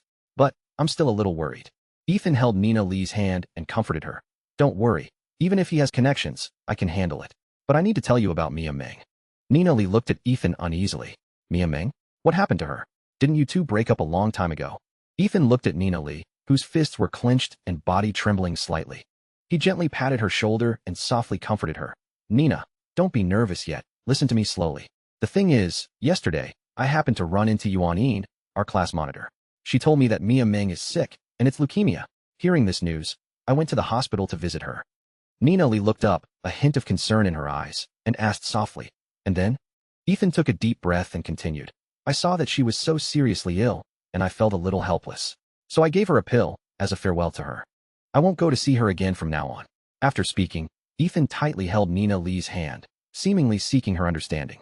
Just then, Elaine, who had just finished class, also arrived at the cafeteria. She spotted Ethan and Nina Li at once and quickly walked over. Before Ethan could speak, she picked up a steamed bun from the table and, while eating, asked curiously, "Brother, what are you talking about? I think I heard my name." Ethan, seeing her, smiled slightly and teased, "I was saying you're beautiful. You, one of the newly crowned top 10 campus beauties, have actually caused 2 campus heartthrobs to fight a duel. You're truly captivating." Elaine just smiled faintly, then picked up the millet porridge from the table, gently blew away the steam, and elegantly took a sip. Then, she responded indifferently, "They must be crazy, right? I don't even like them, so why are they fighting? Utterly boring." After speaking, she put down her spoon and continued eating her steamed bun. Just as the group was eating and chatting, Chloe Yu, Elaine's only roommate, suddenly ran over, out of breath. Her face was tense as she said to Elaine, "Elaine, it's bad. Something big has happened. Dean Wei is looking for you, and says that because your brother hit Kevin Kim, vice principal who wants to expel you, and also revoke Ethan Ye's degree." Hearing this news, Ethan's brows furrowed tightly. He had always had a good impression of Dean Wei Danyang. Dean Wei was a soldier who had transferred from the military to the local area. Although his temper was a bit fiery, he was very upright and principled. However, that vice principal Hu Bilyang was a complete scoundrel, always flattering the powerful and fawning over foreigners, which was very annoying. "I really didn't expect trouble to come looking for me. Elaine, don't be afraid, I'll go with you. I'd like to see what this Hu Bilyang can actually do to us." Meanwhile, the atmosphere in the conference room was extremely tense. Principal Tian Guohua, who was originally sitting in the main seat, could only sit to the side, replaced by the grim-faced director Lin Jiannan from the Education Bureau. With eyes wide open, he pointed at Kevin Kim, who was sitting to the side, and roared deafeningly, "All of you, look closely." In a prestigious university like Shanghai University, an international student has been brutally beaten beyond recognition. Such an egregious incident actually happened here. This is simply a disgrace to the school. It's even more of a stain on our entire Shanghai education system. It must be dealt with severely and strictly. After speaking, he turned to Principal Tian Guohua and asked in a stern tone, "Old Tian, has that student who assaulted him arrived?" Dean Wei Danyang, seeing this, was about to step forward and explain a few words, but Principal Tian Guohua pulled him back, signaling him to remain calm and not act impulsively. Then, Principal Tian Guohua turned to Director Lin Jiannan and cautiously replied, "Director Lin, Ethan Yi has already graduated. We have informed his sister, Elaine Yi, and she should be arriving soon." Just then, Ethan and the others pushed open the conference room door. He first smiled and nodded at Principal Tian Guohua and Dean Wei Danyang, then turned his gaze to Director Lin Jiannan. who was sitting in the main seat, and said with a contemptuous tone, "So you're the one trying to expel my sister?" Director Lin Jiannan, seeing Ethan's attitude, instantly became furious. He was the esteemed director of the Education Bureau, which school didn't treat him with utmost respect. To be so disrespected by a student today made him incredibly angry. So he furiously retorted, "What an arrogant young man. That's right, I'm the one who wants to expel your sister. Not only that, I'm also going to revoke your graduation certificate and degree." Ethan merely scoffed at this, seemingly unconcerned by Director Lin Jiannan's threats. He continued, "Is it merely because of Kevin Kim? It seems he was the one who initiated the challenge, wasn't he? Just because he lost the match, you want to stand up for him and help him save face." Director Lin Jiannan snorted coldly, secretly pleased, thinking Ethan's words sounded like he was backing down. So he spoke even more arrogantly. "So what if it's like that? Your behavior, at its minor level, is a campus bullying incident, and at its major level, it severely damages the school's international reputation. It even undermines the harmonious and friendly relations between the two countries. Any punishment I impose on you is justified." Ethan's eyes grew colder, and he stared directly at Director Lin Jiannan, saying word for word, "All these things you're talking about are just your side of the story. The so-called international reputation and international relations are just excuses you use to suppress us and curry favor with Kevin Kim." At this moment, the atmosphere in the conference room was extremely tense. Principal Tian Guohua and Dean Wei Dongyang exchanged glances, both seeing worry in each other's eyes. Stop making excuses here." Director Lin Jiannan slammed the table and shouted loudly, "The facts are right before us. There's no room for your sophistry." Ethan took a step forward, his voice loud and firm. "Then I must ask, this match was fair, just, and open. Kevin Kim lost because he was inferior in skill. How is that my fault? If I am to be punished for this, where is the school's justice?" Director Lin Jiannan was momentarily speechless, his face flushed red. Just then, Principal Tian Guohua, who had been silent, spoke up. "Director Lin, perhaps there's still room for discussion on this matter. We shouldn't jump to conclusions so easily." "What's there to discuss?" Director Lin Jiannan glared at Principal Tian Guohua. "Don't meddle in things that don't concern you." Dean Wei Dongyang also couldn't help but say, "Director Lin, what Ethan Yi said isn't without reason. We should still investigate thoroughly before making a decision." Director Lin Jiannan glared at Dean Wei Dongyang. "Are you siding with this young man?" At this point, Dean Wei Dongyang could no longer suppress his inner rage. His fiery temper instantly erupted. He glared at Director Lin Jiannan with wide eyes and roared, "Lin Jiannan, this matter is clear to anyone with a bit of sense. Do you think you can distort facts and twist right and wrong with the little power you have? I tell you, absolutely not." Vice Principal Hu Bilyang, seeing Director Lin Jiannan's face grow increasingly grim, immediately jumped up and pointed his finger at Dean Wei Dongyang, shouting exasperatedly, "Wei Dongyang, it's one thing that you usually don't respect me, but today you dare to be so rude to Director Lin. You are truly audacious. And you, Principal Tian Guohua, as the head of this school, such a serious incident has occurred, and not only do you not hold anyone accountable, but you even try to protect them. You are equally to blame." However, Ethan had lost all patience. He took a step forward, raised his hand, and delivered a fierce slap to Vice Principal Hu Bilyang, the force of which knocked Hu Bilyang to the ground. Hu Bilyang covered his face, staring at Ethan in shock and disbelief. He had never imagined he would suffer such a humiliation in front of everyone. His face flushed crimson, and just as he was about to speak, another crisp, loud slap landed on the other side of his face. Hu Bilyang looked at Kevin Kim beside him in shock, filled with confusion and bewilderment. He simply couldn't understand why Kevin Kim, whom he had always tried to help, would suddenly hit him. Kevin Kim was equally bewildered at this moment, confused by his own actions.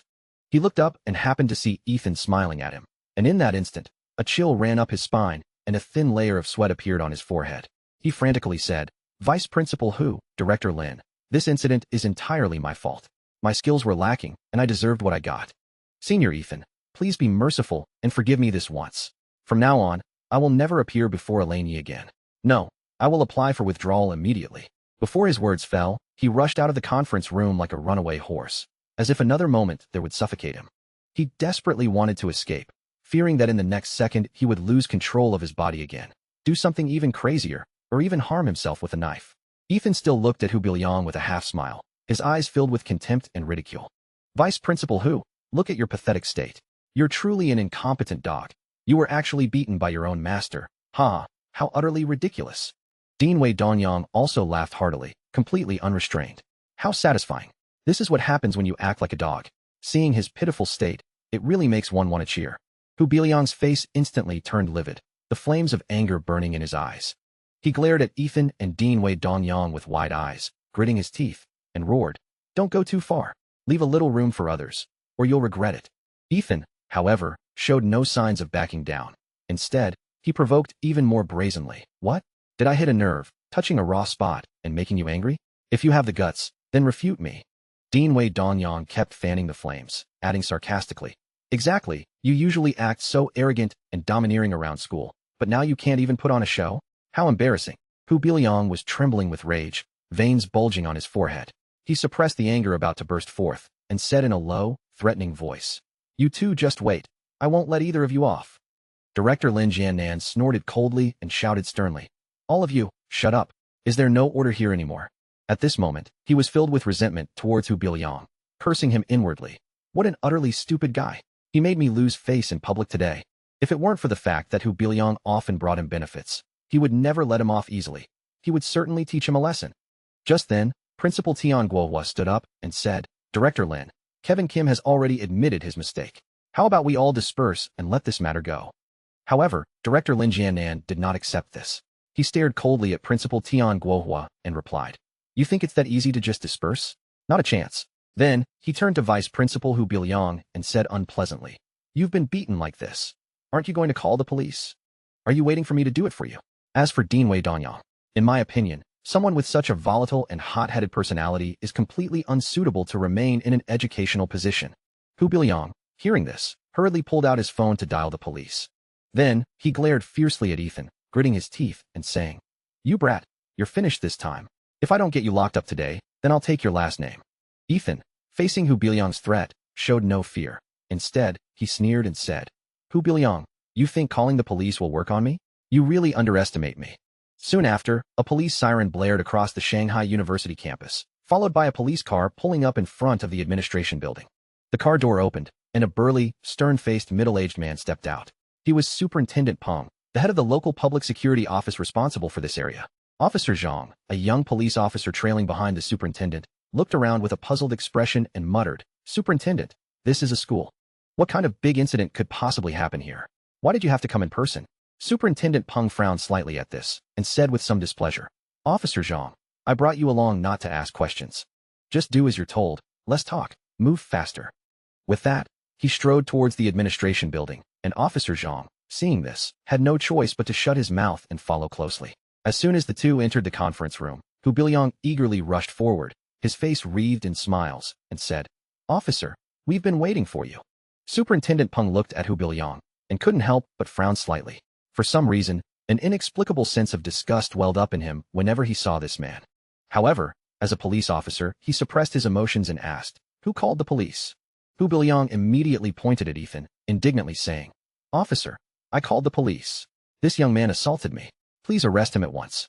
Superintendent Peng walked up to Ethan, sizing him up, then asked, "Young man, did you hit him?" Ethan nodded without flinching and replied firmly, "Yes, I did." Dean Wei Dongyang, seeing this, also stepped forward to defend Ethan. "Officer, that's not entirely true." Hu Biliang deliberately slandered Ethan to curry favor with the international students. He deserved to be hit. Superintendent Peng's gaze swept back and forth between the people, his expression growing more serious. "Stop arguing. Hu Biliang, since you called the police, first explain the whole story." Hu Biliang then exaggeratedly recounted the events. Superintendent Peng was skeptical of his account, but since Ethan had indeed physically assaulted someone, he hesitated for a moment before saying, "In my opinion, the situation isn't too serious. You should try to resolve this privately. There's no need to blow things out of proportion." Hearing this, Director Lin Jiannan suddenly stood up and said, "Officer, I am Director Lin Jiannan from the Education Bureau. A student assaulting a teacher is an extremely egregious act and must be dealt with severely. If we let this go and other students follow suit, wouldn't it lead to chaos?" Hu Biliang also chimed in, "Director Lin is absolutely right. I strongly object to a reconciliation." Ethan could see that Superintendent Peng was trying his best to protect him, but he didn't want to make things difficult for the other party, so he spoke up. "Officer, I appreciate your good intentions, but I don't want to put you in a difficult position. Actually, at your current rank, you don't have the authority to question me. Take a look at this." As soon as his words fell, he took out his military ID from his system space and handed it to Superintendent Peng. Superintendent Peng carefully took the ID and examined it closely. After he finished reading it, he immediately gave Ethan a respectful, standard military salute and said loudly, former Shanghai Military Region Captain and Company Commander Peng Jun, awaiting General Ye's orders. Ethan returned the salute, then said calmly, Captain Peng, take your comrades and head back for now. I'll handle things here. Yes, sir. Superintendent Peng replied crisply. Immediately after, he led the other officers away from the scene. At this point, Ethan turned his gaze to the stunned director Lin Jiannan and Hu Biliang and said in a cold voice, I can give you an opportunity now. Go find your backers to protect you. But you only have half an hour. Once that time limit is exceeded, you will lose all chances. As he spoke, a trace of indifference flashed in his eyes. Director Lin Jiannan and Hu Biliang exchanged glances, cold sweat beading on their foreheads. They never imagined things would escalate to such an uncontrollable point. Director Lin Jiannan was the first to regain his composure. He shakily pulled out his phone, trying to contact his so-called backers from back in the day. Hu Biliang, on the other hand, felt his legs turn to jelly, almost unable to stand. Time ticked by minute. Ethan stood there with his arms crossed, his expression cold and stern, like an insurmountable mountain. 25 minutes later, Director Lin Jiannan finally reached someone. He clutched onto the phone like a drowning man grabbing a lifesaver, urgently recounting the situation. However, the voice on the other end was filled with anger and reprimand, and then the call was abruptly cut off. Half an hour quickly passed. Ethan looked coldly at the two and said, Time's up. It seems your backers aren't willing to help you. So, prepare to face the consequences you deserve. Director Lin Jiannan collapsed to the ground with a thud, crying out, Please, spare us this once. We know we were wrong. Ethan was unmoved. If you had known this would happen, you wouldn't have done it. When you make a mistake, you must bear the consequences. Just then, a middle-aged man entered the conference room. Director Lin Jiannan, seeing him, rushed over as if seeing a savior and said, Cousin, you must save me this time. The middle-aged man ignored Director Lin Jiannan and walked solemnly towards Ethan, saying, General Yi, I am Qin Jifeng of the Qin family in Shanghai. Could you please, for the sake of my Qin family, spare Lin Jiannan this once? Ethan sized up the man before him, his gaze as cold as ice, and slowly said, Is this your personal request, or the Qin family's? Hearing this, Qin Jifeng's face changed slightly, and a hint of displeasure surged in his heart. The Qin family was one of the most prominent families in Shanghai. No one had ever dared to easily offend their authority. His voice couldn't help but carry a hint of chill. Since I am standing here, I naturally represent the Qin family's position. Ethan's lips curled into a cold sneer. To try and intimidate him with the Qin family was simply overestimating themselves. He pulled out his phone without hesitation and dialed Tyson Qin's number. A moment later, Tyson Qin's voice came from the other end. Hello? Ethan Yi, what's up? Tyson, is there a person named Qin Jifeng in your Qin family? Tyson Qin keenly sensed that Ethan's tone seemed a bit unusual and quickly asked with concern. Brother Yi, Qin Jifeng is my cousin. Did he offend you? Tell me your current location, and I'll rush over immediately. Ethan gave his address, then hung up. He looked at Qin Jifeng with cold eyes and said, Let's see if you can still represent the Qin family later. Qin Jifeng's heart sank, and an inexplicable panic welled up, but he still forcibly steadied himself and shouted with feigned bravado, You brat, don't be so arrogant. What if Tyson Qin comes? Ethan completely ignored Qin Jifeng's clamoring. He took out his phone and quickly dialed Captain Liu Tianhua's number. On the other end, Captain Liu Tianhua's respectful voice quickly came through. Mr. Yi, what are your instructions? Ethan said directly. Captain Liu, I am Ethan Yi. Please bring a few people to the conference room at Shanghai University. Understood, Chief Inspector. Please rest assured, I will bring my men over immediately. After hanging up, Captain Liu Tianhua didn't dare to delay for a moment. He knew Ethan's power, and this was also an excellent opportunity to ease the relationship with Ethan. After all, the 9th Bureau Shanghai branch had previously offended Ethan, and this was a good chance to repair their relationship. Thinking of this, Captain Liu Tianhua immediately sprang into action, leading a team of elite members to rush to the conference room at Shanghai University. Along the way, he constantly urged his subordinates to speed up, fearing that being late would displease Ethan. 10 minutes later, Captain Liu Tianhua and his team arrived at Shanghai University by helicopter. They paid no attention to the curious students watching and walked directly towards the conference room in the administration building. At the same time, Ethan keenly sensed Captain Liu Tianhua's arrival and conveyed the exact location information to him via telepathy. Just then, Tyson Qin also rushed to Shanghai University, pulling his father, Marcus Qin, along. Marcus Qin was somewhat displeased that his son had insisted on dragging him along. As the head of the Qin family, going to meet a junior so hastily made him feel a little uncomfortable. Tyson Qin naturally understood his father's thoughts, but he was helpless. He couldn't control his cousin, so he had no choice but to bring his father along. Dad, our Qin family has always had a good relationship with Ethan Yi. I hope you can rein in Uncle Qi and not ruin our relationship. Setting aside the fact that Universal Group's strength far surpasses our Qin families, just look at the Chu family and the Han family. After being taught a lesson by Ethan Yi, they didn't dare to resist at all. Don't you understand the reasoning behind this? Tyson Qin tried to persuade his father earnestly as they walked. Marcus Qin naturally understood what his son was thinking. His expression was serious, and he said in a low voice, I understand. If your Uncle Qi really made a mistake, I will absolutely not shield him. But if someone dares to bully our Qin family, then this matter won't be so easy to resolve. Tyson Qin looked at his father and sighed helplessly. He began to doubt whether bringing his father along this time was a wise move. As they walked into the administration building, they happened to see Captain Lu Tianhua and his team waiting for the elevator. Marcus Qin recognized Captain Lu Tianhua, so he quickened his steps, approached him with a smile, and greeted him warmly. Captain Lu, what a coincidence. I never expected to run into you here. Captain Lu Tianhua, seeing that it was Marcus Qin, also smiled and replied. Patriarch Qin, I didn't expect to meet you here. By the way, what brings you here today? Marcus Qin answered frankly, without concealment. I'm here to see Ethan Yi. My cousin might have offended him, so I specifically came to find out what happened. At this moment, Captain Lu Tianhua looked at Marcus Qin with a strange and peculiar gaze, secretly thinking to himself, is the Qin family not afraid of death? How dare they provoke the chief inspector? Thinking of this, Captain Lu Tianhua felt it would be best to keep a certain distance from the Qin family to avoid being implicated. However, Marcus Qin did not notice the subtle change in Captain Lu Tianhua's expression, but Tyson Qin keenly caught it. He stepped forward and asked Captain Lu Tianhua, Uncle Lu, are you also here because of Ethan Yi this time? He called me earlier, and I hurried over with my father. Do you know the specific situation?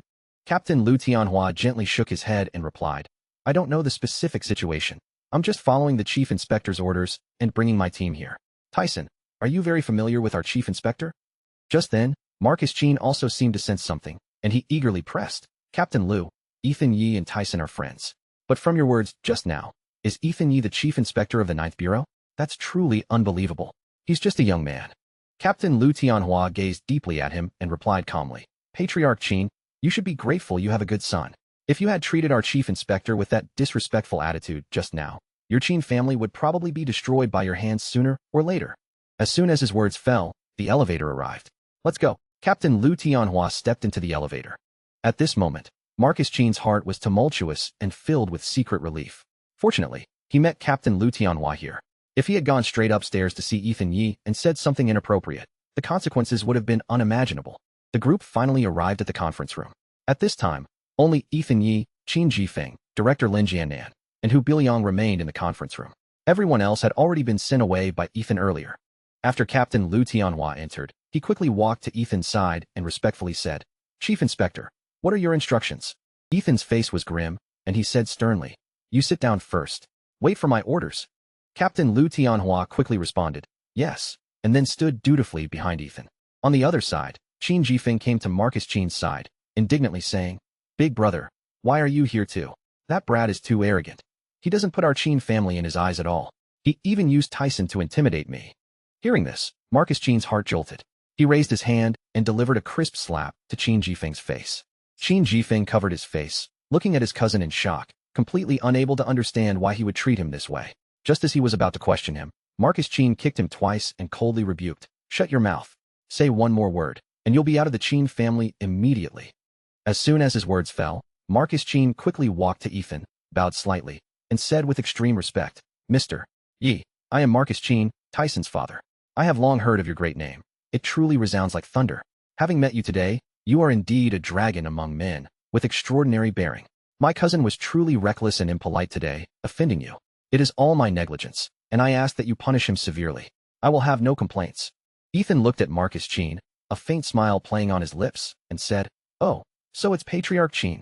In that case, for the sake of my friendship with Tyson and Lang, I will not pursue this matter with your Qin family today. As for this Qin Jifeng, you should take him back and discipline him well. If I ever find him daring to back those villains again, then don't blame me for dealing with your Qin family as well. With that, Ethan turned to Captain Lu Tianhua and said gravely, Take those two away for strict interrogation. I don't want to see them again, understood? As soon as his words fell, he nodded to Tyson Qin, then turned and left. After Ethan left, Captain Lu Tianhua began to direct his team members to apprehend Lin Jianan and Hu Biliang. Just as he was about to turn and leave, he suddenly heard Qin Jifeng questioning Marcus Qin behind him. Big brother, what is that brat's background? Could it be that our Qin family is afraid of him? However, before Marcus Qin could respond, Captain Lu Tianhua had already interjected coldly. Patriarch Qin, for an idiot like this, just get rid of him. It'll save your entire Qin family from being dragged down in the future. With that, he didn't even look back and strode away. Marcus Qin's face was grim, and he glared fiercely at Qin Jifeng, scolding him for his lack of ambition. You ignorant fool, you only bring trouble to the family. Qin Jifeng dared not speak, hanging his head. After Ethan left the conference room, as he passed the principal's office, he was suddenly called in by Dean Wei Danyang. Upon entering the office, he was surprised to find not only Principal Tian Guohua there, but also Elaine and Nina Li. Ethan looked at the flustered Principal Tian Guohua and asked suspiciously, Principal Tian, did you call me in for something? Dean Wei Danyang, on the other hand, smiled and said, Ethan, how were Director Lin Jiannan and Hu Biliang ultimately dealt with? Dean Wei, those two will definitely never appear at Shanghai University again. Ethan said with a smile, a slight curve on his lips. That's wonderful. I've always disliked that Hu Biliang, and that Lin Jiannan is no good either. Now Shanghai University can be much cleaner. Dean Wei Danyang said excitedly, overjoyed. As soon as Dean Wei Danyang finished speaking, Principal Tian Guohua said gratefully, Ethan, you've solved a big problem for the school this time. I know your identity is not simple. Are you interested in serving as the school's honorary principal? Elaine's eyes instantly lit up. She quickly walked to Ethan and said enviously, Brother, just agree. If you become the principal, won't I be able to walk around school like I own the place? Ethan, hearing this, replied unhappily, Do you think you're a crab? Walking sideways. I'm warning you. You must be obedient and well-behaved at school. If you dare to cause trouble, be careful, or I'll be hard on you. After saying this, just as he was about to refuse Principal Tian Guohua, the system's voice suddenly rang in his mind. Ding, mission selection triggered. Refuse Principal Tian Guohua's proposal. Do not serve as honorary principal of Shanghai University, no reward. B. Accept Principal Tian Guohua's proposal. Serve as honorary principal of Shanghai University, and receive an enlightenment pill as a reward. Note, the enlightenment pill can awaken intelligence in wild and spiritual beasts.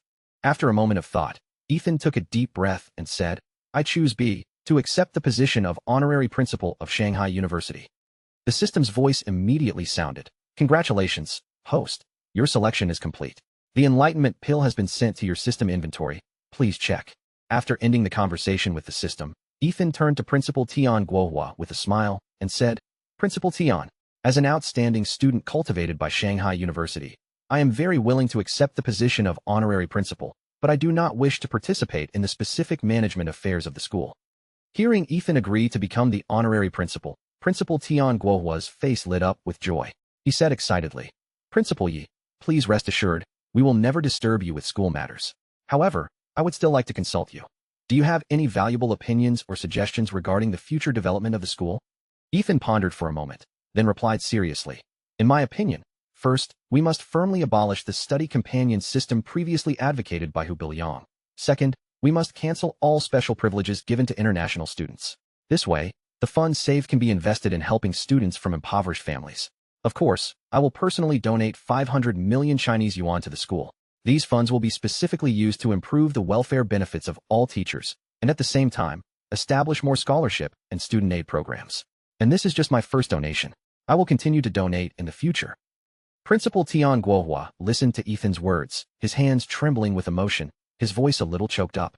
Principal Yi, your words truly move me deeply. With your support, the future of Shanghai University is bright. Elaine, beside him, was also very excited.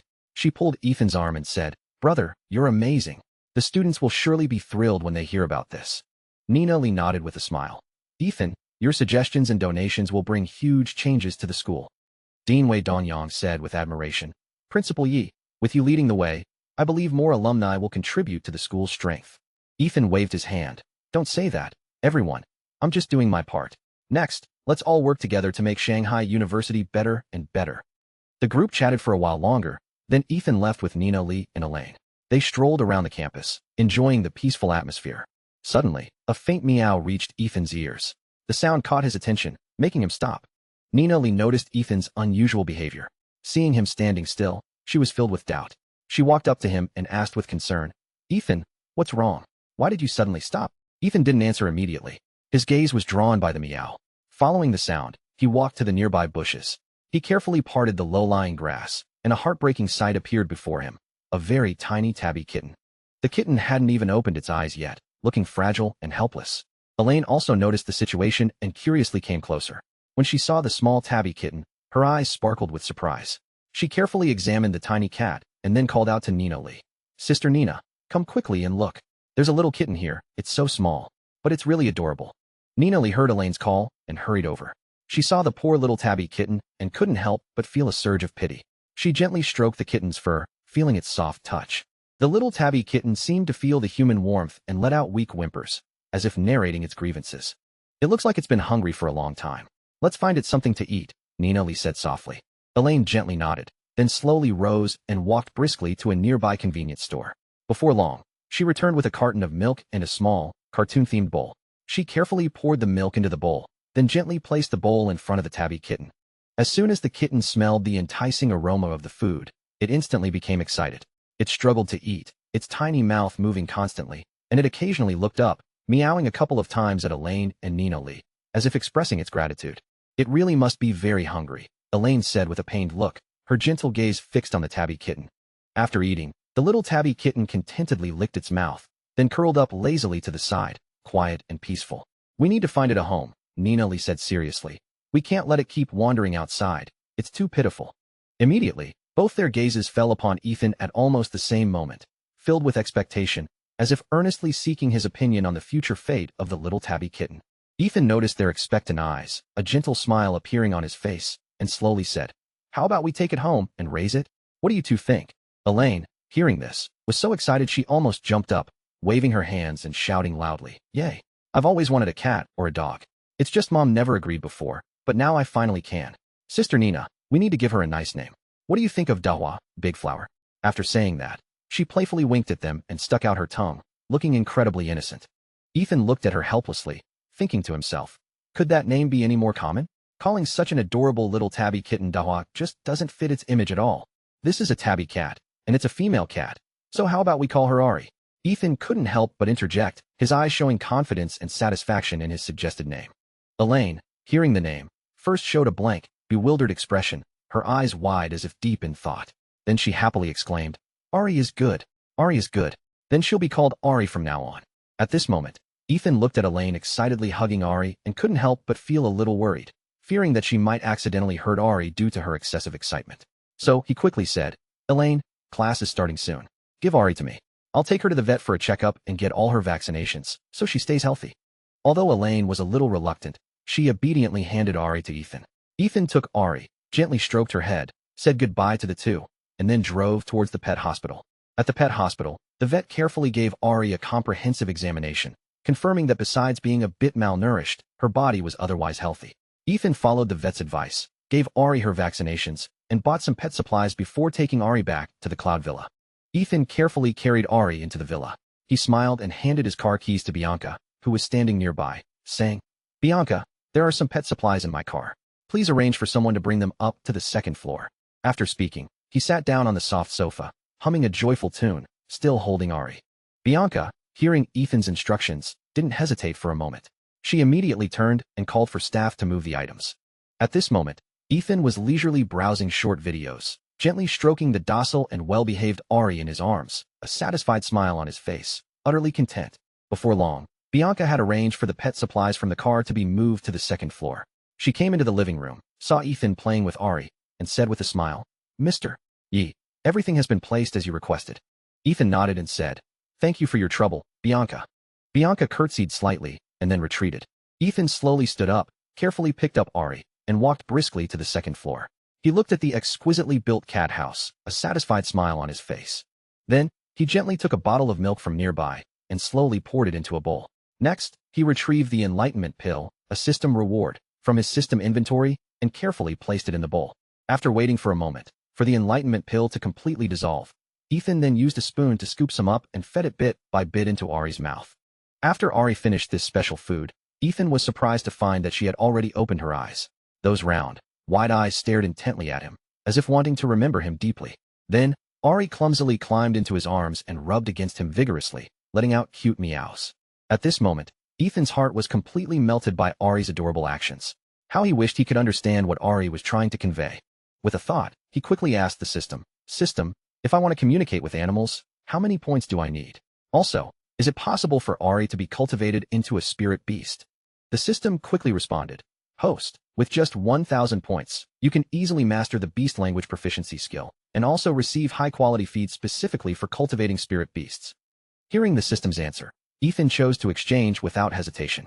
Instantly, a powerful stream of information rushed into his mind like a tide, as if countless pieces of knowledge and information were exploding in his thoughts.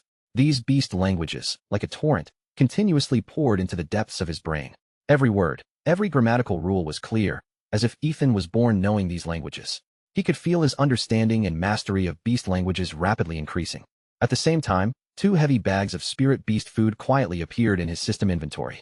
They emitted a faint fragrance, seemingly containing some mysterious power. Ethan composed himself, looked at Ari in his arms, and whispered, "Ari, now I can understand you." Ari blinked her eyes and meowed happily. "Master, that's great. I can finally communicate with you properly." Ethan smiled, stroked Ari's head, then took out a bag of spirit beast food. He opened the bag, and Ari immediately came closer, excitedly sniffing the aroma. Ethan poured some spirit beast food into the small bowl in front of Ari, and Ari gobbled it down. After eating, Ari contentedly licked her paws and said to Ethan, "Master, this food is so delicious. I feel full of strength." Ethan lovingly stroked Ari's head and gently said, "But you can't eat too much, or you'll get a stomachache." His voice was full of tenderness and care, as if he were talking to a child. After school, Elaine couldn't wait to pack her backpack and hurried back to the Cloud Villa. Her steps were light and quick, her face beaming with anticipation. As soon as she entered, she shouted loudly, "Brother, where's Ari? I want to play with her." Hearing his sister's call, Ethan walked out of his room and said with a smile, "Ari is sleeping in her cat house on the 2nd floor." "Oh, right. Didn't Nina come back with you?" Elaine anxiously explained. "I was in a hurry to come home and see Ari, so I didn't wait for Sister Nina.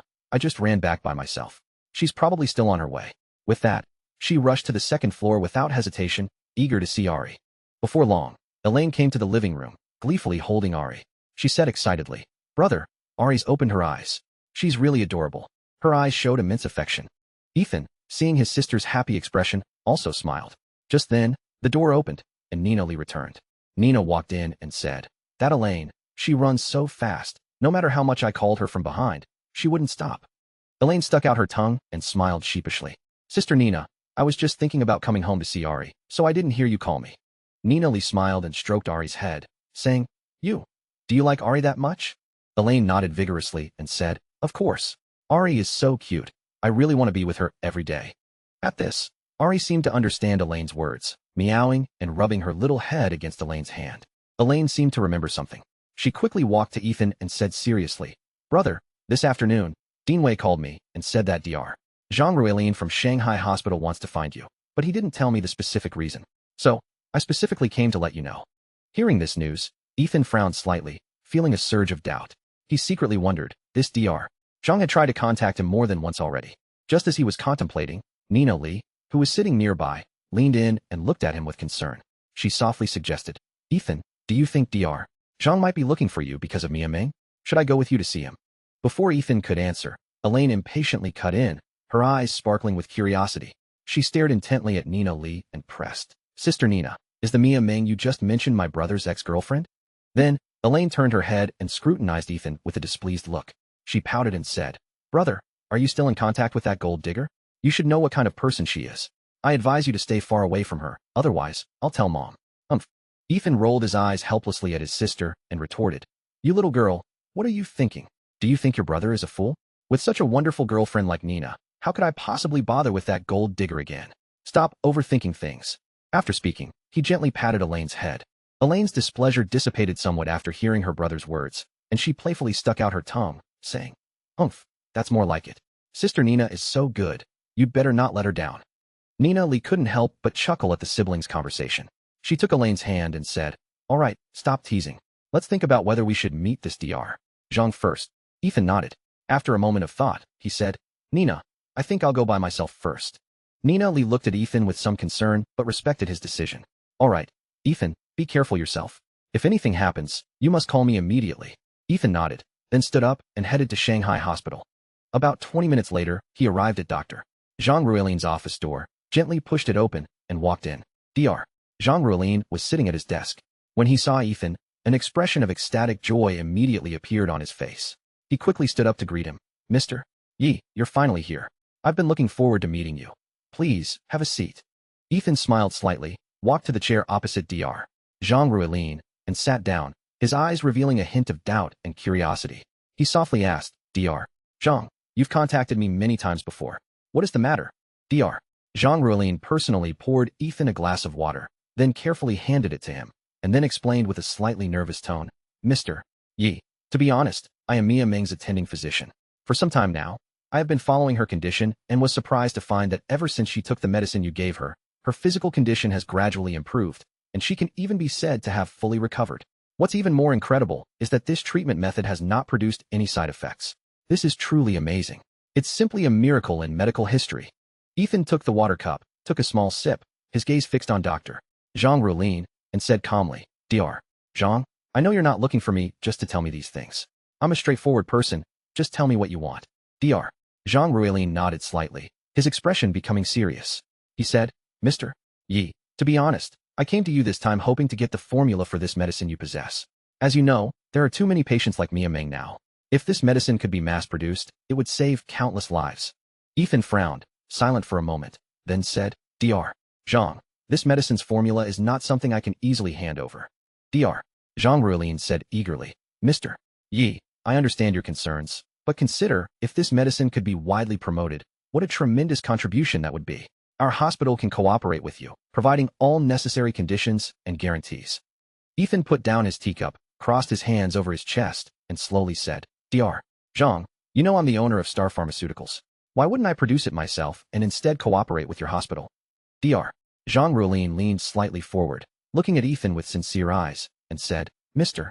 Yi, while your Star Pharmaceuticals is indeed powerful, in terms of clinical application and promotion, our hospital has rich experience and extensive channels. We can quickly get this medicine to the patients who truly need it, thereby realizing its value faster. Ethan frowned, his eyes deepening, seemingly caught in an intense internal struggle.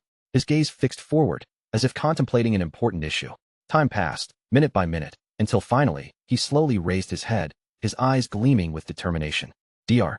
Jean, although what you say has merit, I still firmly believe that only by entrusting this medicine to Star Pharmaceuticals for production can its quality and efficacy be guaranteed. Ethan's voice was filled with confidence and resolve, making one involuntarily moved. Dr. Jean Roueline looked at Ethan, a feeling of admiration rising within him. He knew that this young man had his own persistence and beliefs, and he believed that Ethan would definitely achieve his goals. However, Dr. Jean Roueline still felt a touch of regret about not being able to participate in this cooperation. Mr. Yi, even though we cannot be partners, I sincerely hope that you can bring this medicine to market as soon as possible, because it will save countless lives and bring hope to suffering patients. Dr. Jean Roueline's tone was sincere and heartfelt, his eyes revealing concern and sympathy for the patients. Ethan smiled slightly and nodded, indicating that he understood Dr. Jean Roueline's concerns. Dr. Jean, please rest assured, I will do everything I can to ensure that this medicine is put into production as soon as possible and delivered to those who need help with the utmost speed. Ethan's promise was like a reassurance, making Dr. Jean Roueline breathe a slight sigh of relief. Finally, Ethan stood up and extended his hand to Dr. Jean Roueline. The two shook hands firmly, as if conveying trust and support. Then, Ethan turned and left the room, leaving Dr. Jean Roueline to silently pray that this medicine would come out soon and save more lives. After Ethan returned to the Cloud Villa, Nina Lee eagerly stepped forward and asked, Ethan, what was Dr. Jean looking for you about? Ethan smiled, playfully flicking her nose, and replied, he just wanted my medicine formula and to cooperate with me. Oh, so that's it. Nina Lee suddenly understood. So, did you agree? She pressed further. Ethan shook his head and explained with a smile. No, I have a pharmaceutical factory in Tianjin. I can produce it myself. There's no need to cooperate with them. Ethan is right. It's much better if we do it ourselves. Nina Lee echoed. Just then, Elaine heard their conversation and joined them. Stroking Ari, she asked curiously, Brother, I think you did the right thing. Good things should definitely be kept for yourself. This is about money. You little money lover. Ethan teased with a helpless smile. Hee, I just like money. There's nothing wrong with that, is there? Elaine playfully stuck out her tongue. But, brother, I still support your decision. Elaine said, looking at Ethan seriously. After all, producing it yourself allows for better control over product quality, and that's the most important thing. Exactly. That's why I plan to produce it myself. Ethan nodded firmly. Go for it, brother, you're the best. Elaine encouraged. Just then, the doorbell of the villa rang, a clear and pleasant sound. Elaine, hearing the bell, immediately sprang from the sofa and dashed towards the door. She eagerly opened it, wondering who was outside. When she saw Winston Wei, a happy smile appeared on her face, and she quickly pulled him inside. "Master!" Winston Wei exclaimed as soon as he entered, his gaze sweeping the room before finally settling on Ethan, who was sitting on the sofa. He quickly walked to Ethan's side and respectfully bowed. Ethan looked at his disciple, a sense of satisfaction welling up in his heart. He knew that Winston Wei was a very diligent and hardworking child, and also very talented. So, Ethan wasn't surprised by Winston Wei's arrival. "Winston, come sit. Did you come here to tell me something?" Ethan asked with a gentle smile, a hint of concern in his eyes. Ethan knew Winston Wei rarely sought him out unless it was for something important. He usually just quietly cultivated.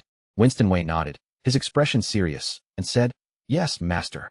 I've encountered some difficulties recently and wanted to ask for your advice." With that, Winston Wei meticulously described the problems he had been facing in his recent cultivation to Ethan.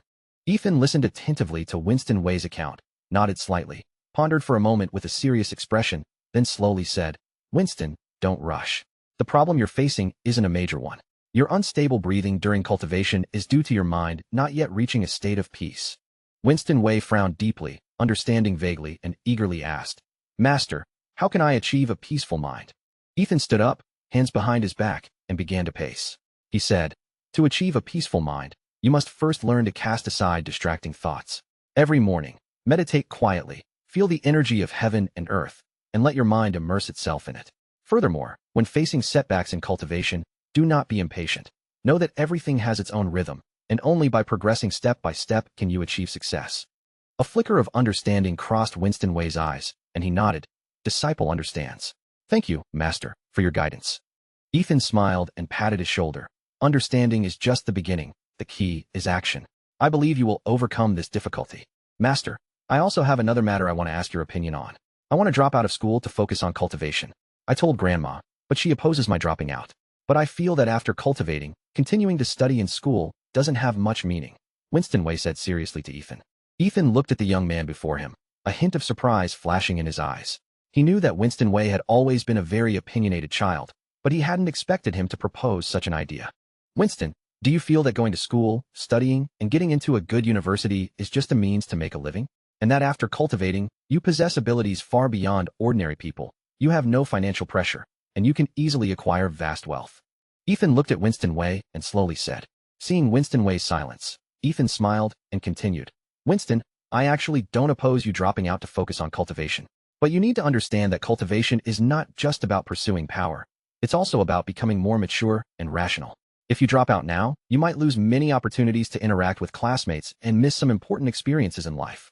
Winston Wei's heart stirred when he heard Ethan's words. He had never thought that cultivation could also make him more mature and rational. He originally thought that by continuously improving his strength, he could become a true powerhouse. "Master, then you mean?" Winston Wei asked hesitantly. "I mean, you can try to balance cultivation and academics first.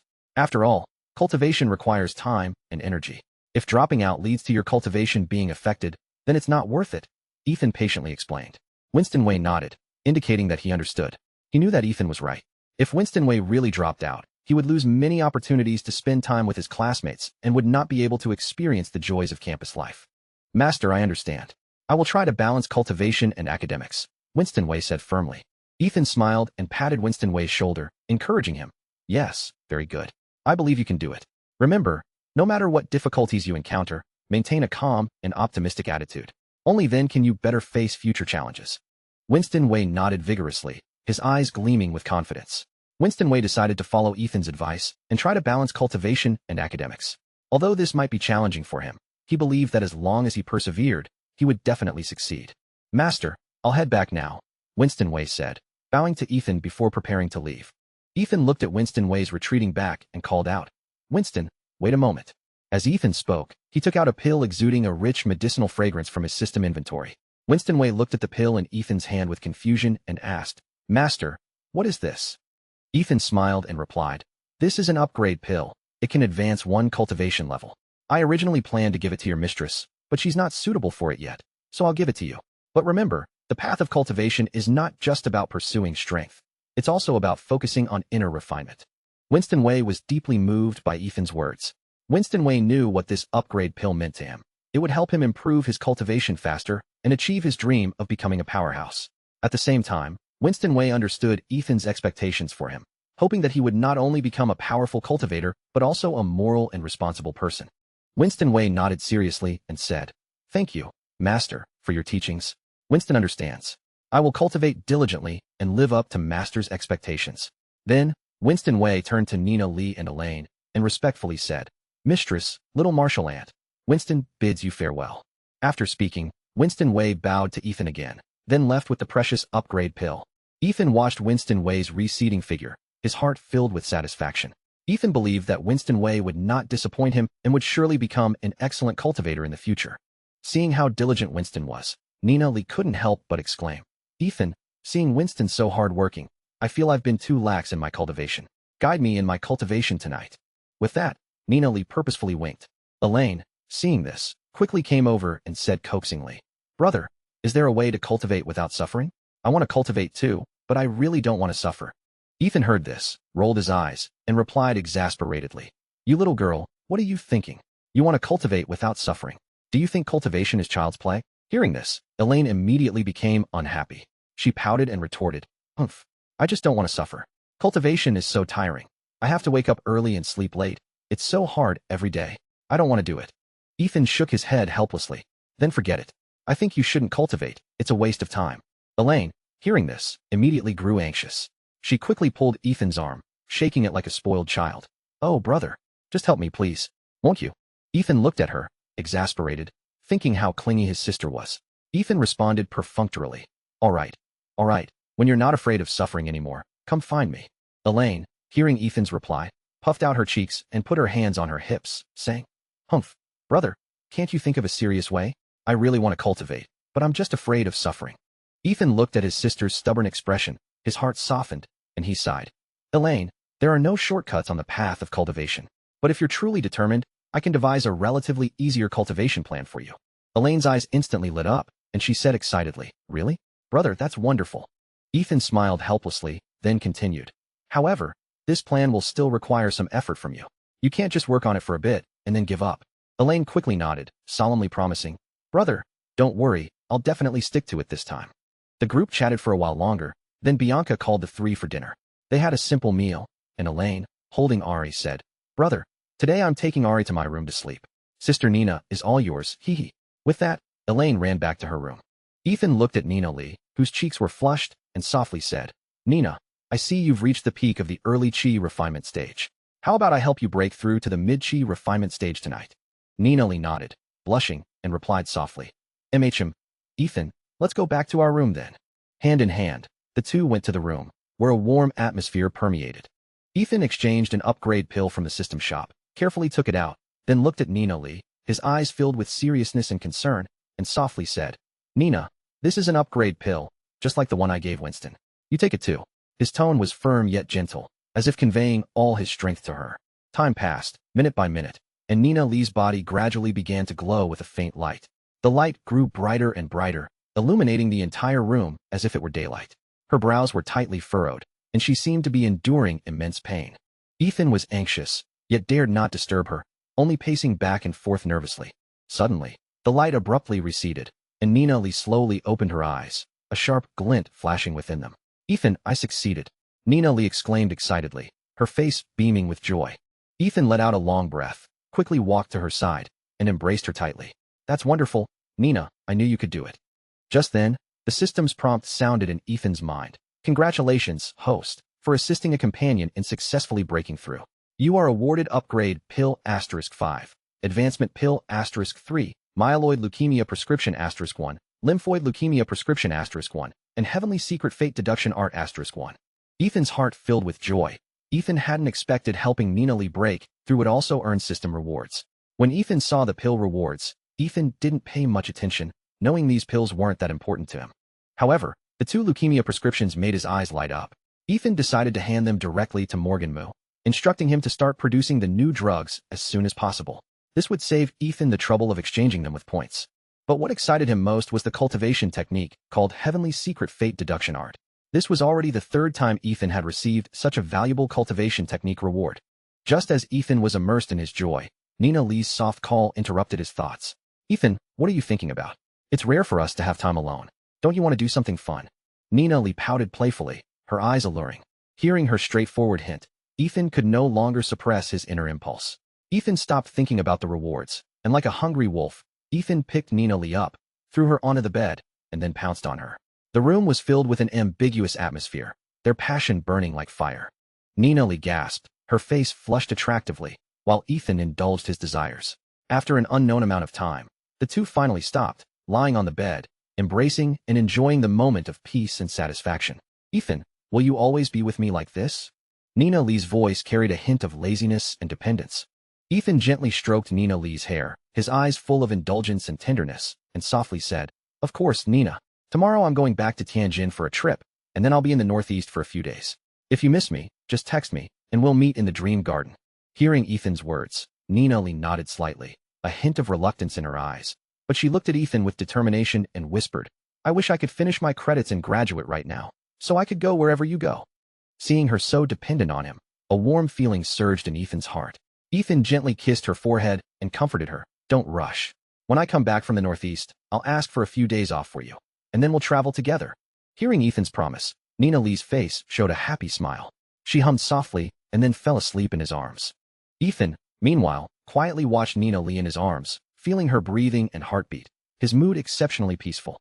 Ethan knew that this girl had become a part of his life, and no matter what difficulties and challenges they would face in the future, Ethan would protect her without hesitation.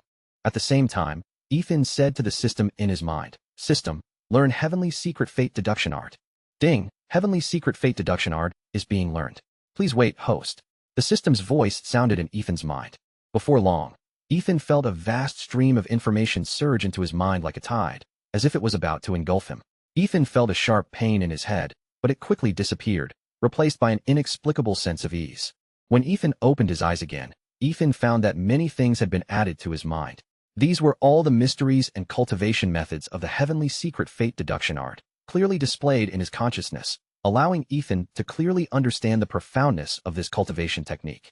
Ethan discovered that this Heavenly Secret Fate Deduction Art actually contained a trace of the power of destiny. Although this power was extremely subtle, it was undeniably real. Moreover, as Ethan delved deeper into this cultivation technique, Ethan increasingly felt that it contained countless secrets waiting for him to explore. Time passed, minute by minute, and Ethan was completely immersed in this marvelous cultivation technique, oblivious to everything around him. Unconsciously, the sky gradually brightened, and the cheerful chirping of birds could be heard outside the window. Just then, Nina Lee on the bed slowly woke up. She sleepily glanced at Ethan, who was sitting by the bed, and seeing him still in thought, she gently moved her body, not wanting to disturb him. However, Ethan keenly noticed her waking up. Ethan turned his head and looked at her with a smile, saying, "Little lazy cat, finally decided to get up?" Hearing this, Nina Lee's face flushed slightly, and she pouted coquettishly. "It's all because you were so restless last night." With that, she covered her head with the blanket, seemingly a little embarrassed. Ethan smiled and gently pulled back the blanket, softly saying, "All right, don't be shy. Get up quickly, the sun's already high." Nina Lee then slowly emerged from under the covers, stretched lazily, and then yawned. The two stayed in bed for a while longer, cuddling, then got up to wash. After washing up, the two went to the dining room. By this time, the chef had already prepared a sumptuous breakfast and placed it on the dining table, exuding an enticing aroma. Ethan couldn't wait to go to the table, pick up a bowl of steaming wontons, and began to eat, grabbing a golden, crispy xiaomai. As Ethan finished one xiaomai, Ethan suddenly felt a gaze on him. Ethan looked up and found Nina Lee sitting quietly beside him, watching him. "What's wrong? Are you mesmerized by me?" Ethan teased, a faint smile on his lips. Nina Lee rolled her eyes at him and retorted, "Who's looking at you? Narcissist. I'm just afraid you'll choke." With that, she took a small sip of milk, her eyes occasionally glancing at Ethan. Just then, Elaine came downstairs, wearing cute pajamas and still sleepy, holding Ari. She rubbed her eyes and sat down at the dining table, yawning lazily. "Brother, Sister Nina, you're up so early? Why don't you sleep more?" she mumbled, asking. Ethan couldn't help but laugh, gently stroking his sister's head. "It's not early at all. The sun's already high. But why are you up so late? Isn't it a weekday today? Don't you have class?" Elaine pouted, saying wistfully, "Oh, brother, I played a little late with Ari last night, so it's only right that I sleep in a bit this morning." With that, she picked up a piece of bread, took a bite, and chewed contentedly. After finishing the wontons in his bowl, Ethan put down his chopsticks and turned to Elaine, saying seriously, "I have to go out for a few days, so I might not be able to be with you. Please take care of Ari for these few days. If you need anything, just tell Bianca, and she'll take care of Ari." Elaine frowned, asking with confusion, Brother, you've only been back a few days. Why are you leaving again? What exactly are you busy with? If I were Sister Nina, I would have stopped talking to you long ago. You're always busy, not at all like a boyfriend. Hearing his sister say this, a hint of apology welled up in Ethan's heart. Ethan looked up at Nina Lee, who was gazing at him gently, her eyes full of understanding and support. Ethan felt a surge of emotion. Ethan knew he hadn't shown Nina enough care, always leaving her to wait alone. Ethan opened his mouth to explain, but found himself unable to express his inner guilt in words. Finally, Ethan just sighed softly and silently looked at Nina Lee. However, Nina Lee wasn't angry or dissatisfied with Ethan's busy schedule. Instead, she smiled, walked to Ethan's side, gently held his hand, and softly said, "Ethan, don't overthink it. I understand your feelings. I know everything you do is for our future. I've liked you for a long time. Now that we're together, I already feel very happy. I will always support you and wait for the day you marry me." Ethan felt a warm current flow through his heart after hearing Nina Lee's words. Ethan held Nina Lee's hand tightly, his eyes gleaming. Elaine, with a smile on her face, said, "Can you two consider my feelings as a single person? I'm going back to my room to change and then head to school." With that, Elaine got up and walked upstairs. Watching Elaine go upstairs, Nina Lee turned to Ethan and softly asked, "Ethan, when are you planning to go to Tianjin?" Ethan pondered for a moment, then replied, "I plan to leave after dinner. Do you have anything you need to take care of? If so, I can go a little later." Nina Lee smiled and shook her head. "No, I was just asking." Before long, Elaine came downstairs after changing, and Nina Lee left with her for school. After instructing Bianca to take good care of Ari, Ethan returned to his room and, using the coordinates in his system space, instantly arrived at his home in Tianjin. Ethan narrowed his eyes slightly. His powerful divine sense, like ripples in water, quickly swept through the entire villa, but Ethan didn't find his parents. However, Ethan didn't pay much attention to this. With a flash of light around him, Ethan skillfully used his spatial ability, and in the blink of an eye, Ethan appeared like a ghost at the grand entrance of Star Pharmaceuticals. Ethan adjusted his attire and walked into Star Pharmaceuticals. The employees respectfully greeted Ethan one after another. Ethan went directly to the factory manager's office, knocked on the door, and entered. Morgan Moo, seeing Ethan, showed a surprised expression and quickly stood up, saying, "Chairman Yi, why are you suddenly here?" Ethan smiled and said, "I came to check on the company. How's business progressing recently?" Morgan Moo took out a detailed report and began to brief Ethan on recent work achievements and some challenges. Ethan listened carefully, occasionally offering his insights and suggestions. After Morgan Moo finished his report, Ethan took out the 2 prescriptions awarded by the system, placed them on the table, and said, "These are the prescriptions for myeloid and lymphoid leukemia. Arrange for the technical staff to produce them as soon as possible." Morgan Moo picked up the prescriptions on the table and examined them carefully, a look of pleasant surprise on his face. Morgan Moo gave Ethan a thumbs up and said, "Chairman Yi, you're truly amazing. The medicinal ingredients required for these prescriptions are all available at the factory. We can start production at any time." Ethan nodded with satisfaction. "Factory Manager Moo, if the factory needs funds, just contact Owen Yi. He will fully support you. For now, arrange for the lab to produce a small quantity of the medicine for trial." Morgan Moo assented and then went to the lab to arrange for the technical staff to produce the new medicine. Ethan, meanwhile, called Dr. Zhang Ruilin. The call connected shortly. "Dr. Zhang, this is Ethan Yi," Ethan said directly. Dr. Zhang Ruilin was a little surprised and quickly replied, "Mr. Yi, what's the matter so early in the morning?" Ethan didn't waste words and asked directly, "Dr. Zhang, do you have any doctor friends in Tianjin specializing in leukemia? My pharmaceutical factory has started trial production, and we need some patients for clinical trials." Dr. Zhang Ruilin immediately agreed after hearing this. "Okay, Mr. Yi, my mentor is at the Tianjin Blood Institute, and he's an expert in leukemia. He can help you contact them. However, we need to comply with relevant regulations and procedures to ensure the legality and safety of the trials." Ethan said gratefully, "Thank you, Dr. Zhang. I will have the pharmaceutical factory prepare all the necessary paperwork, so there won't be any problems." Dr. Zhang Ruilin smiled. "You're welcome, Mr. Yi. I thought it would take some time for your factory to produce the finished medicine, but I didn't expect it to be so quick. I'll text you my mentor's number shortly. I'm really looking forward to seeing the trial results." After hanging up, Ethan felt much more relaxed. With Dr. Zhang Ruilin's help, Ethan believed he would soon find suitable patients for clinical trials. Next, Ethan just needed to wait for the first batch of medicine from the factory. Before long, Morgan Moo returned from the lab to the factory manager's office and reported to Ethan, "Chairman Yi, everything has been arranged, and the new medicine is currently being produced. I believe it will be completed soon." At the same time, Ethan's phone suddenly rang with a notification.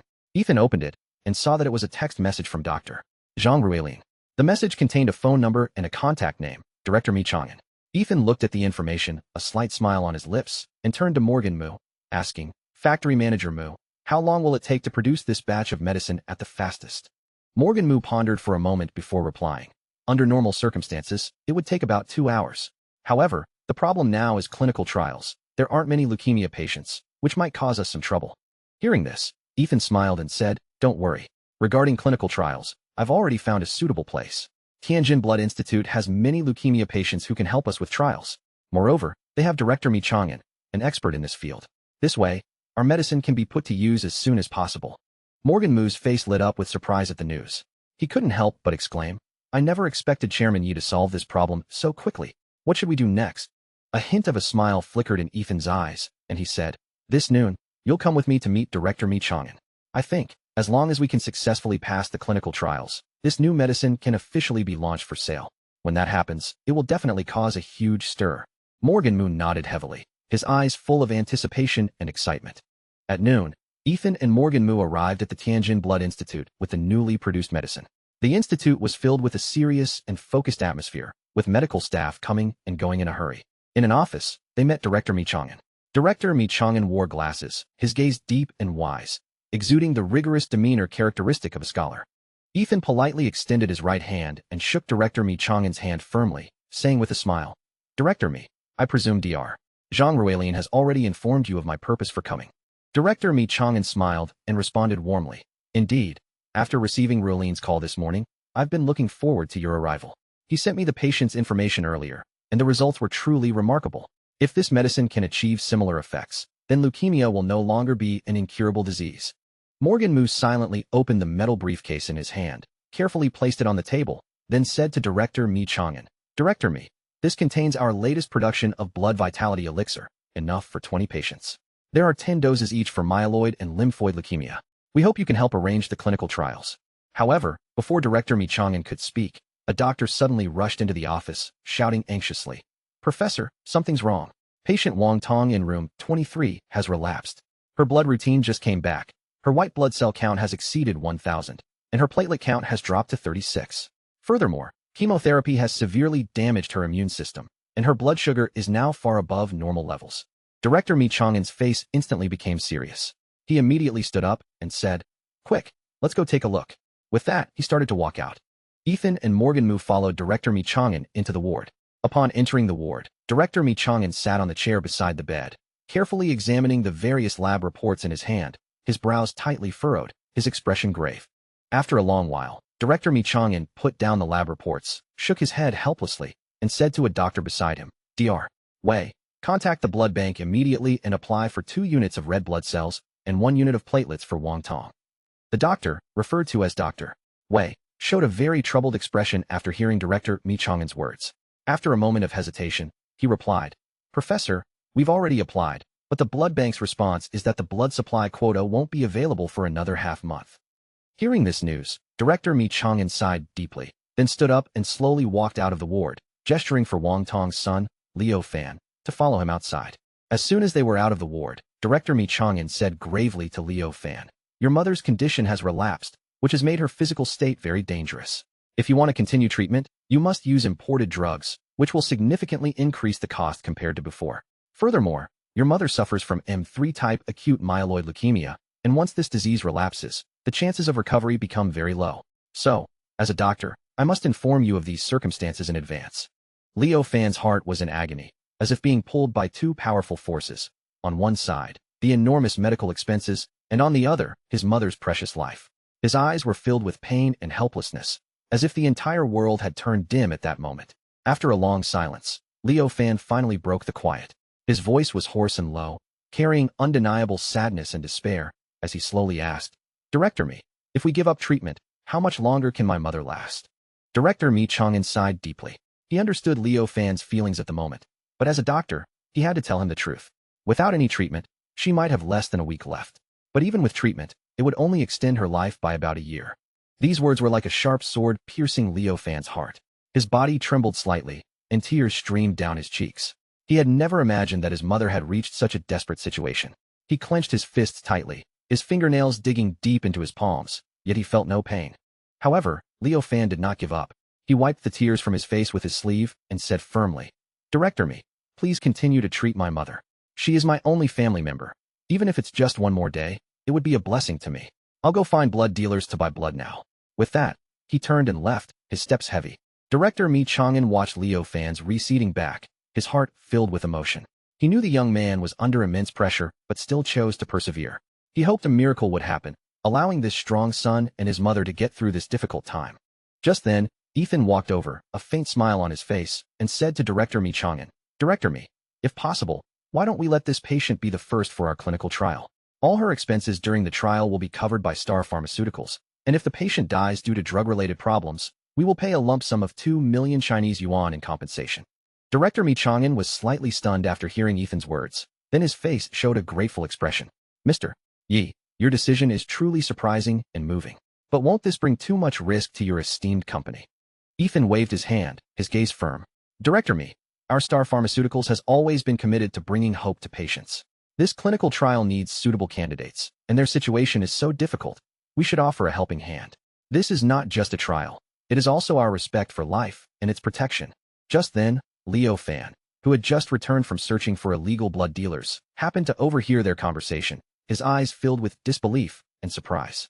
He quickly sped up, walked over, and then knelt before Ethan with a thud. "Mr. Yi, I, Liu Fan, can never repay your great kindness. As long as my mother has even a sliver of a chance to survive, we are willing to try. Even if something unexpected happens, we will absolutely not demand any compensation from you." Ethan quickly helped Liu Fan up and comforted him. "Don't be like this. Get up quickly. A man shouldn't easily kneel. You don't need to do this. I have great confidence in the medicine we've developed. It will definitely cure your mother." Director Mi Chang'an also chimed in. "Liu Fan, Mr. Ye's medicine has already been used on a patient at Shanghai Hospital, and the treatment results were very good. Although your mother's condition is relatively more severe, there is still great hope for a cure." Liu Fan, hearing their words, was so moved that tears welled up in his eyes. He stood up, his voice trembling, and said, "Mr. Yi, Director Mi, thank you, thank you. I truly don't know how to express how I feel right now." Ethan patted Liu Fan's shoulder and said, "Don't think so much right now. Let's quickly arrange for your mother to take the medicine." The group soon arrived at the ward, where medical staff quickly made preparations. Liu Fan tightly held his mother's hand and whispered in her ear, "Mom, there's hope. You will get better." As Wang Tong took the blood vitality elixir, Ethan said seriously to Director Mi Chang'an, "Director Mi, in 6 hours, a complete blood count needs to be done again for the patient. The blood vitality elixir should be taken once daily. 12 hours after the last dose is taken, perform a bone marrow aspiration to determine the patient's specific condition, and then decide whether to continue the medication." Director Mi Chang'an solemnly assured, "Mr. Yi, please rest assured, I will definitely arrange all relevant matters and accurately record every treatment effect in detail." Then, he looked at Liu Fan, his expression slightly grave, and said, "The blood transfusion also needs to be arranged as soon as possible. Your mother's red blood cell and platelet counts are simply too low." Liu Fan, hearing Director Mi Chang'an's words, nodded repeatedly, his voice trembling slightly. "Director, I've already arranged it. The blood will be delivered soon." With that, Liu Fan went to his mother's bedside, tightly held her hand, his eyes filled with worry and anticipation. Seeing that there was nothing else to instruct, Ethan and Morgan Mu returned to the office with Director Mi Chang'an. After closing the door, Ethan asked with some confusion, "Director Mi, there were too many people just now, so I didn't want to ask, but shouldn't the hospital apply for patient blood? Why does Liu Fan have to go to illegal blood dealers to buy blood quotas at high prices?" Director Mi Chang'an was silent for a moment and then said, "This situation is very common in blood disease hospitals. Sometimes the blood bank isn't without blood, but they just don't release blood quotas. To get blood, patients' families either participate in mutual blood donation or can only go to illegal blood dealers to buy blood quotas." Ethan frowned deeply and continued to ask, "If someone has previously participated in voluntary blood donation, can't they directly use the amount of blood they donated when they need it?" Director Mi Chang'an shook his head and said, "Theoretically, yes, but in practice, it's difficult to do. Firstly, the reimbursement procedures for voluntary blood donors and their immediate family members are cumbersome and complex, often requiring visits to multiple departments for verification. Secondly, some places have mandatory requirements for mutual blood donation. If a patient or their family has not donated blood, or if the amount donated is insufficient, they cannot get free blood even if they have donated many times before. Moreover, fewer and fewer people are donating blood now, and blood shortages have become a widespread problem. Therefore, some hospitals prioritize blood for patients who have participated in mutual blood donation, while those who haven't can only wait or find other solutions. Ethan felt a surge of anger and helplessness after hearing this. He had always thought that voluntary blood donation was a noble and glorious act, helping those in urgent need of blood. But he never expected reality to be so cruel and indifferent, rendering the kindness and efforts of voluntary blood donors meaningless. He couldn't help but ask, is there no way to solve this problem? For example, by establishing a unified national blood management system to achieve blood information, sharing, and allocation. Director Mi Chang'an smiled bitterly and said, this is not something that can be achieved overnight. Moreover, it involves too many vested interests and power struggles. It's not that easy to push through. However, we have always been working hard to improve the current situation, hoping that more people can benefit from the voluntary blood donation system. Morgan Mu also sighed. I also saw online before, a mother who was hospitalized and urgently needed blood. Her child took her blood donation certificate to apply for blood, but was rejected. There are many such incidents. Blood donation is voluntary, but blood use is compensated, which has also led many people to resist donating blood. After a period of silence, Ethan sighed and said, Director Mi, I will take my leave now. You can coordinate the trial results with factory manager Mu later. With that, Ethan left, his mood appearing somewhat low. Back at the East Lake Villa, Ethan first booked a flight ticket to Harbin for tomorrow morning, then went to the kitchen. He gently opened the refrigerator, took out half a watermelon, and grabbed a spoon, then began to eat it in large bites. He casually scrolled through short videos while savoring the sweet watermelon. When the watermelon was completely eaten, he checked the time and realized it was already noon. Normally, even if his mother went out for errands or strolled around, she would usually return on time for lunch. What was happening today? Had she gone visiting? Ethan got up, put the eaten watermelon in a garbage bag, carried the bag out of the villa, and after throwing away the trash, he took out his phone and called Mei Wang. Beep, beep, beep. Before long, Mei Wang's voice came through. Ethan, what makes you call your mom? Ethan smiled and said, Mom, I missed you. Mei Wang listened to her son's words, feeling pleased, but still pretended to be calm and said, Stop that. If you have something to say it quickly. Don't beat around the bush with your mom. Ethan smiled helplessly, then said, I came home to see you, but I waited and waited, and you didn't come home. So I called to ask where you were. Mei Wang laughed and said, You child, you didn't tell me you were coming back in advance, otherwise I could have prepared. Ethan scratched his head and said, embarrassed, I just wanted to give you a surprise. Mei Wang smiled and said, That's thoughtful of you. Oh, right. Do you need anything from me today? Ethan chuckled. Nothing, I just missed you a bit, so I came back to see you. Mei Wang was touched by her son's words, but on the phone, she said, Stop with the sweet talk. Mom knows you're busy and don't have time to come back and see me. As long as you're doing well, Mom is relieved. Ethan felt a warmth in his heart and said, Oh right Mom, where are you now? Mei Wang smiled and said, Today, your aunt is being discharged from the hospital, and I'm at your uncle's house. If you don't have anything to do, come over. Ethan quickly said, All right, Mom, I'm coming over now. After hanging up, Ethan tidied up a few things, then drove to his uncle's house. Ethan drove to his uncle's residential complex. After parking his car, he got out and walked straight towards the complex entrance. Entering a supermarket, he selected some fresh fruits and nutritious supplements. After paying, he carried these gifts upstairs and found his uncle's door. Seeing that the door was not tightly closed, seemingly left open for him, Ethan felt a bit puzzled, but gently pushed it open and walked in. As soon as he entered, he saw Yanan Wang standing in the living room, waiting for him. Ethan, you're here? Why did you buy so many things? Yanan Wang, seeing Ethan carrying bags of gifts, quickly came forward to take them, her eyes full of affection. Hee, sister. I'm here to see you all. I couldn't come empty-handed, Ethan explained with a smile. And if my mom knew I didn't bring anything, she'd definitely chase me with a stick. With that, the two exchanged smiles. Just then, Shan Wang heard the commotion and ran out of his room, excitedly shouting, Brother Ethan, you're here. Ethan stroked his head and said kindly, Shan, come help me carry some things. There are a few good bottles of liquor by the door. Help me with those. Shan Wang immediately ran to the door and picked up the bottles of liquor. Ethan continued to carry the other items into the living room. The living room was already quite full of people, sitting or standing, chatting happily. Ethan placed the things he brought in a corner, then greeted everyone one by one. Grace Zhang warmly invited Ethan to sit beside her. She took Ethan's hand, her eyes full of gratitude, and said, Ethan, I was able to be discharged so quickly. It's all thanks to you. Your aunt doesn't know how to thank you. Ethan smiled and comforted her. Aunt, we're family. Saying thank you is too formal. As long as you recover well, I'll be relieved. Yanan Wang, watching this scene, also felt very pleased. She placed the washed fruits on the coffee table and gently said to Ethan, Ethan, come have some fruit. These are freshly bought and very fresh. Ethan unhesitatingly picked up an apple, took a bite, and ate it with relish. As he ate, he asked, "Sister, where's Alex? Did he go out? And where's Uncle? Why isn't he home?" Yanin Wang, with a gentle smile on her face, softly explained, "Your brother-in-law took a few days off earlier. Today, right after picking up your aunt from the hospital, I quickly sent him back to work. Your uncle and your two aunts and their husbands went to the restaurant to pick up dishes. We originally planned to eat out, but my aunt said the atmosphere at home would be better, so we ordered the dishes. We'll eat here at home later." Hearing this, Ethan couldn't help but laugh, teasingly saying, "Sister, you're too hard on your brother-in-law. He's been busy nonstop, and he hasn't even eaten lunch yet, and you're rushing him back to work?" Yanin Wang smiled helplessly and sighed softly, explaining, "Ethan, I don't want to be like this either. Your brother-in-law has taken a really long leave this time.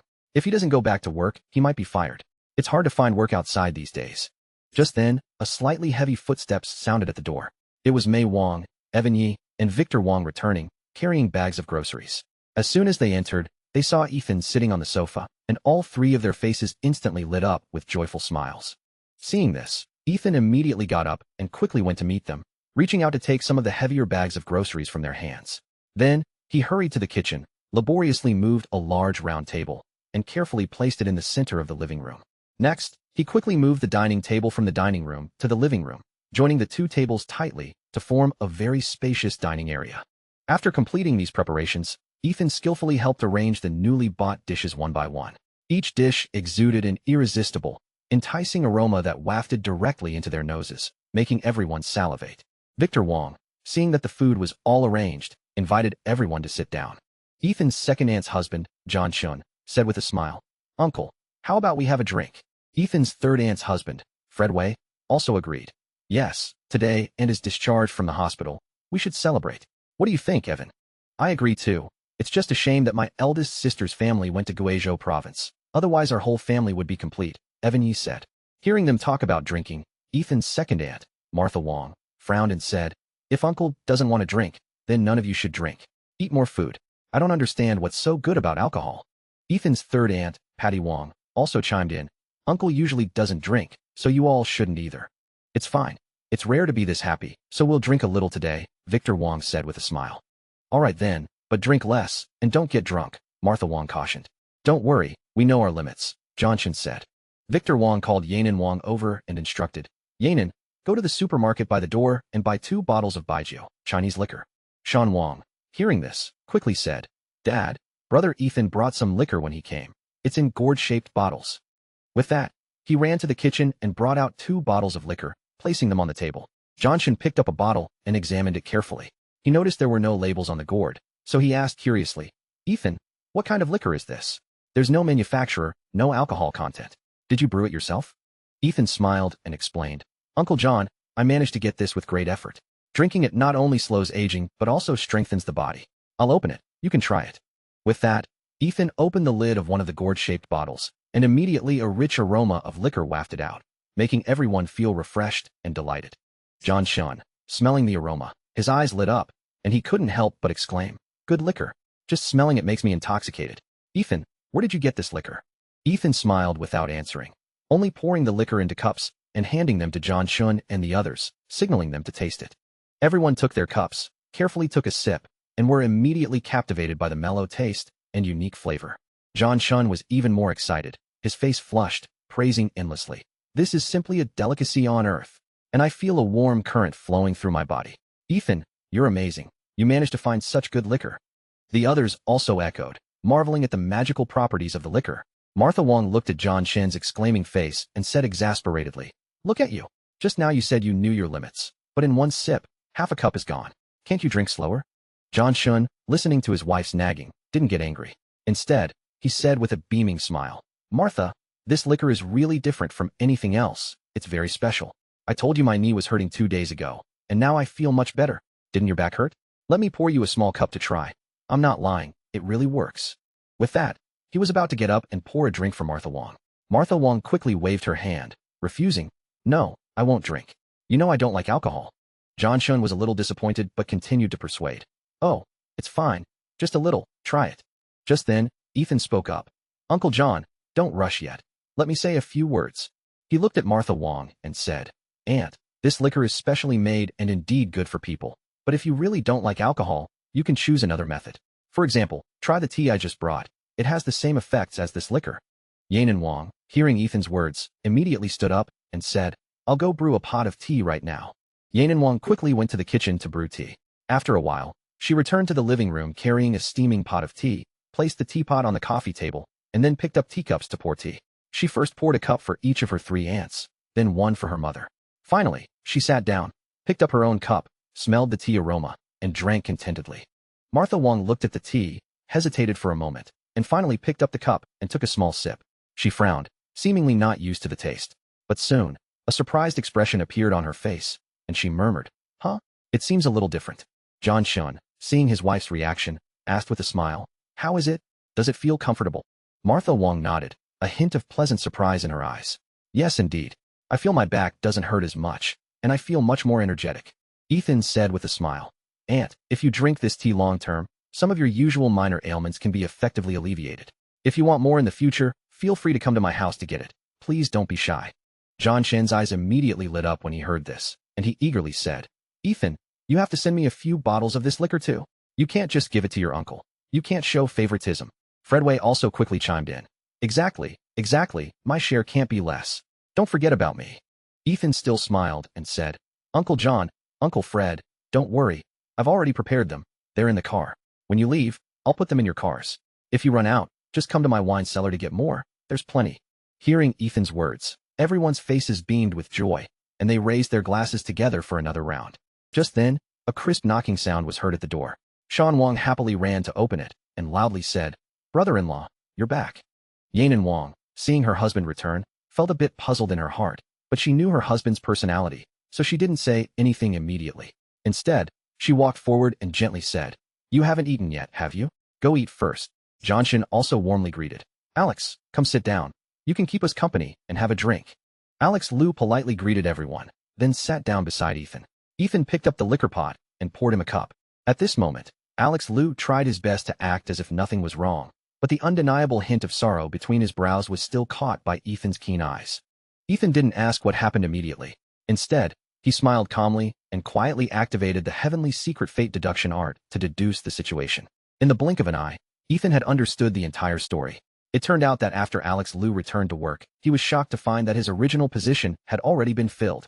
An uncontrollable anger immediately surged in his heart, so he directly confronted his department manager to ask for the reason. However, the manager told him he had been fired for absenteeism. But Alex Liu knew very well that he had asked for leave from the company in advance, yet now he was being fired for absenteeism. This was simply absurd. In his anger, Alex Liu immediately argued with the manager. Later, a colleague, who usually had a good relationship with him, quietly told him that the person who replaced him was actually the team leader's cousin. Moreover, Alex Liu had only requested leave by phone and couldn't provide any tangible evidence to prove he had taken leave. In this situation, he could only suffer this unfair loss in silence. After understanding the whole story, Ethan didn't immediately question Alex Liu. He smiled, raised his wine glass, and slowly said, Brother-in-law, it's been a long time since we've had a drink and chatted together. We must have a good couple of drinks today. Alex Liu, whose heart was currently filled with worry and frustration, was looking to drown his sorrows in alcohol, so he unhesitatingly raised his glass and emptied it. Seeing Alex Liu drink so readily, Ethan smiled slightly, finished the wine in his own glass, and then said, Brother-in-law, I have something I'd like you to help me with. Alex Liu heard this and replied without hesitation, Ethan, you don't have to be so formal with your brother-in-law. Just tell me what you need. If it's something I can do, I definitely won't refuse. Ethan nodded slightly, a smile appearing on his face, and continued, Thank you in advance, brother-in-law. The thing is, I previously invested in a logistics and trade center project in the free trade zone with Yuanda Group and Fuyu Group. But I'm not usually in Tianjin, so I can't constantly monitor the project's progress. So I wanted to ask if you could resign from your current job and help me supervise the progress of this project, if that's all right. Alex Liu was slightly startled at first, then his face showed a serious expression. After pondering for a moment, he said, Ethan, this is no small matter. I'm afraid my abilities are limited, and I might not be up to such a heavy responsibility. Ethan quickly said, Brother-in-law, don't say that. I believe in your abilities. Moreover, this project also has a professional team working on it. Your main role would be to keep an eye on things for me and promptly communicate any unusual situations. Alex Liu took a deep breath, nodded, and said, Since you trust me so much, then your brother-in-law will accept. I will definitely do my best to help you with this. Ethan happily raised his glass. Cheers, brother-in-law. With you helping me keep an eye on things, I can rest assured. Alex Liu's mood lightened up considerably at this point. With his work problems, which had been bothering him, now resolved, coupled with the delicious food and fragrant liquor, Alex Liu's joy was palpable. The whole family gathered around the table, the atmosphere lively and bustling. Amidst toasting and drinking, the 2 bottles of liquor were quickly emptied. Martha Wong, seeing John Chun get up to get more liquor, was about to stop him when Mei Wong intervened. Mei Wong said with a smile, "Second sister, just let them drink to their heart's content. Look at them. Their eyes are sparkling, and they're full of energy. There's no sign of drunkenness. In my opinion, if this liquor has the same effect as the tea we're drinking, then drinking a bit more won't be a problem. Besides, it's rare for everyone to gather together and be so happy. Having some drinks to liven things up is perfectly fine." Martha Wong listened to her younger sister's words, her brows slightly furrowed, a hint of hesitation in her eyes, and said, "Mei, even though they don't seem drunk, drinking too much alcohol is generally not good." Mei Wong quickly took Martha Wong's hand, patted it gently, and comforted her. "Second sister, don't worry too much. Look at Alex, his work problems are resolved, and he's happy, so let him relax. Moreover, it's not easy for our whole family to gather like this. Let them enjoy this happy mood and drink a little more. What's the harm?" Martha Wong was silent for a moment, her gaze sweeping over the joyous crowd, then slowly said, "All right, I won't interfere then. Let them drink to their heart's content today and be happy. And honestly, this tea is really good. I usually have no interest in tea, but drinking this tea today, I find it exceptionally fragrant and sweet, and I can't help but want to drink more." Mei Wong smiled and responded, "Yes, second sister, this tea does taste good. It's so nice for our whole family to gather together like this today." Martha Wong nodded, a relieved smile also appearing on her face, and said, "Yes, it's better than anything for a family to be this happy." Time flew by amidst laughter and chatter. Around 4 p.m., this joyful and warm gathering slowly came to an end. Everyone worked together to clear the dishes from the table. After the family sat for a while longer, chatting about daily life, they then prepared to leave. Ethan quickly went downstairs. Taking advantage of no one paying attention, he discreetly exchanged 12 bottles of spirit liquor and 4 boxes of spirit tea from his system space. Then, pretending to retrieve them from his car, he placed these gifts separately into his second aunt's husband's car and his third aunt's husband's car. After doing all this, Ethan, along with Mei Wong and Evan Yi, went home, chatting and laughing. Upon returning home, Ethan first went to his room to change, then headed straight to the underground wine cellar. He wanted to store the spirit tea and spirit liquor he had exchanged from his system space in the wine cellar. Reaching the cellar door, he opened it, walked inside, and casually closed the door behind him. Next, he took out some spirit tea and spirit liquor from his system space and carefully arranged them on the shelves in the wine cellar. After arranging the spirit tea and spirit liquor, Ethan casually grabbed a bottle of cola from the nearby refrigerator, then left the wine cellar and walked upstairs. Ethan returned to the living room and found his parents sitting on the sofa, discussing something. "Ethan, come sit down," Evan Yi called out to Ethan. Ethan walked over and sat down, curiously asking, "Dad, Mom, what are you talking about?" Mei Wong looked at Ethan and said with a smile, "Ethan, your uncle just called and said he wants you to restock the bottles of liquor you drank earlier. He's such a big man, acting like a child." His father then said, "Son, where did you get so much good liquor and tea?" Ethan scratched his head, smiling, and said, "Dad, don't ask. This liquor can't be bought outside. Today I put a lot of liquor and tea in the cellar, enough for our whole family to drink, but don't give it to anyone outside our immediate family." Then he turned to Mei Wong and said, "Mom, tell Uncle that when he finishes what he has, he can just come to our house to get more." Mei Wong nodded and said, "All right. Ethan, how many days will you be home this time?" Ethan said somewhat apologetically, "Mom, I have to take a plane to Harbin tomorrow morning. Why don't you come along for a trip?" Mei Wong gently shook her head and refused. "I won't go. You just do your thing. Just come back to visit often, and it would be best to bring Nina back with you." "Oh, right. A few days ago I went back to our hometown and ran into her. Sigh, after all these years, he's still the same. It's really heartbreaking." Hearing his mother's words, Ethan fell silent, and a figure appeared in his mind. Shi, whose full name was Chun Xinghua, was his best childhood friend. The two often played together and spent many wonderful times. However, fate played a cruel trick on Shi. One time, they went to the river to play, and Shi accidentally fell in. Although he was rescued, his brain suffered severe damage due to prolonged submersion, and his intellectual level was affected. Ethan had always felt guilty and remorseful, believing that if he had noticed in time, this tragedy might have been avoided. In the past, he used to visit Shi frequently, hoping to bring him some warmth and care. But after high school, as academic pressure gradually increased, his visits to Shi became fewer and fewer. Now, hearing his mother mention Shi, Ethan's heart was filled with guilt and unease. He stood up and slowly said, "Dad, Mom, I want to go for a walk. I might be back late." So you two go to bed first. You don't have to wait for me. With that, he slowly walked out of the house. After Ethan left, Evan Yi frowned slightly and said with a hint of reproach, May, you know Ethan always feels bad about it. So why mention Ershi? The boy always thinks it was because he didn't notice Ershi drowning in time that Ershi's brain was damaged. Mei Wang smacked her thigh remorsefully and blamed herself. Oh dear, I just spoke without thinking. It's all my fault for making Ethan remember those unpleasant things. Evan Yi sighed and comforted her. It's all right, Mei, let's not worry too much. Ethan is a sensible child. He'll handle his emotions. Perhaps seeing Ershi this time will make him feel better. Ethan stepped outside, wondering if he should go back to his hometown to see Ershi. His hometown, Chen Village, was only about 20 kilometers from East Lake Villa, so it wasn't too far. Thinking of this, Ethan's spiritual power continuously spread towards Chen Village, quickly pinpointing the exact location of his destination. Immediately after, he used his spatial ability, and with a ripple in the space before him, his figure vanished in the blink of an eye, reappearing at the outskirts of Chen Village. Standing outside the village, Ethan immediately spotted a familiar figure at the village entrance, seemingly waiting for something. A slight smile played on his lips as he quickly walked towards that figure. Ershi. Hearing this voice, Ershi was first stunned, then immediately began to look around, searching for the source of the sound. When he saw Ethan, an expression of wild joy instantly appeared on his face, and he rushed towards Ethan without hesitation. However, just as he was about to reach Ethan, he suddenly stopped, his eyes filled with a hint of doubt and uncertainty, and he tentatively asked, Ethan? Seeing this, Ethan smiled and playfully punched him in the chest, teasing, What? Ershi, don't you recognize me? It's Ethan. You haven't really forgotten me, have you? Ershi gave a simple, honest smile, his face beaming with the joy of seeing his good friend. He rushed forward and tightly embraced Ethan, patting his back vigorously, and happily said, Ethan, you haven't come to play with me for so long. I thought you were lost. After the two released their embrace, Ershi immediately reached into his pocket, fumbled around for a long time, and finally pulled out a lollipop, which he carefully handed to Ethan.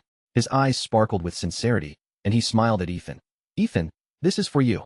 It's strawberry-flavored, your favorite. I've been saving this lollipop, unwilling to eat it, just waiting for you to share it with me. Ethan was touched as he took the lollipop, whose wrapper had faded. His heart was filled with emotion, and he couldn't help but blame himself. Why had he not visited this childhood friend for so long? Over the years, he had made many friends, but Ershi had always only had him as a friend. Ershi, let's go? Let's go to the convenience store. My treat today, Ethan said sincerely. Hearing this, Ershi jumped up excitedly and happily replied, Okay, I have so many things I want to buy. So, the two walked shoulder to shoulder into the village, with laughter and chatter all the way. Ershi ran ahead excitedly, while Ethan followed closely, fearing he would fall behind. Before long, they arrived at the convenience store. Ershi's eyes immediately lit up, and he ran back and forth in front of the shelves, looking at this and touching that. Ethan, look at this toy car, isn't it cool? If I had it, so many people would envy me. Ershi shouted excitedly. Ethan smiled and nodded. If you like it, buy it. Ershi then picked up a pack of colorful candy wrappers and happily said, I can use these to fold stars. When I fold many, many stars, I'll hang them all in my room. At night, when I sleep, it'll feel like I'm sleeping in a sea of stars. Ethan, what do you think? Ethan looked at Ershi and said gently, Of course it's good. Whatever you like to do is definitely great. Ershi chuckled and continued to pick other things. Ethan, meanwhile, started chatting with Uncle Zhang, the owner of the convenience store. Uncle Zhang, do you still recognize me? Uncle Zhang looked at Ethan for a long time before recognizing him, and said with some emotion, Ethan, it's been years since you've been back. Ethan smiled and nodded. Yes. Ever since my grandpa passed away, our family rarely came back to our hometown. Uncle Zhang, can you tell me how Ershi has been doing these past few years? Hearing this, a trace of pity flashed in Uncle Zhang's eyes. Ershi has been doing all right these past few years. Everyone in our village is familiar with him, so no one bullies him. His elder brother, Dashi, got married and even brought his parents and Ershi to live in the city. But who would have thought? Ershi ran back by himself the very next day. Old Chun and his wife had no choice but to follow him back. It's just, what will Ershi do when Old Chun and his wife are gone? At this point, Uncle Zhang couldn't help but sigh. Ethan felt a pang of sadness after hearing Uncle Zhang's words. After a moment of silence, he said, Uncle Zhang, if Ershi ever has any difficulties in the future, please trouble yourself to call me and let me know. If he wants anything to eat, just give it to him. I'll leave some money with you now, considering it prepaid for him. Uncle Zhang patted Ethan's shoulder and said with satisfaction, Ethan, Ershi is a kind child, just a bit unlucky. Don't worry, I'll take good care of him in the future. Just then, Ershi ran over, holding the things he had chosen, his face beaming with satisfaction. Ethan, Uncle Zhang, I've picked everything. Ethan took the items from Ershi's hand, scanned to pay 100,000 Chinese yuan, then walked out of the convenience store with Ershi. Along the way, Ethan was deep in thought. Ershi seemed to notice something and asked, "Ethan, what's wrong? Are you hungry? I even got you some crispy noodles." With that, he took a bag of crispy noodles from his bag and put it in Ethan's hand. Just then, the system's voice sounded in Ethan's mind. "Ding, it is detected that the host has experienced a significant emotional fluctuation due to childhood friend Chen Xinghua, thus triggering a selection mission. Please complete the following selection. Respect reality. Maintain Chen Xinghua's current state. Reward.